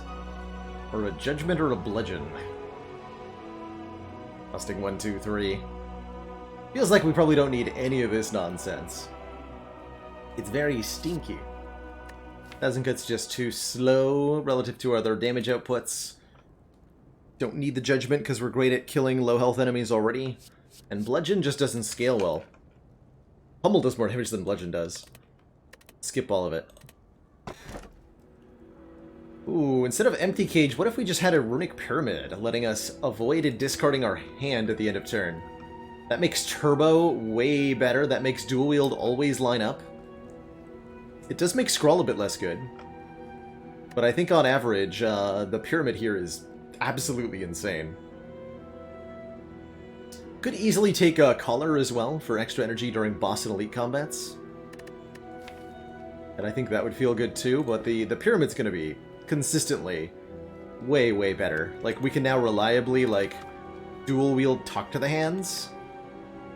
That's gonna be silly. Too silly.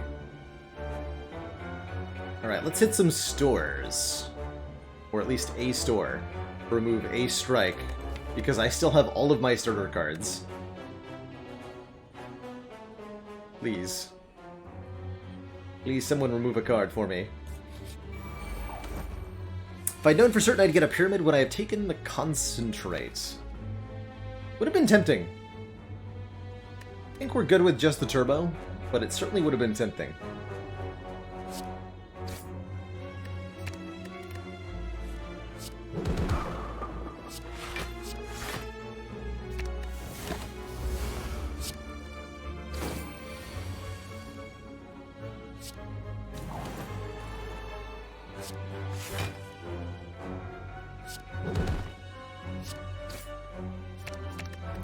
Got a stinky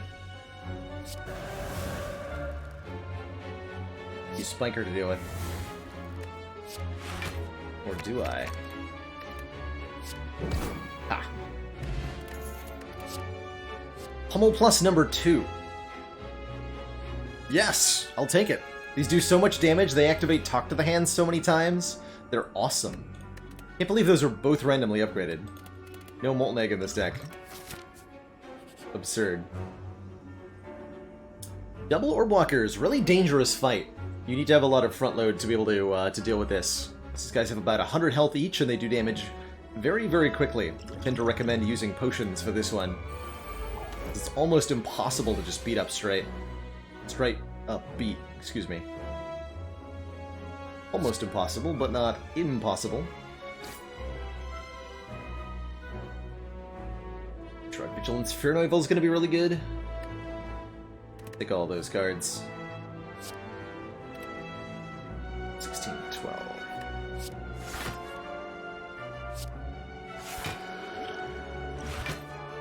Let's do that. Probably use Eruption next turn. Ooh, and the Miracle got upgraded. Nice. Definitely going to use Eruption this turn.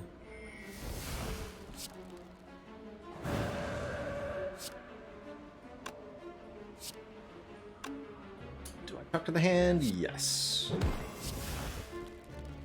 nice.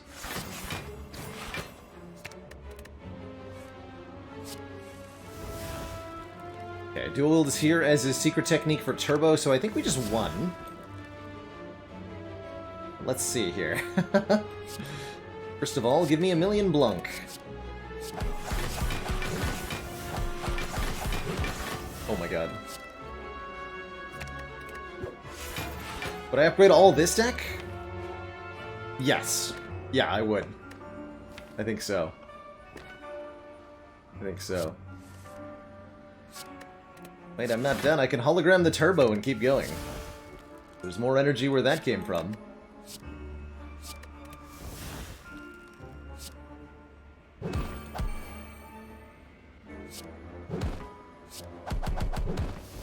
Good fight.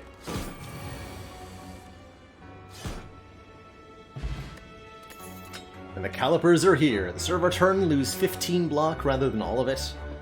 Oh boy. And a real copy of Meditate is here, too. Get us something from the discard pile and put us into Calm Stance? I'll take that. Take that. Fight against one Ore Blocker instead of two. And we do get to dual wield the Talk to the Hand. Beautiful. 9 block per card, please. Thanks.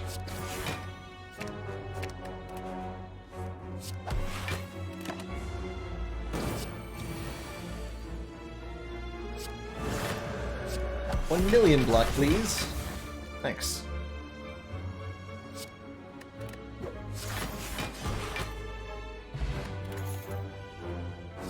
Escape Plan Plus. 0 cost. Draw a card if we draw a skill, gain like 10 block. Cloak and Dagger, pretty good too. I think I'll take the one that says plus on it though.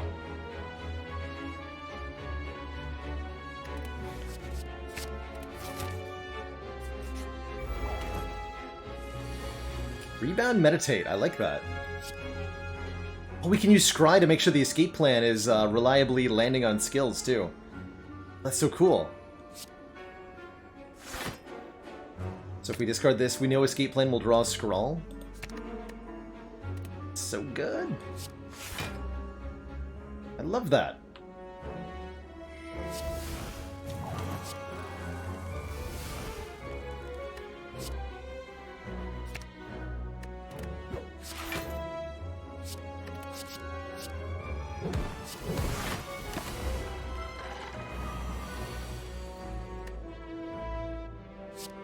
But wait, I'm not done.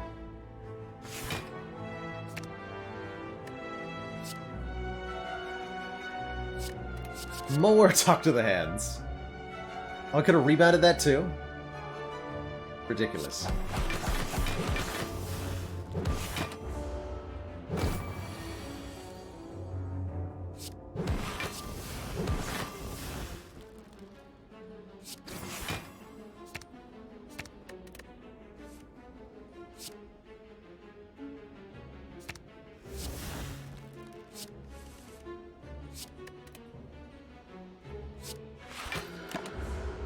It is for calipers, so there's not a problem with overblocking here.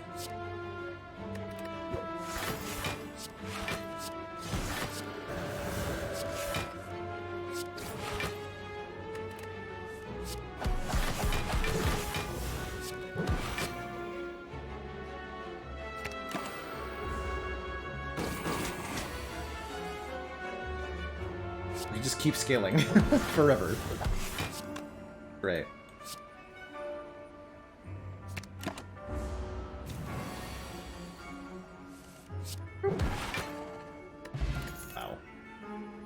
Forget feels pretty good, exhausting a card in our hand.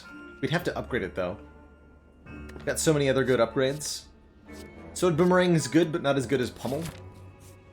Especially not as good as Pummel Plus. Okay, and we have orange pellets now, which means we can actually dual wield fasting and have it be less than a meme. Whenever we play a power, attack, and skill in the same turn, remove all your debuffs. Gets us to extra silly land. Ice cream could be pretty spicy too, right? Another Talk to the Hand is here. Duplication Potion. Card removal, which we're desperately needing because we have yet to remove a card all game. It's still... it's 100 gold, right? We removed the Warp Tongue's Curse. Definitely orange pellets. Definitely remove Strike. Maybe Talk to the Hand? One of everything, please. Honestly, the additional Talk to the Hand feels unnecessary. Say no.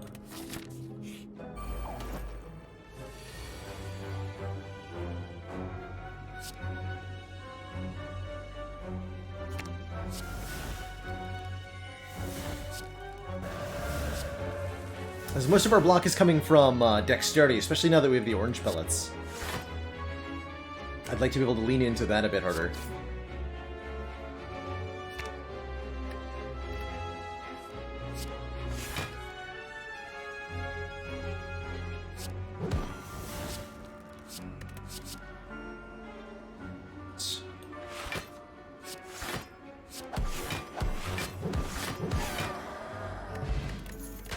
Strike Dummy makes our strikes do a bit more.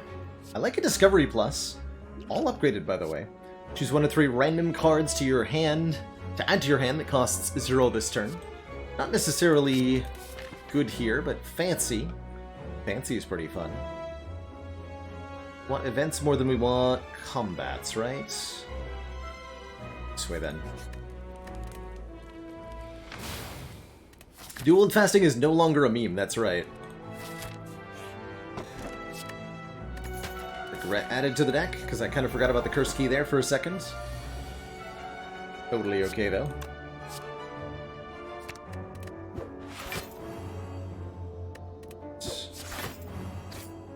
Oh my god, we're gonna get it happen. It's no longer a meme, we're gonna do it. It's gonna be real, and it's gonna be absurd. Behold. We gotta play a power attack and a skill in the same turn here.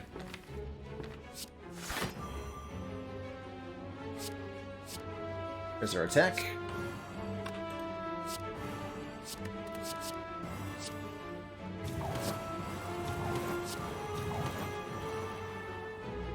Glorious. Remove all 3 stacks of fasting.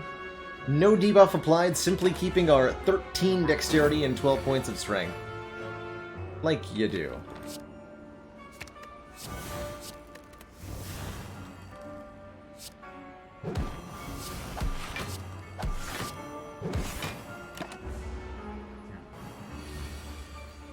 Crazy pants. 23 block. Excuse me?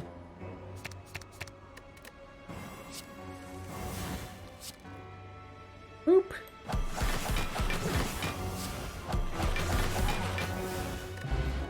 Dang. Ball Bank gives us 12 gold per floor. And Electrodynamics gives us some much needed AoE? Question mark?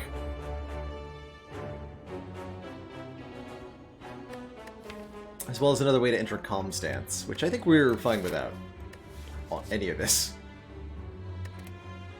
Pass. Here's our chance to upgrade all cards. A lot of upgrades this deck gets. In exchange for losing out on the ability to heal.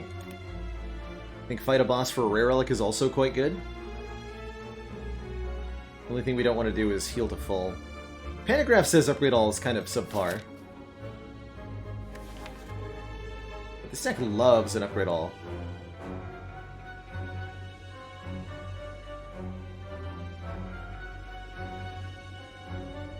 Let's do it. Dink, dink, dink. Every card in the deck just got upgraded. And we get the Mark of the Bloom Relic, which says we cannot heal for any reason. Most dangerously tragic, I know.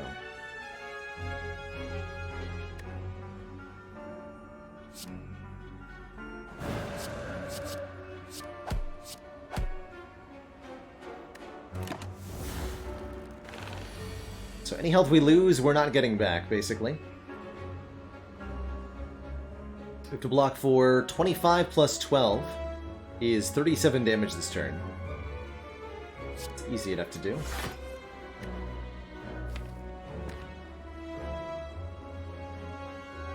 Might even have lethal here.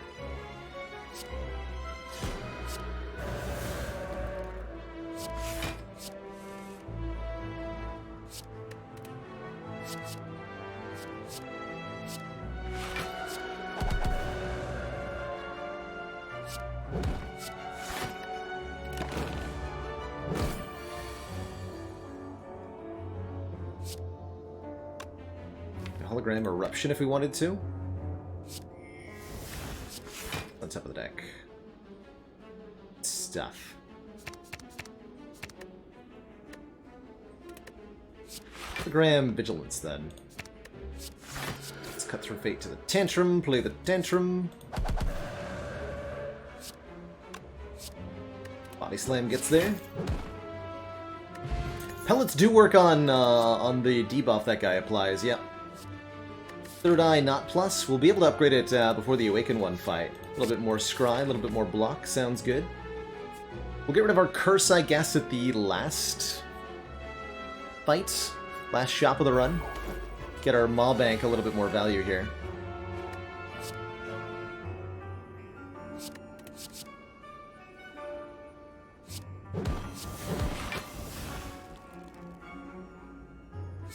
Plenty of luck.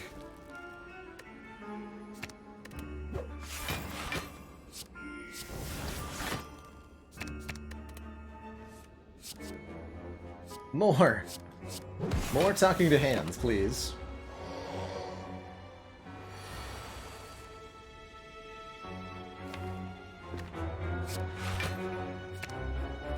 This dude is so dead.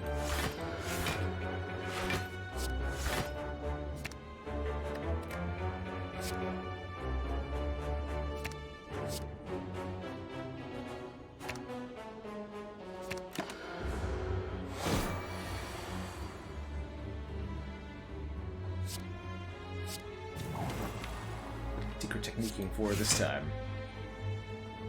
Crescendo.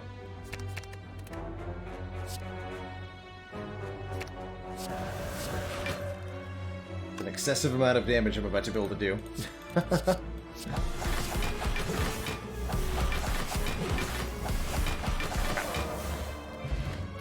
Tori reduces unblocked attack damage from 5 all the way down to 1.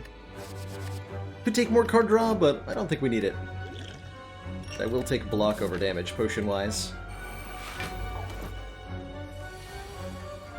Oh, that's true. The Warp Tongs now are guaranteed to upgrade our Miracle, as well as any unupgraded cards we end up drawing somehow.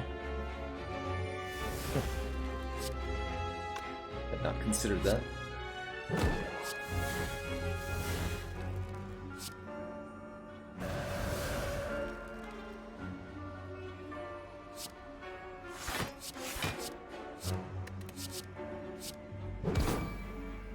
Two.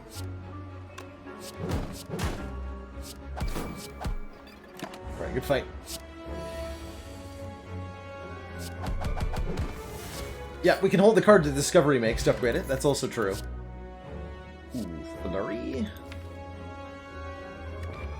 Alderberg Clothesline. Clothesline could be nice for the weekend here. Definitely gonna keep Gambler's Brew to let us cycle through the pyramid. I think I'm gonna skip all this too.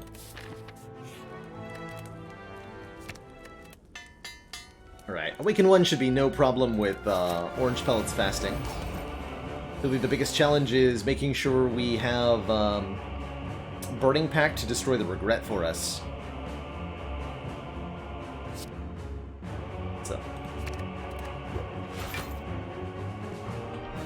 Just had a really big turn 1 here.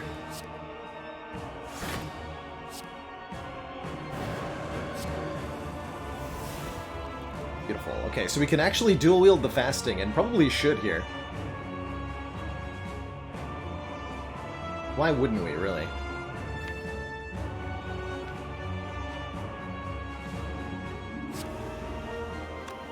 Why wouldn't we? Yeah, so that means escape plan will hit.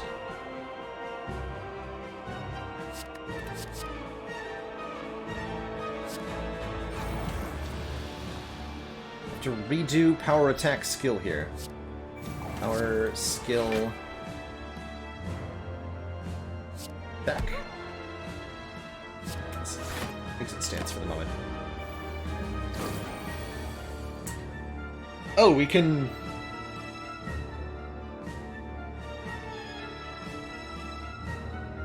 keep doing that, right?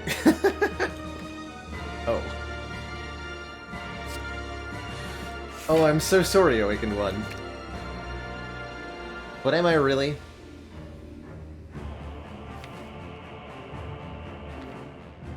Or am I just here to have a good time?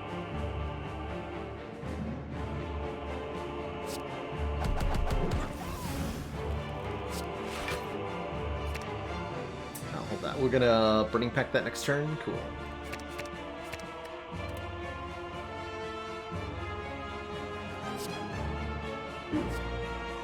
That'll never leave my hand, though.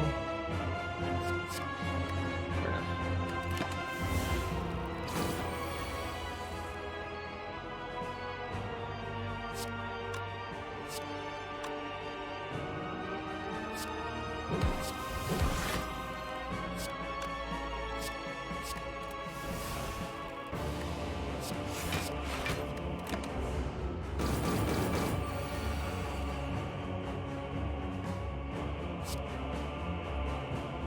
Rebound this dual wield.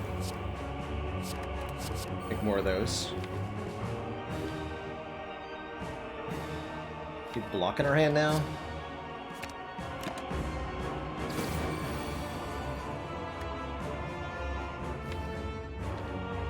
Yes.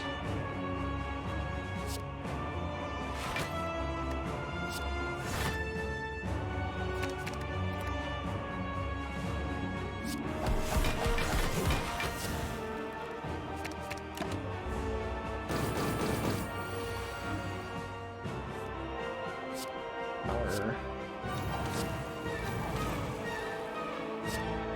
Attack. Skill.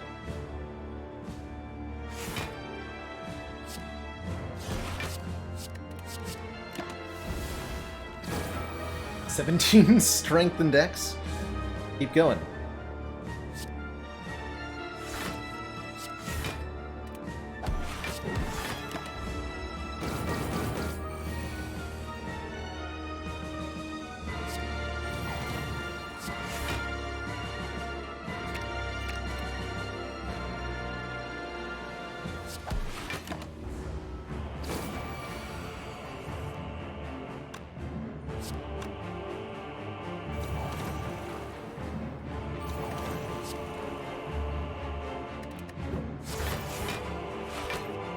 Nice block.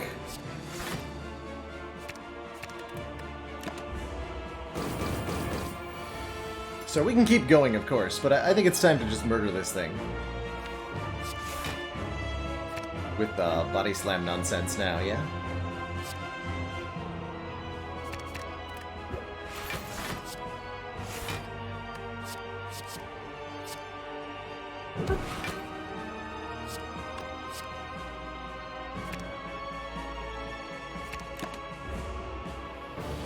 Poor guy never stood a chance.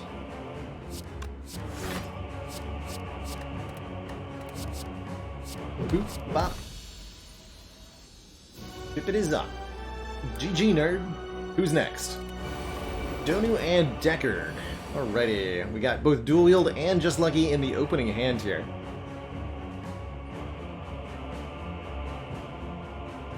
We could Gambler's Brew away this regret. Let's see if we can find Burning Pact or something, though. Turbo's here. Well, I don't want to get rid of Turbo. Might have to be a Gambler's Brew, then.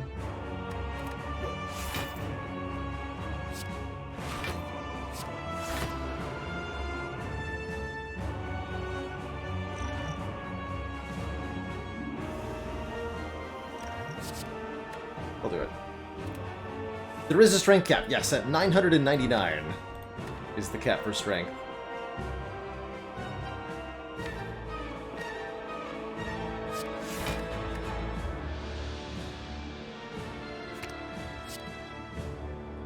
Good, okay. So we'll dual wield that next turn.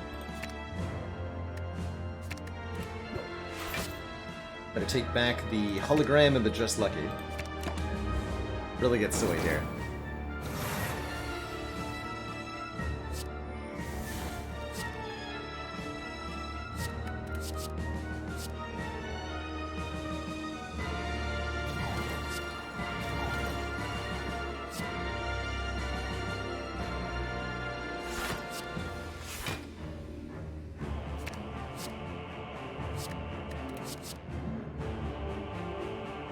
Power attack. Skill.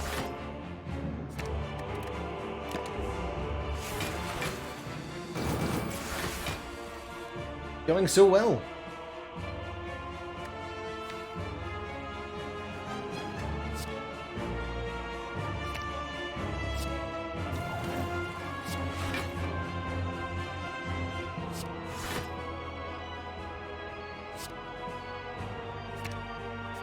Turn 2.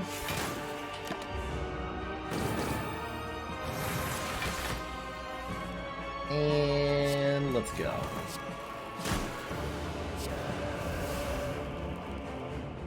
$148, huh? Can do better than 148, surely? 208, that's more like it. This is just like lethal. Seems reasonable to me.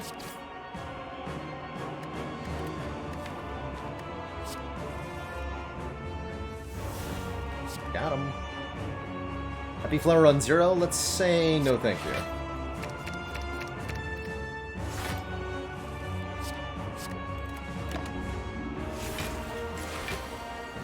Happy Flower on 2.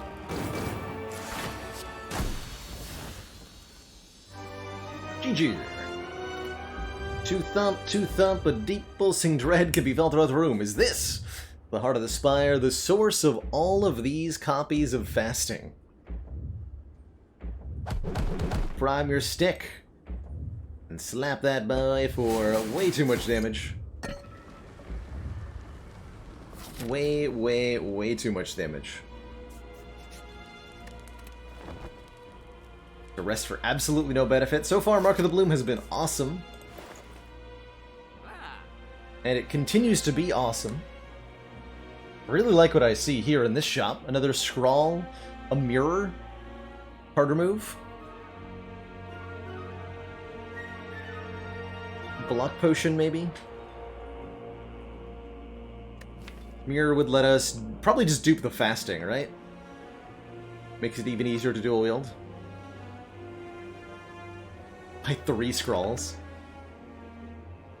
Another turbo could be a thing as well. Commander, we've just Seedly TV, thank you so much for gifting us up to Carissa. Welcome back on into the warm embrace of the council, Carissa. I'm duping fasting. You can't stop me. Alt is like extra ridiculous with how much dex we can get access to. We'll take the block potion. Firmly confident in our utter destruction of the upcoming fights here.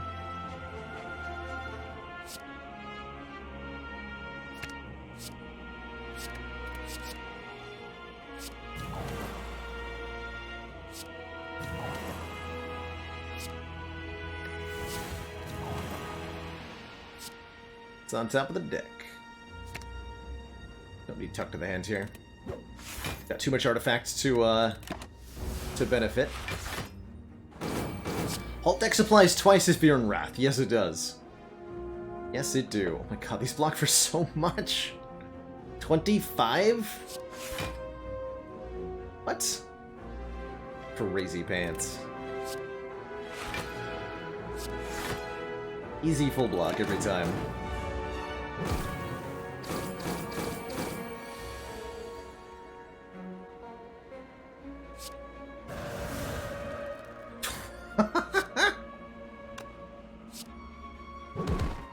Boop!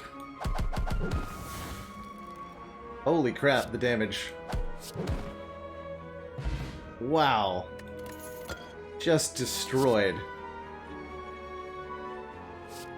Could take a 2-cost attack here, but I don't think either of them are going to benefit us much.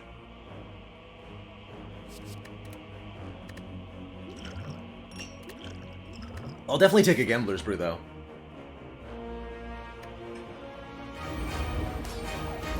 All sorts of silly nonsense I can do with that. Fasting is here in the opening hands.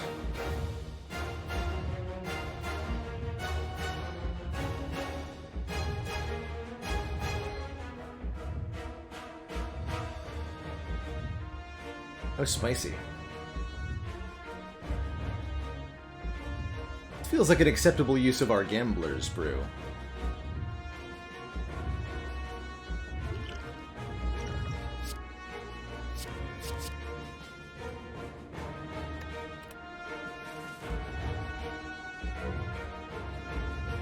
Oh, I was supposed to discard the fasting. Shoot. Okay, maybe I can discard the other fasting?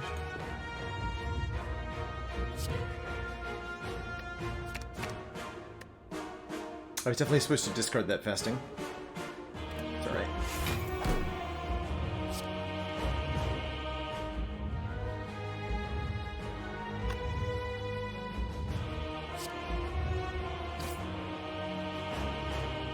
Turbo's here. Or Skrull is here.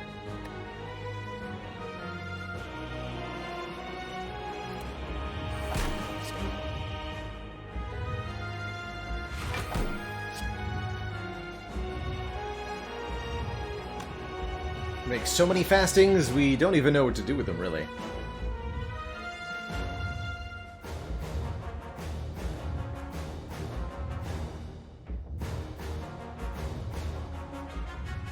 I'm gonna use the other one. Well, if I draw into the other one.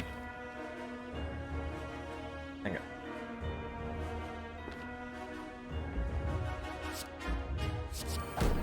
Do that then.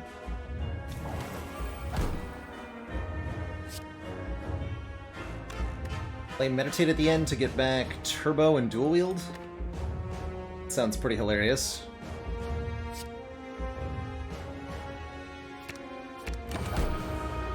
Alright, show me what you got, Mr. Hart.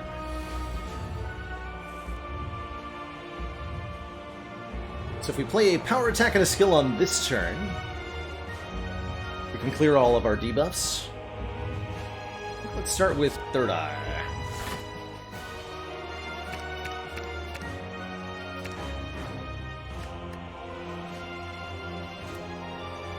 Not what we're looking for. Dang it.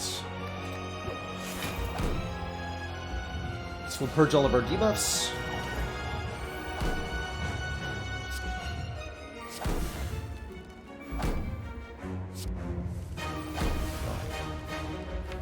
Okay, still haven't found the other copy of Fasting. Really like to scry it. Really like to scry it. My secret technique for Third Eye. Yes, good.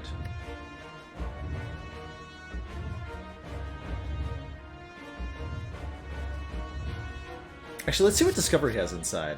Tantrum. Yeah, kind of like that.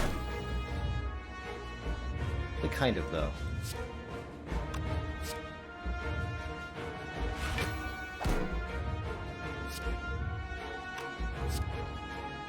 Please show me Fasting.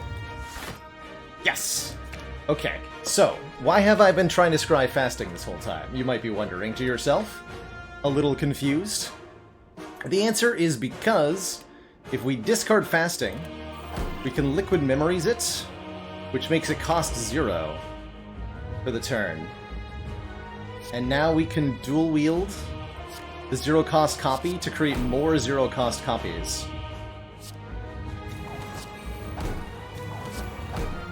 Then hologram the dual wield, and make more 0-cost copies.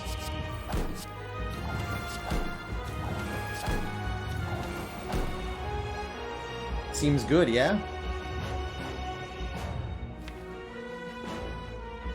I might have needed to activate pellets, though. Oh yeah, this is fine. And halt blocks for 32 plus 38. Seems okay, I guess, right? It's fine. It's okay. Baylor's breaking the Spire again.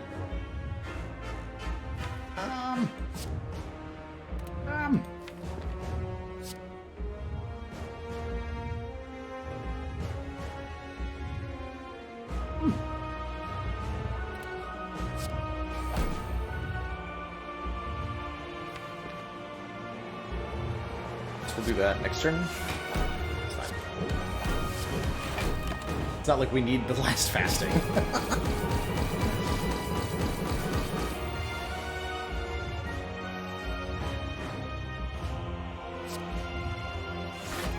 $1 billion block, please.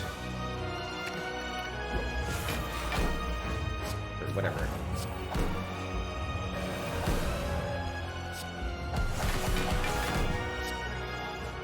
Casual 70 times 4, like you do. 68 times 5. Boop.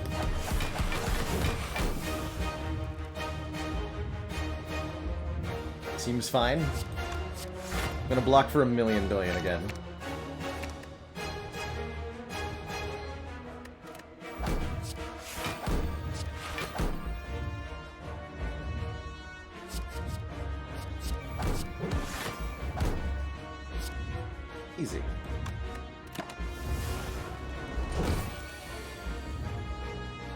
266 damage body slam, 88 damage rebound. What's the most appropriate way to go here? Alt blocks for 78. GG. GG. Alright, well, we didn't take a single point of damage ever since upgrading all of our cards, so that seemed like it was a good choice. GG.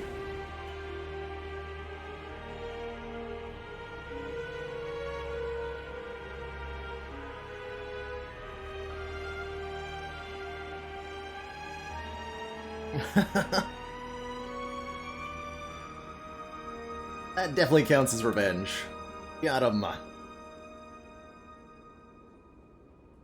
9 perfect elites, beyond perfect. 3780 score is a 3784, excuse me, is a pretty dang good score. Got the combo bonus for 20 cards in one turn. When did we do that? Oh, probably when we dual wielded fasting twice. A 20 heart without taking damage the entire run. I've come close on a couple of occasions. Come really close. But I don't think I've ever done an entire run. Let's see, this took damage.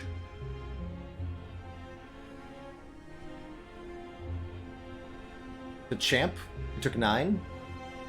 Took damage to Snecko.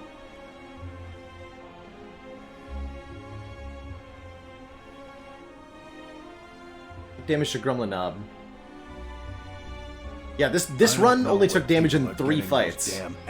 Gremlin Knob. But if I find another rapper stuffed under one of these command sorry, Gremlin Knob, Taskmaster, Snecko, and Champ. Four fights that we took damage in out of all of the ones in the run. Robin Trilliums, thank you so much for the Prime sub and the 12 heckin' months. GG. We were able to avoid the debuff from fasting with this relic here, Deadwing. The orange pellets say whenever we play a power attack and a skill in the same turn, remove all your debuffs. That includes the downside of the fasting plus. Gain 1 less energy at the start of each turn. Definitely second what I said when we picked up that fasting really early on, that it's a build around card. If you see one early, take it and break it, because it's very breakable. Very, very breakable. Fasting. Ridiculous. Totally, totally ridiculous. Fantastic run. Let's play some Ironclad. No achievement for a perfect run. No, the only achievement is for perfecting a boss, which is hard enough to do on its own. Oh, this is a good Searing Blow seed. Potentially. It's 5 fires in Act 1 with 2 elites. Several shops with a 350 gold start. I'm doing it. I'm trading 7 max health to gain 250 gold. Lets us buy a rare relic or something fancy at that first shop, potentially.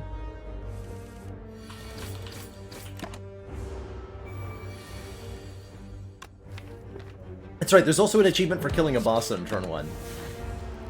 I'm gonna eat this whole hit, because Burning Blood's a thing. Back to full. Searing Blow, come on! Ooh, Whirlwinds. Or, Fire Breathing, which is, I think, an acceptable first take against Slime Boss.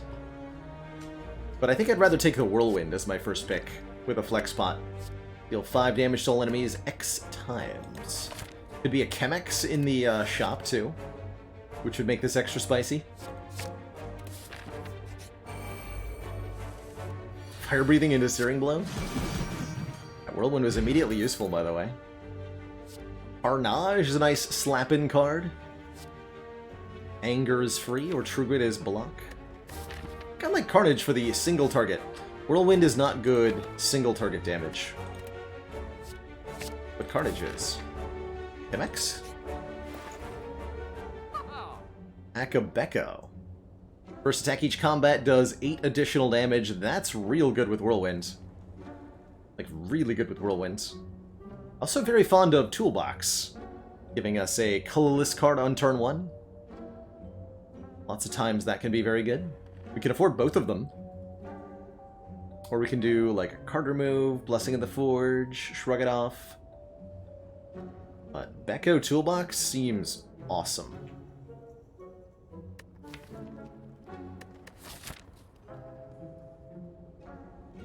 Does that change our pathing?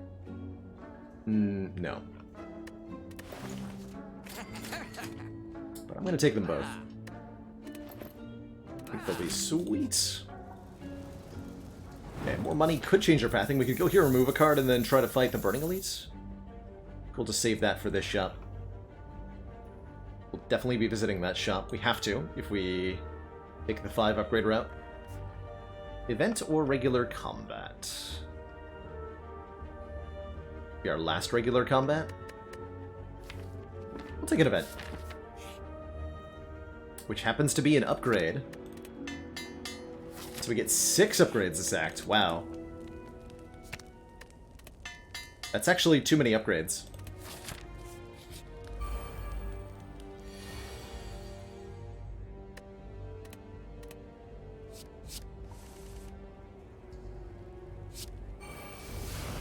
Could use that with the flex spot. Give myself a very easy time. I'd do that.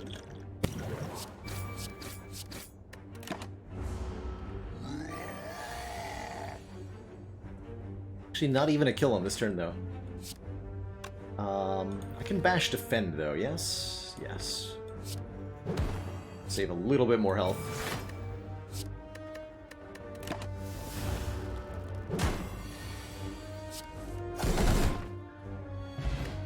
White Bee statue gives us a potion after every combat. That's awesome. I like Thunderclap, kind of. Goes well with Whirlwind, but not with the Akabeko. Boomerang goes well with Akabeko. Actually, Boomerang's great here. We can upgrade that too. Probably upgrade the Bash next. We're gonna run out of cards to upgrade. Which is a real problem. Maybe avoid a fire. Ooh. Blizzard Tail is an extra life. When we would die, heal to half health.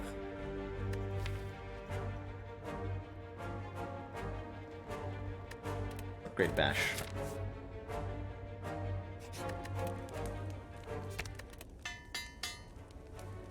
Actually obliged to pick up that dual wield, right? So good. Only this turn. Good Instincts is fine here. Yeah.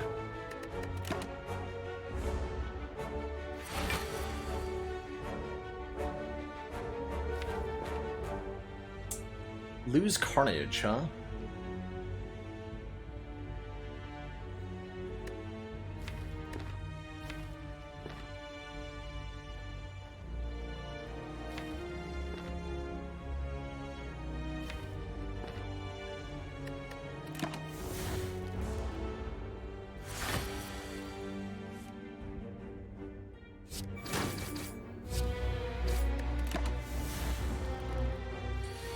Cinder's Bane as well. Ouch. Not the draw order we wanted. It's okay. Take a cool 30 damage here.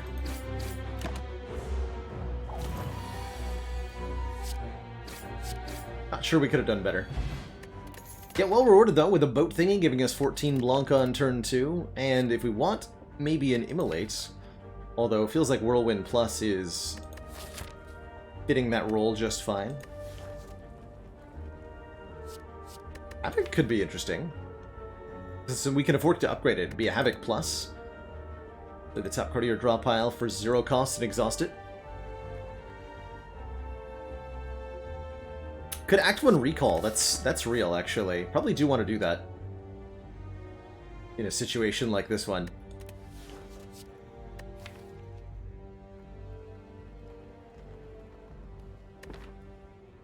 I'm gonna take the Immolate.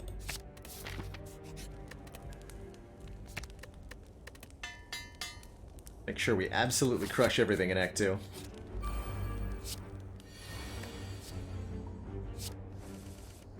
when I was talking about Teak about this? Yes! Better to avoid the fire, is what I think I said.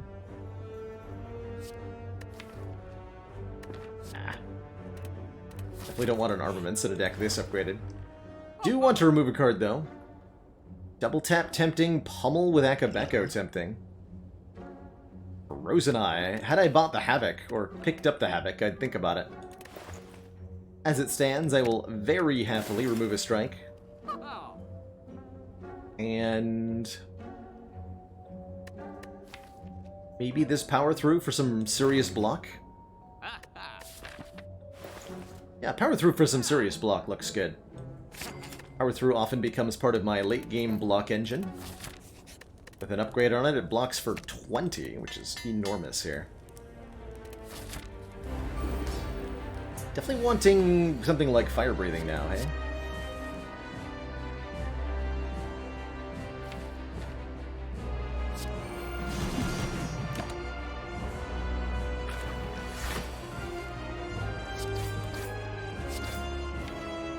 Got Boomerang Carnage whiffing on the bash here. I think I will use the Fire Pot. We're getting a potion after every combat anyway, right? So we'll split as well as we can. 24 looks pretty good. That's instant death with Immolate. Whirlwind. GG, nerds. Limit Break would be great if we had any actual strength. We don't, though. We don't, though. But we will take the first point of strength we get offered. I almost want to take the, I almost want to take this Limit Break anyway. Got Whirlwind, got Sword Boomerang, got Good Vulnerable. Brutality, not terrible. Drawing us more cards, helps us get through the statuses, helps us see what we need to see. We're in such good position, though. I'm going to take the Limit Break. Quick Brutality, we guaranteed get Snecko. Wise words.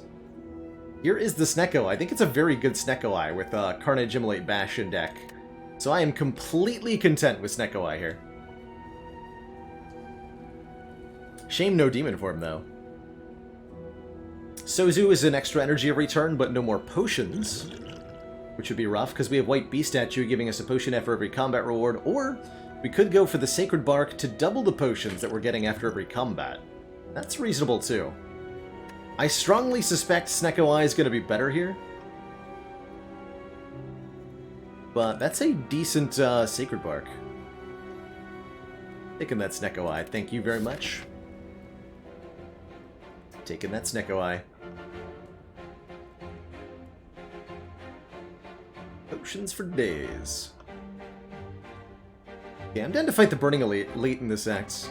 Seems reasonable to do. Don't have very much money. Let's just take a bunch of events, I guess. Events are cool.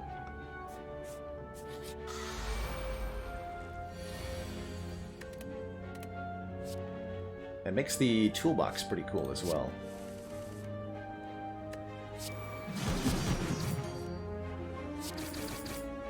Dunked on.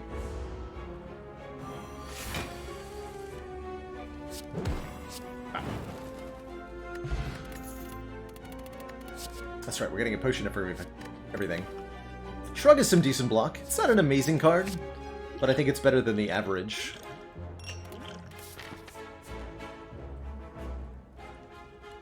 Slightly. Happily pay for a card removal. Really happily.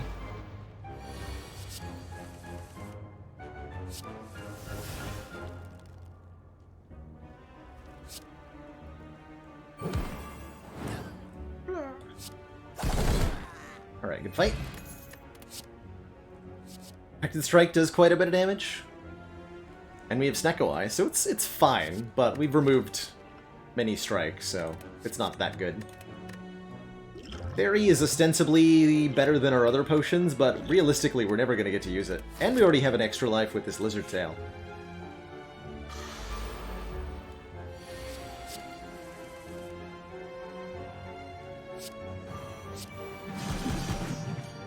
Good fight. We score ourselves the Red Mask, which makes enemies weak on turn 1, and a Second Wind Plus, To exhaust all non-attack cards in our hand, gaining a block for each card exhausted. Pairs incredibly well with Power Through, and says plus on it. And is good with lots of cards in hand from Snecko Eye. Definitely want a second wind here. 100%. Ritual Dagger gets stronger every time we kill an enemy with it, but we're often just killing stuff on turn 1. So I'll take the 50 gold. Looks like we've got our work cut out for us, Commander. Billy Kirby, thank you so much for that very generous raid. Welcome on in. Saw you were playing some FTL Fast the Light, which we were also doing earlier today. Don't know if you caught that. Had a Rock B run that lost 4 crew members at the same time because an auto ship jumped away with half of my boarding crew on it, and then we went back up to 8 crew, and everything was fine, and won from there. So that was fun. It was a good time. Anyway, hope the roguelites have been treating you well. Playing some Spire right now.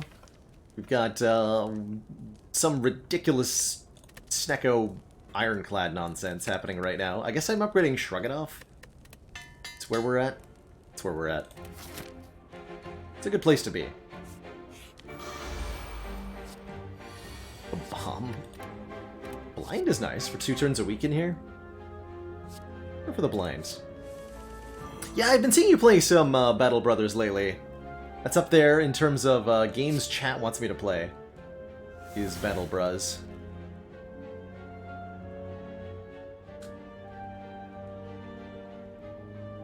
Let's use the Snecko Oil here to draw 5 new cards and re-randomize this stuff. Okay, full block has been acquired. Kind of an awkward full block, but I'll take it. I will take it.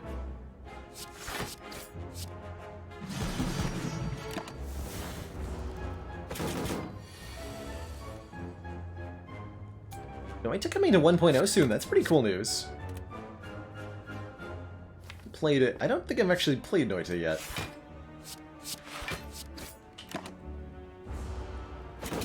Are you gonna die or what? Gonna die. Easy. Pendib doubles every 10th attack.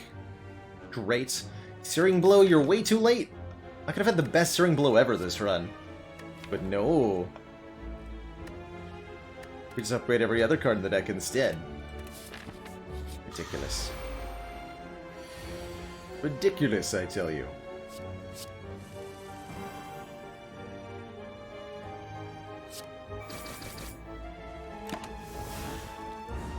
Yeah, Pendib Akabeko. We can set this up to 9 at the end of combat. We can do some spicy things to our opponents. We're gonna go Bash Strike here. We're at full health, so we can lose up to 6 health without wasting Burning Blood value. Perfect. Bloods, whatever. With Snecko Eye, none of these are too amazing. Blood for Blood only deals 18, you know, so it's 10 less than Carnage. Pass.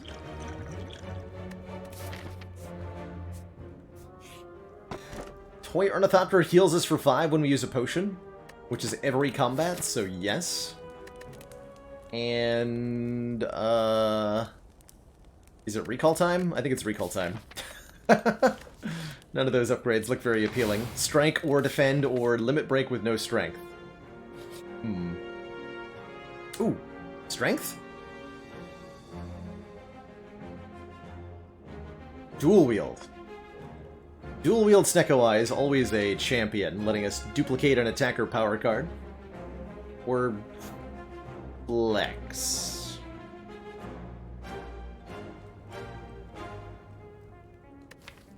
Take a dual wield, thank you very much.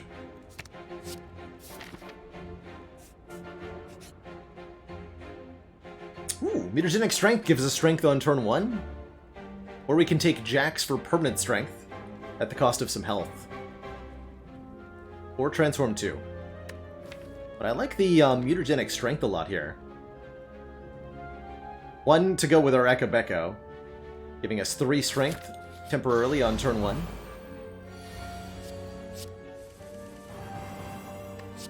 Our call! Get him!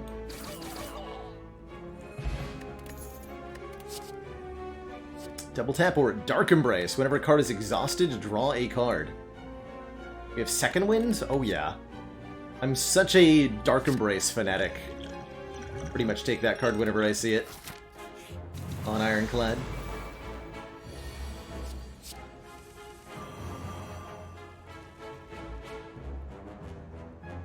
Quite enough.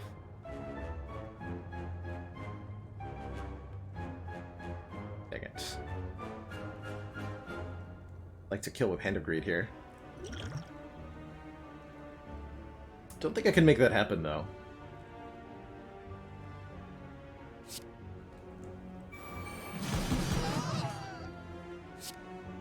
That works out alright, though.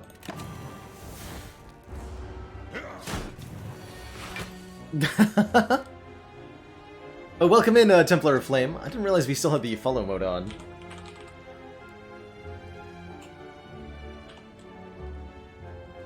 Turn that off. But thank you and welcome, everybody. Been having some annoying bot attacks that followers mode has prevented for me. So you might as well wait for the Hand of Greed, right? I'll even use the Blessing of the Forge to get 5 more gold out of it, because I am a hardcore gamer.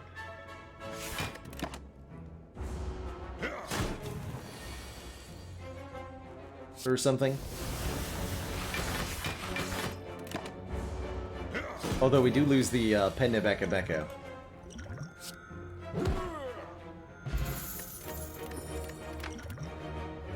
Get Blue Candle letting us play curse cards. For very minor benefit. Line's okay, don't need another Immolate. Let's skip it all. Alright, Bronze Tomato. Hope you're ready to become Bronze Dead Tomato. Or something. Okay, we'll let Carnage go. I'm gonna... no, we'll play the Carnage. Play the Magnetism, or do we play Dark Embrace? Play the Magnetism. Rather than the stinky Dark Embrace there. Giving me a Chrysalis. Oh boy. Just what I wanted. Thank you. For that. Alright, well, we'll do some AoE, I guess. Oh! Actually missed that there was a zero-cost Immolate in my hand entirely. That might be okay, though. We can seek it back to get the dual wield in hand to dual wield this Dark Embrace. Commander, one of Is that a thing I want to do? most valued supporters. It says continued support of Yes. the XCOM project. Yes, it is. Ranger Elm, thank you so much for the 7 months and that tier 1 sub. I am greedy for more gold. Thanks for noticing. She draws 3. Hold on a second.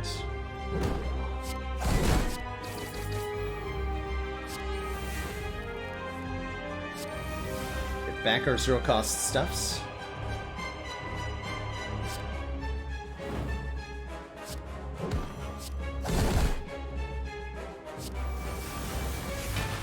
Draw a bajillion cards.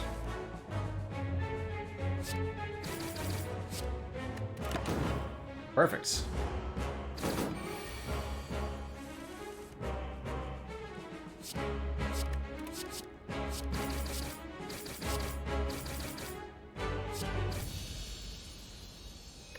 Got him. Corruption Snecko Eye with Dark Embrace. don't mind if I do. All skills cost 0, regardless of what Sneko says they would have cost. And whenever we play a skill, exhaust it. Means we draw a card if Dark Embrace is in play. Sneko Corruption is one of my favorite ways to win on Ironclad here. The card draw, and here's the Pandoras to transform all strike and defend cards. The other option would be Velvet Choker, limiting us to 6 cards per turn. I don't think we want to do that. Or Black Blood, healing us for 12 after each combat. We're mostly at full health, so this does probably nothing. This does less than nothing by limiting us. Let's take the Pandora's box and see what we get. Strength! And more stuff that says exhaust. Cool. I'll take it. We much improved our defense. We much improved our strikes. I like it. I'll probably even upgrade the Flex. Because the Corruption and the Dark Embrace together make it really good. Take as many as 3 elites. But I'd like to go to a store, so maybe it's a 2 elite path.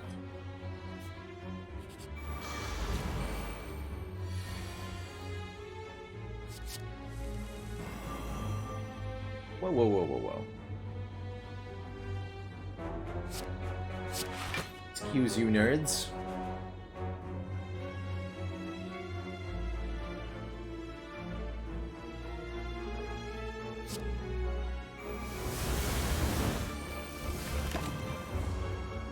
Just to get rid of that exploder and work on the spiker here.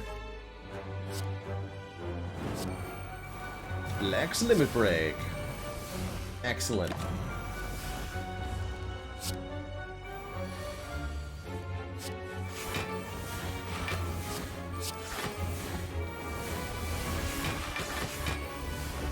Oh, that's everything in the deck now. Good job, me.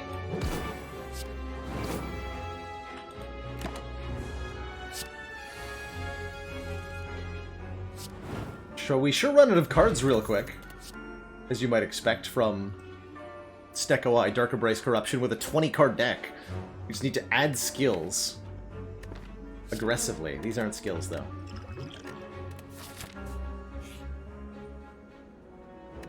Remove skills aggressively. Wait a minute. Do we dunk the unupgraded Immolate? Or the probably the Cleave, actually.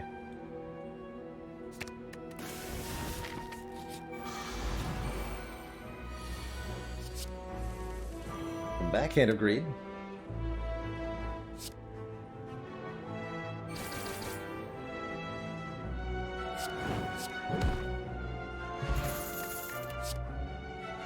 Burning Pact, that's a skill. Exhaust a card, draw 2. Don't mind if I do. Do I value these shops?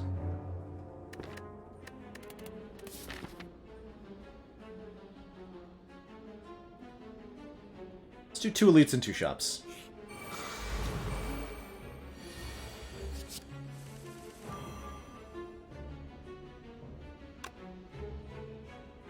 Times not quite enough, right?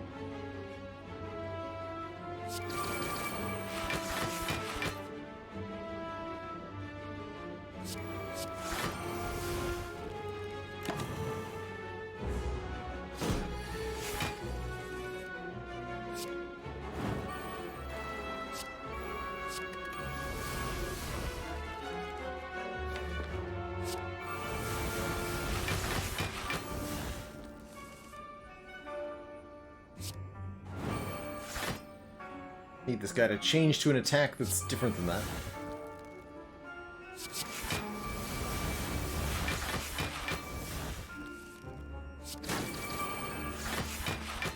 Perfect.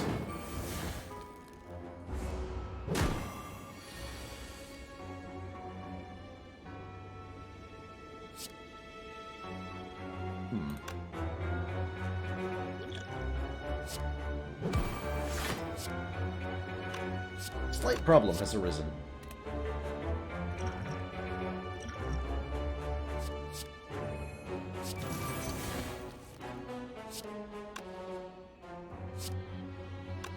fine then.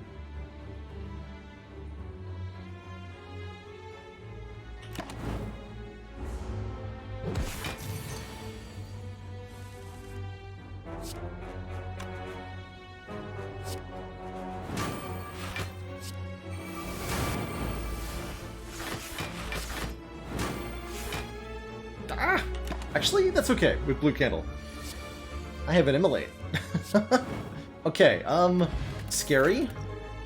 Scary sorts of situations are happening now. But I like them. If we exhaust everything, then we get soft locked, pretty much. So let's not do that. Say we didn't.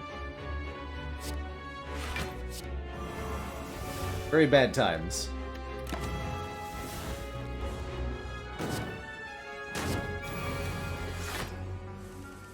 Until the battle ends, which it certainly will.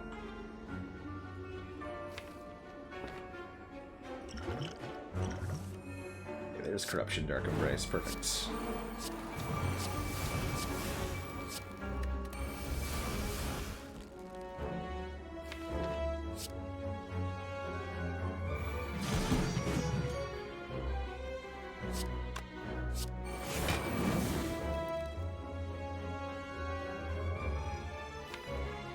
Looks like we need calipers pretty badly.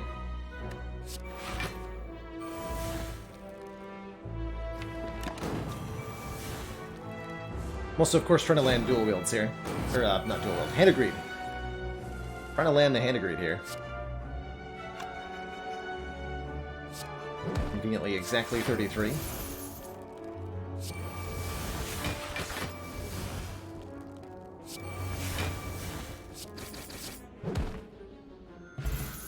And here's the Dead Branch. Whenever we exhaust a card, add a random card to our hand. Corruption already present in the deck. Most of the deck is small. Lots of stuff that says exhaust. That's gonna get heckin' dumb in a good way. Sweet. Excuse me, sir. That appears to be illegal.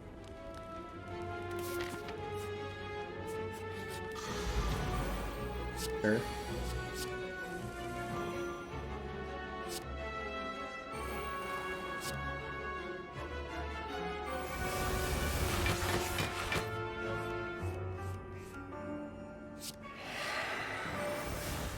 Sure.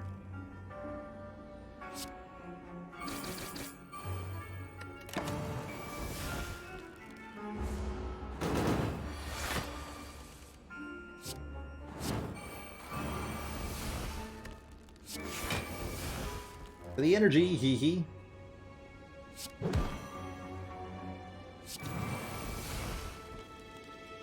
I'd like Fiendfire all of this. We'll just hold on to it.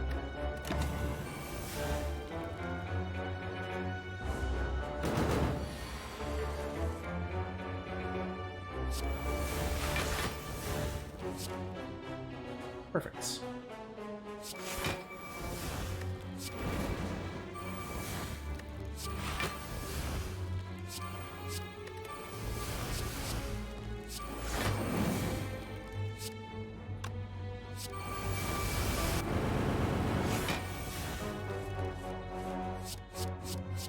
Get him!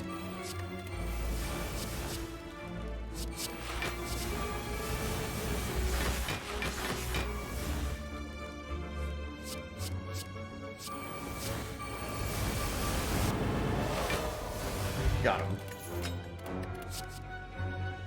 More copies of Second Wind honestly seem insane here. Keep taking those. That's right, Elismo. We can use Blue Candle to reroll stuff with the curses, which is sweet. Strange Spoon. Strange Spoon says cards that exhaust when played will instead discard half the time. We definitely don't want to take that. As when cards don't exhaust, we don't get cards from Dead Branch. Seeing red is okay. Nunchaku and Oddly Smoothstone are okay. You could remove a card. really want to. Not even the parasite.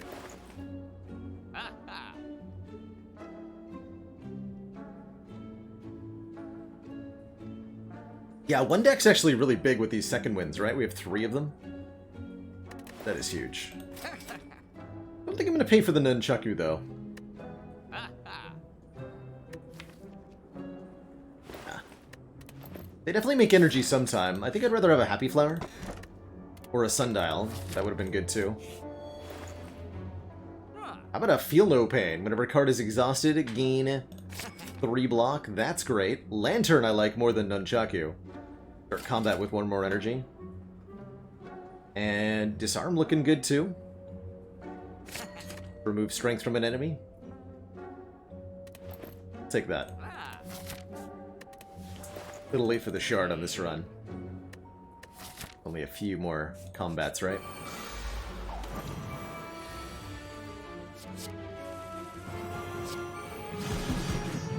Fight. Second Feel No Pain? Absolutely. Don't mind if I do.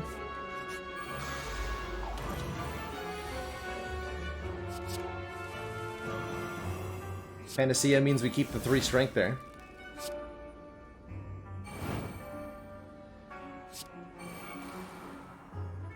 We'll just let all this exhaust. We get 3 new cards.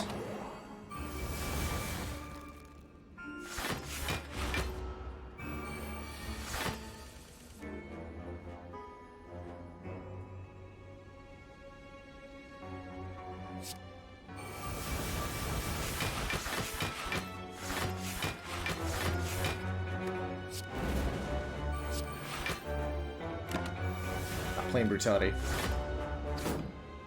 Great block, though, that turn. Here's our Corruption. Perfect. 2 1-cost dropkicks. Interesting. I guess. Headbutt our Limit Break. Or did we destroy it? Destroyed it already.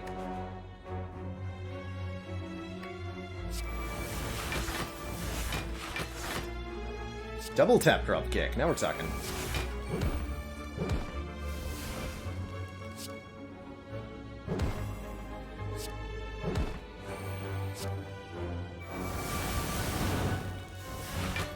Toasted. Bag of Prep is 2 more cards on turn 1, meaning we have a 10-card opening hand. 7 from Stecco Eye, plus 2 Bag of Prep, plus 1 from Toolbox. Good stuff.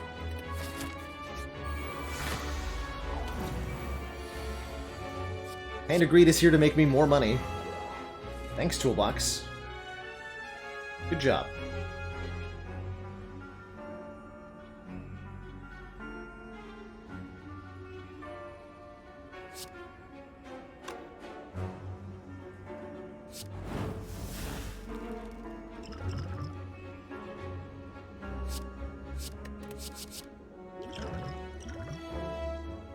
Cost even more now. Not what I wanted. That's not what I wanted at all.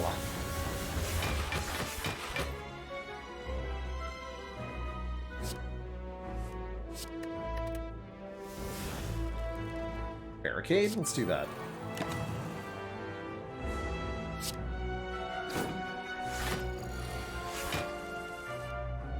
Stop costing 3, please. I want that.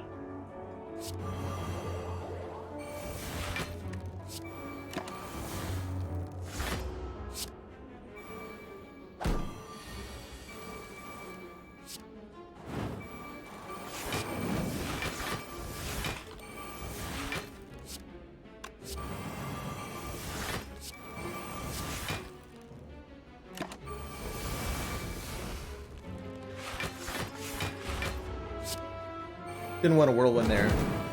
Or Fiendfire, because that would have been a kill. And I want a Hand of Greed. Nope.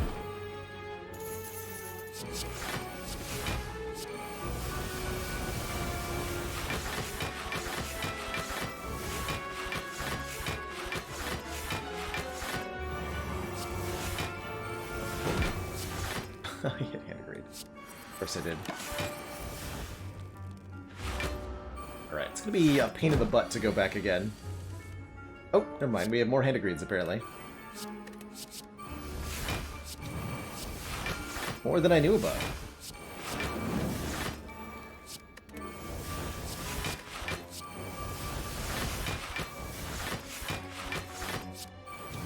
And we can exhume Hand of Greed, too.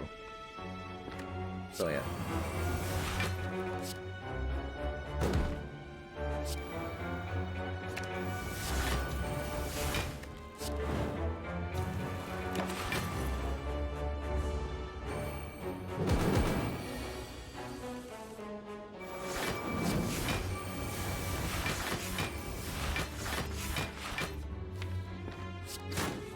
Oops. I accidentally did way too much damage, as it turns out.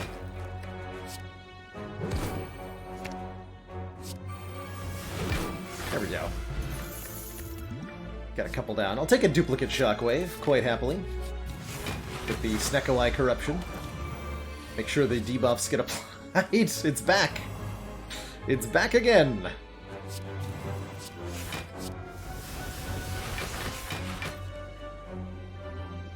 Yes, we can dual wield it too.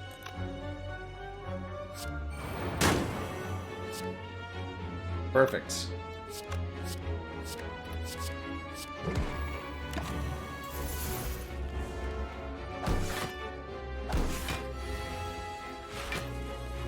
Perfect.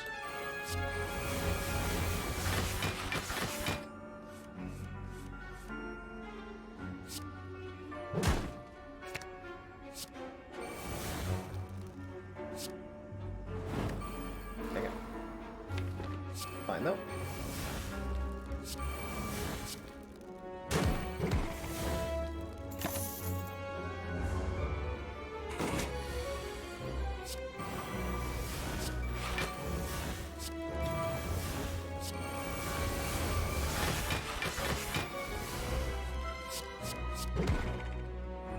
Ching! I like the flex spot with the limit break in the deck.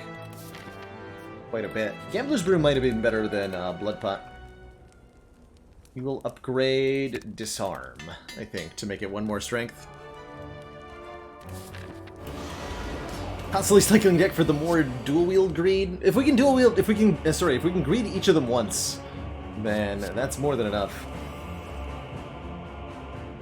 But what if it's dual wield sadistic nature? What then?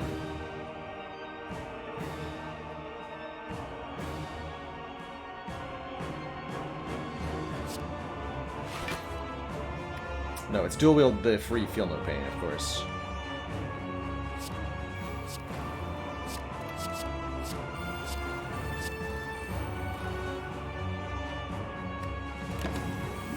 Every time we play 12 cards, Time Eater will end our turn and gain 2 points of strength, but I can't imagine we're going to care too much about that.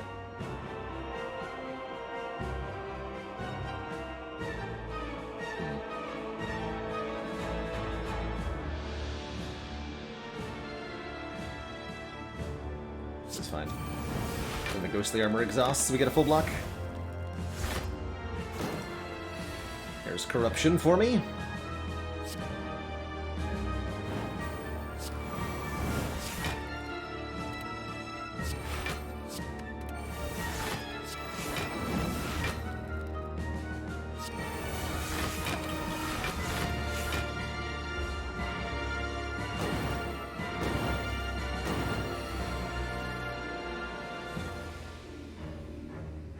Toasty. More copies of Feel No Pain, please. I guess.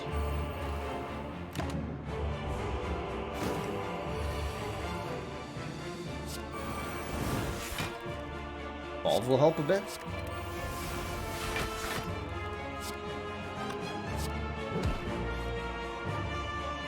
Yeah, Evolve will help a bit.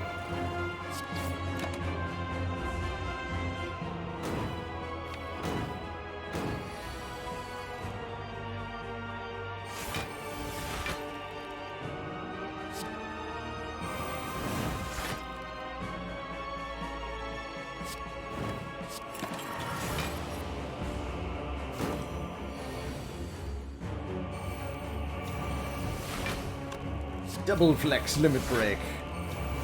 The reflexioning.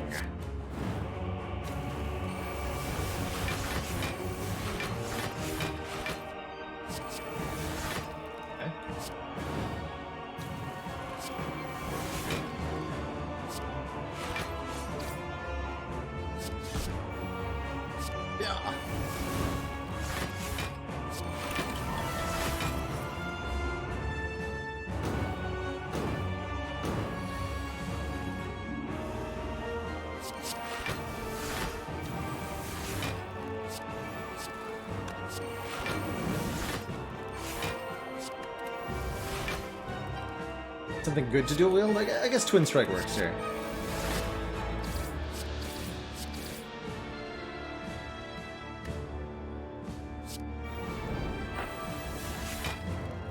Get him with the perfect strike. GG.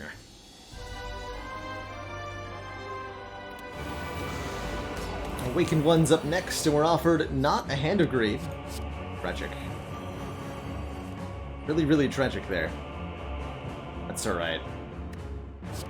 We've got Corruption, we've got Dual Wield Feel No Pain on turn 1. It's a lot of powers, but I think we'll be alright.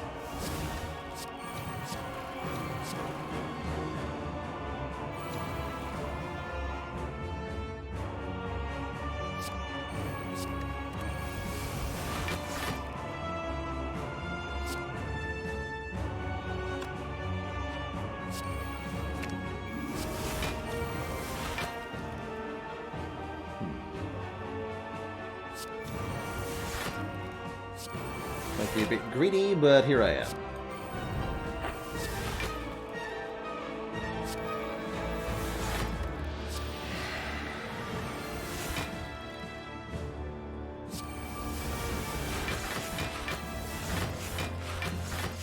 Oh.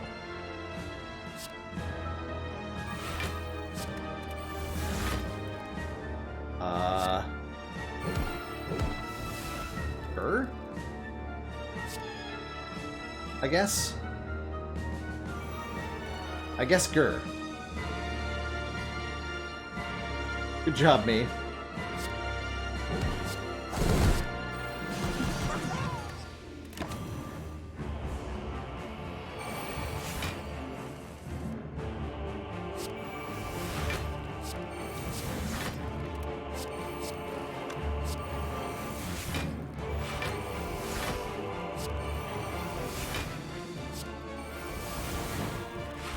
That was turn 1, yes.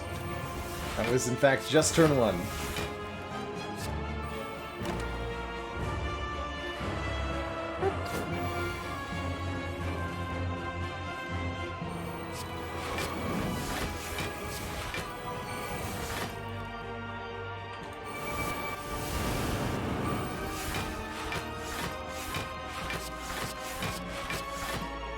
You can actually do like a Pendevacabecco maybe one time though. See if I can make it happen.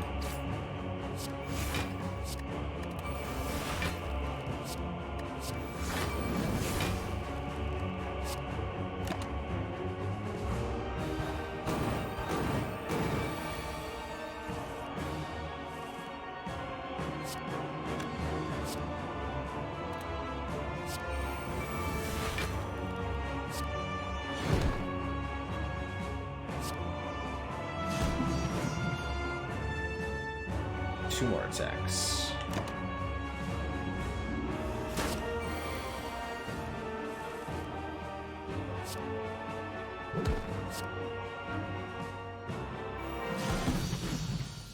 There we go. Two thump, a deep pulsing dread can be felt throughout the room. Is this the heart of the Spire, the source of all these Dead Branch cards? Prettier blades, smacking it around. Have I been here before? Is this the heart of the Spire? The source of the reboopening. And we're gonna go ahead and upgrade, I guess, Flex? Just for the more points of strength. Feel No Pain upgrade was acceptable as well there. I don't think it matters too much. Dolly's Mirror lets me dupe any card in the deck. Apotheosis lets me upgrade every card in the deck. We can card remove, we can double tap, we can bludgeon. Lots of good options here. Lots of great options here, dare I say.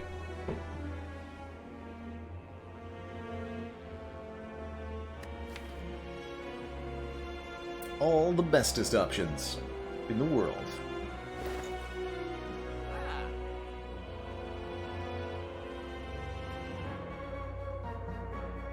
Let's see. Tempting to duplicate Limit Break, hilariously. Duplicate Dual Wield. Could just go with a second Corruption. Feels a little unnecessary. Yet another second Wind. Second Disarm's alright. Second Fiendfire is like super good. Take a second Fiendfire. That's a game breaker with Dead Branch and Snecko Eye in particular. And I think that's all I'm gonna need. See if I can draw a Fiendfire on turn 1 here. With Violence, I'm sure it's quite possible.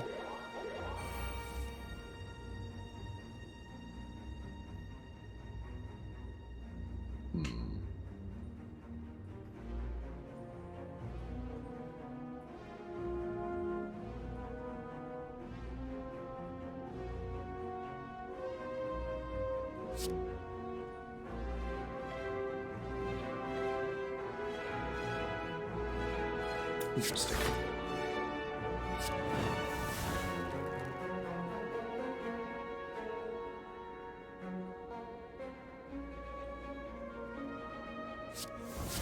Got one. Okay, 36 per card in hand.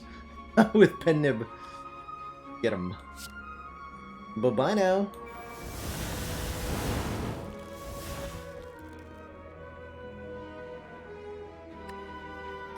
You too, buddy.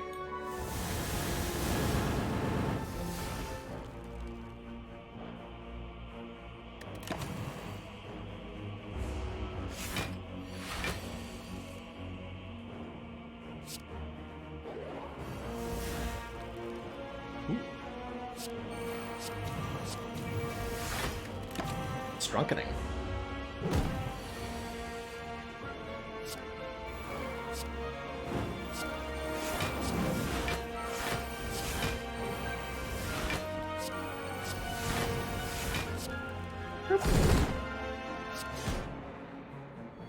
Alright, not even close.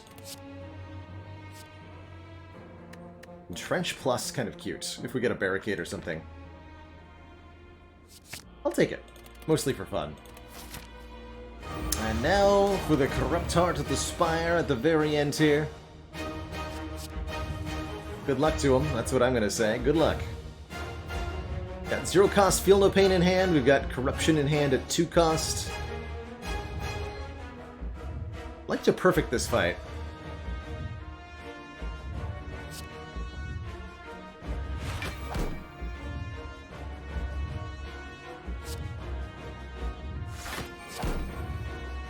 Play the Corruption first.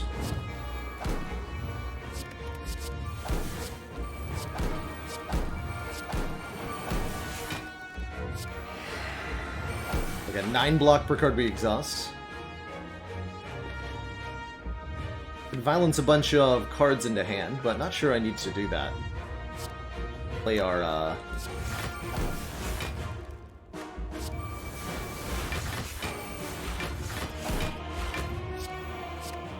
play a Fiendfire here.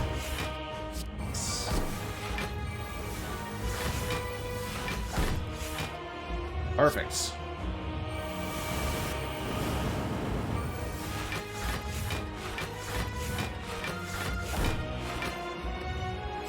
There's a barricade when you need one, hey?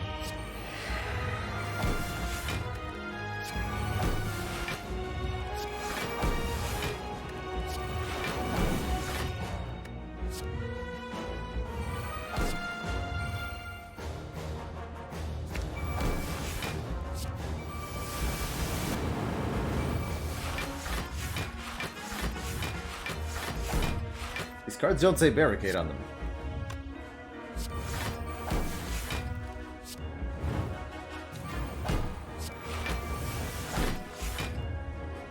extremely disappointing.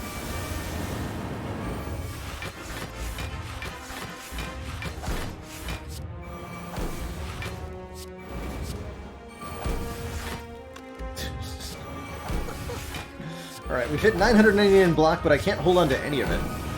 Tragic. Truly tragic.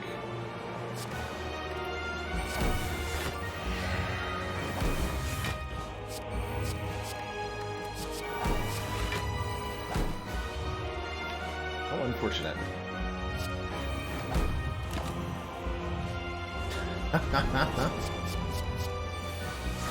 Back down to 14 at times.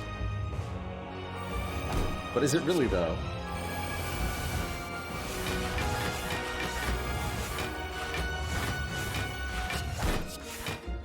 I block again.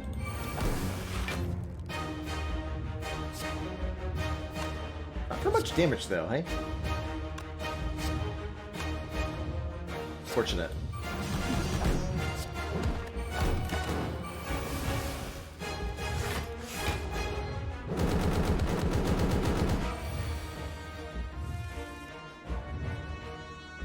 Do disarm later, I guess?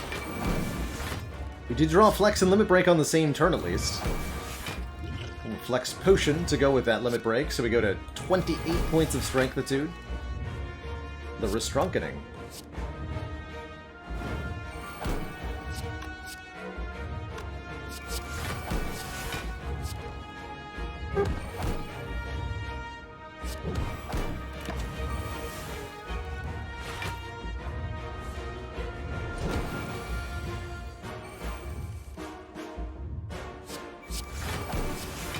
Not even one barricade. Ridiculous.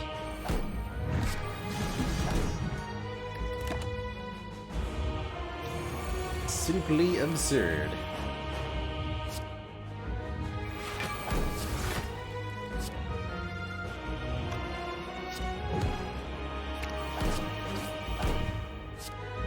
Squish. GG. Perfect heart fight. Not too bad. And under an hour on that one. Be free, lizard tail and bottle of milk. Be free.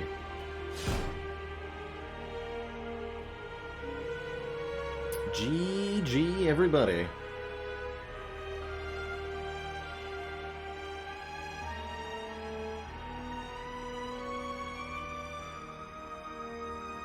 Well, that was a heck of a run. Hot damn. Spire definitely just apologized to me for yesterday. 2 very, very absurd runs back-to-back. Crushing it up with the hot nonsense. GG.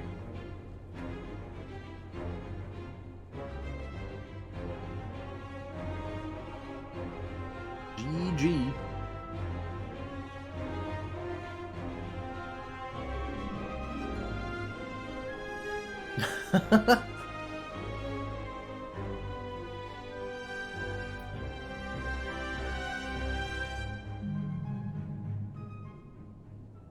Now what? Has it been done? The Spire sleepeth, and so shall I. G. 2 ridiculously high-scoring, 2 perfect heart fights in a row. In fact, that's unusual. Someone was asking me how often do I perfect the A20 heart?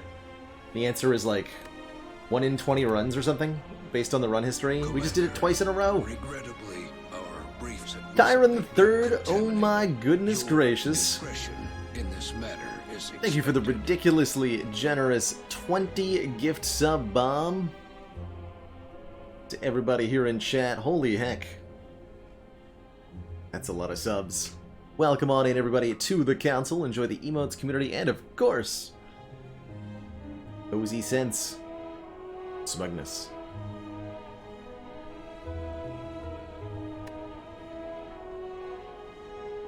Person of their word, GG.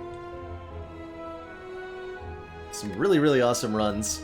I regret to say that this does actually have to be the end of our stream today, as I've got a thing to attend to later tonight, but we will be back tomorrow, not later than noon Eastern Standard Time, with some more roguelite action. Loch Lamora asks, have I tried Monster Train or Griftlands? Yes, to both. We played probably 50 plus hours of Monster Train on stream, and a couple of runs of Griftlands, which we'll probably check out again when it comes out of early access into full release, or if there's another kind of campaign for it. But thank you so much for the ridiculous generosity, the incredible viewership, the follows, the raids, the everything. I feel very lucky to be part of this community and able to support myself on this broadcast, so thank you so much, everybody. Truly. It's been a really good day of stream.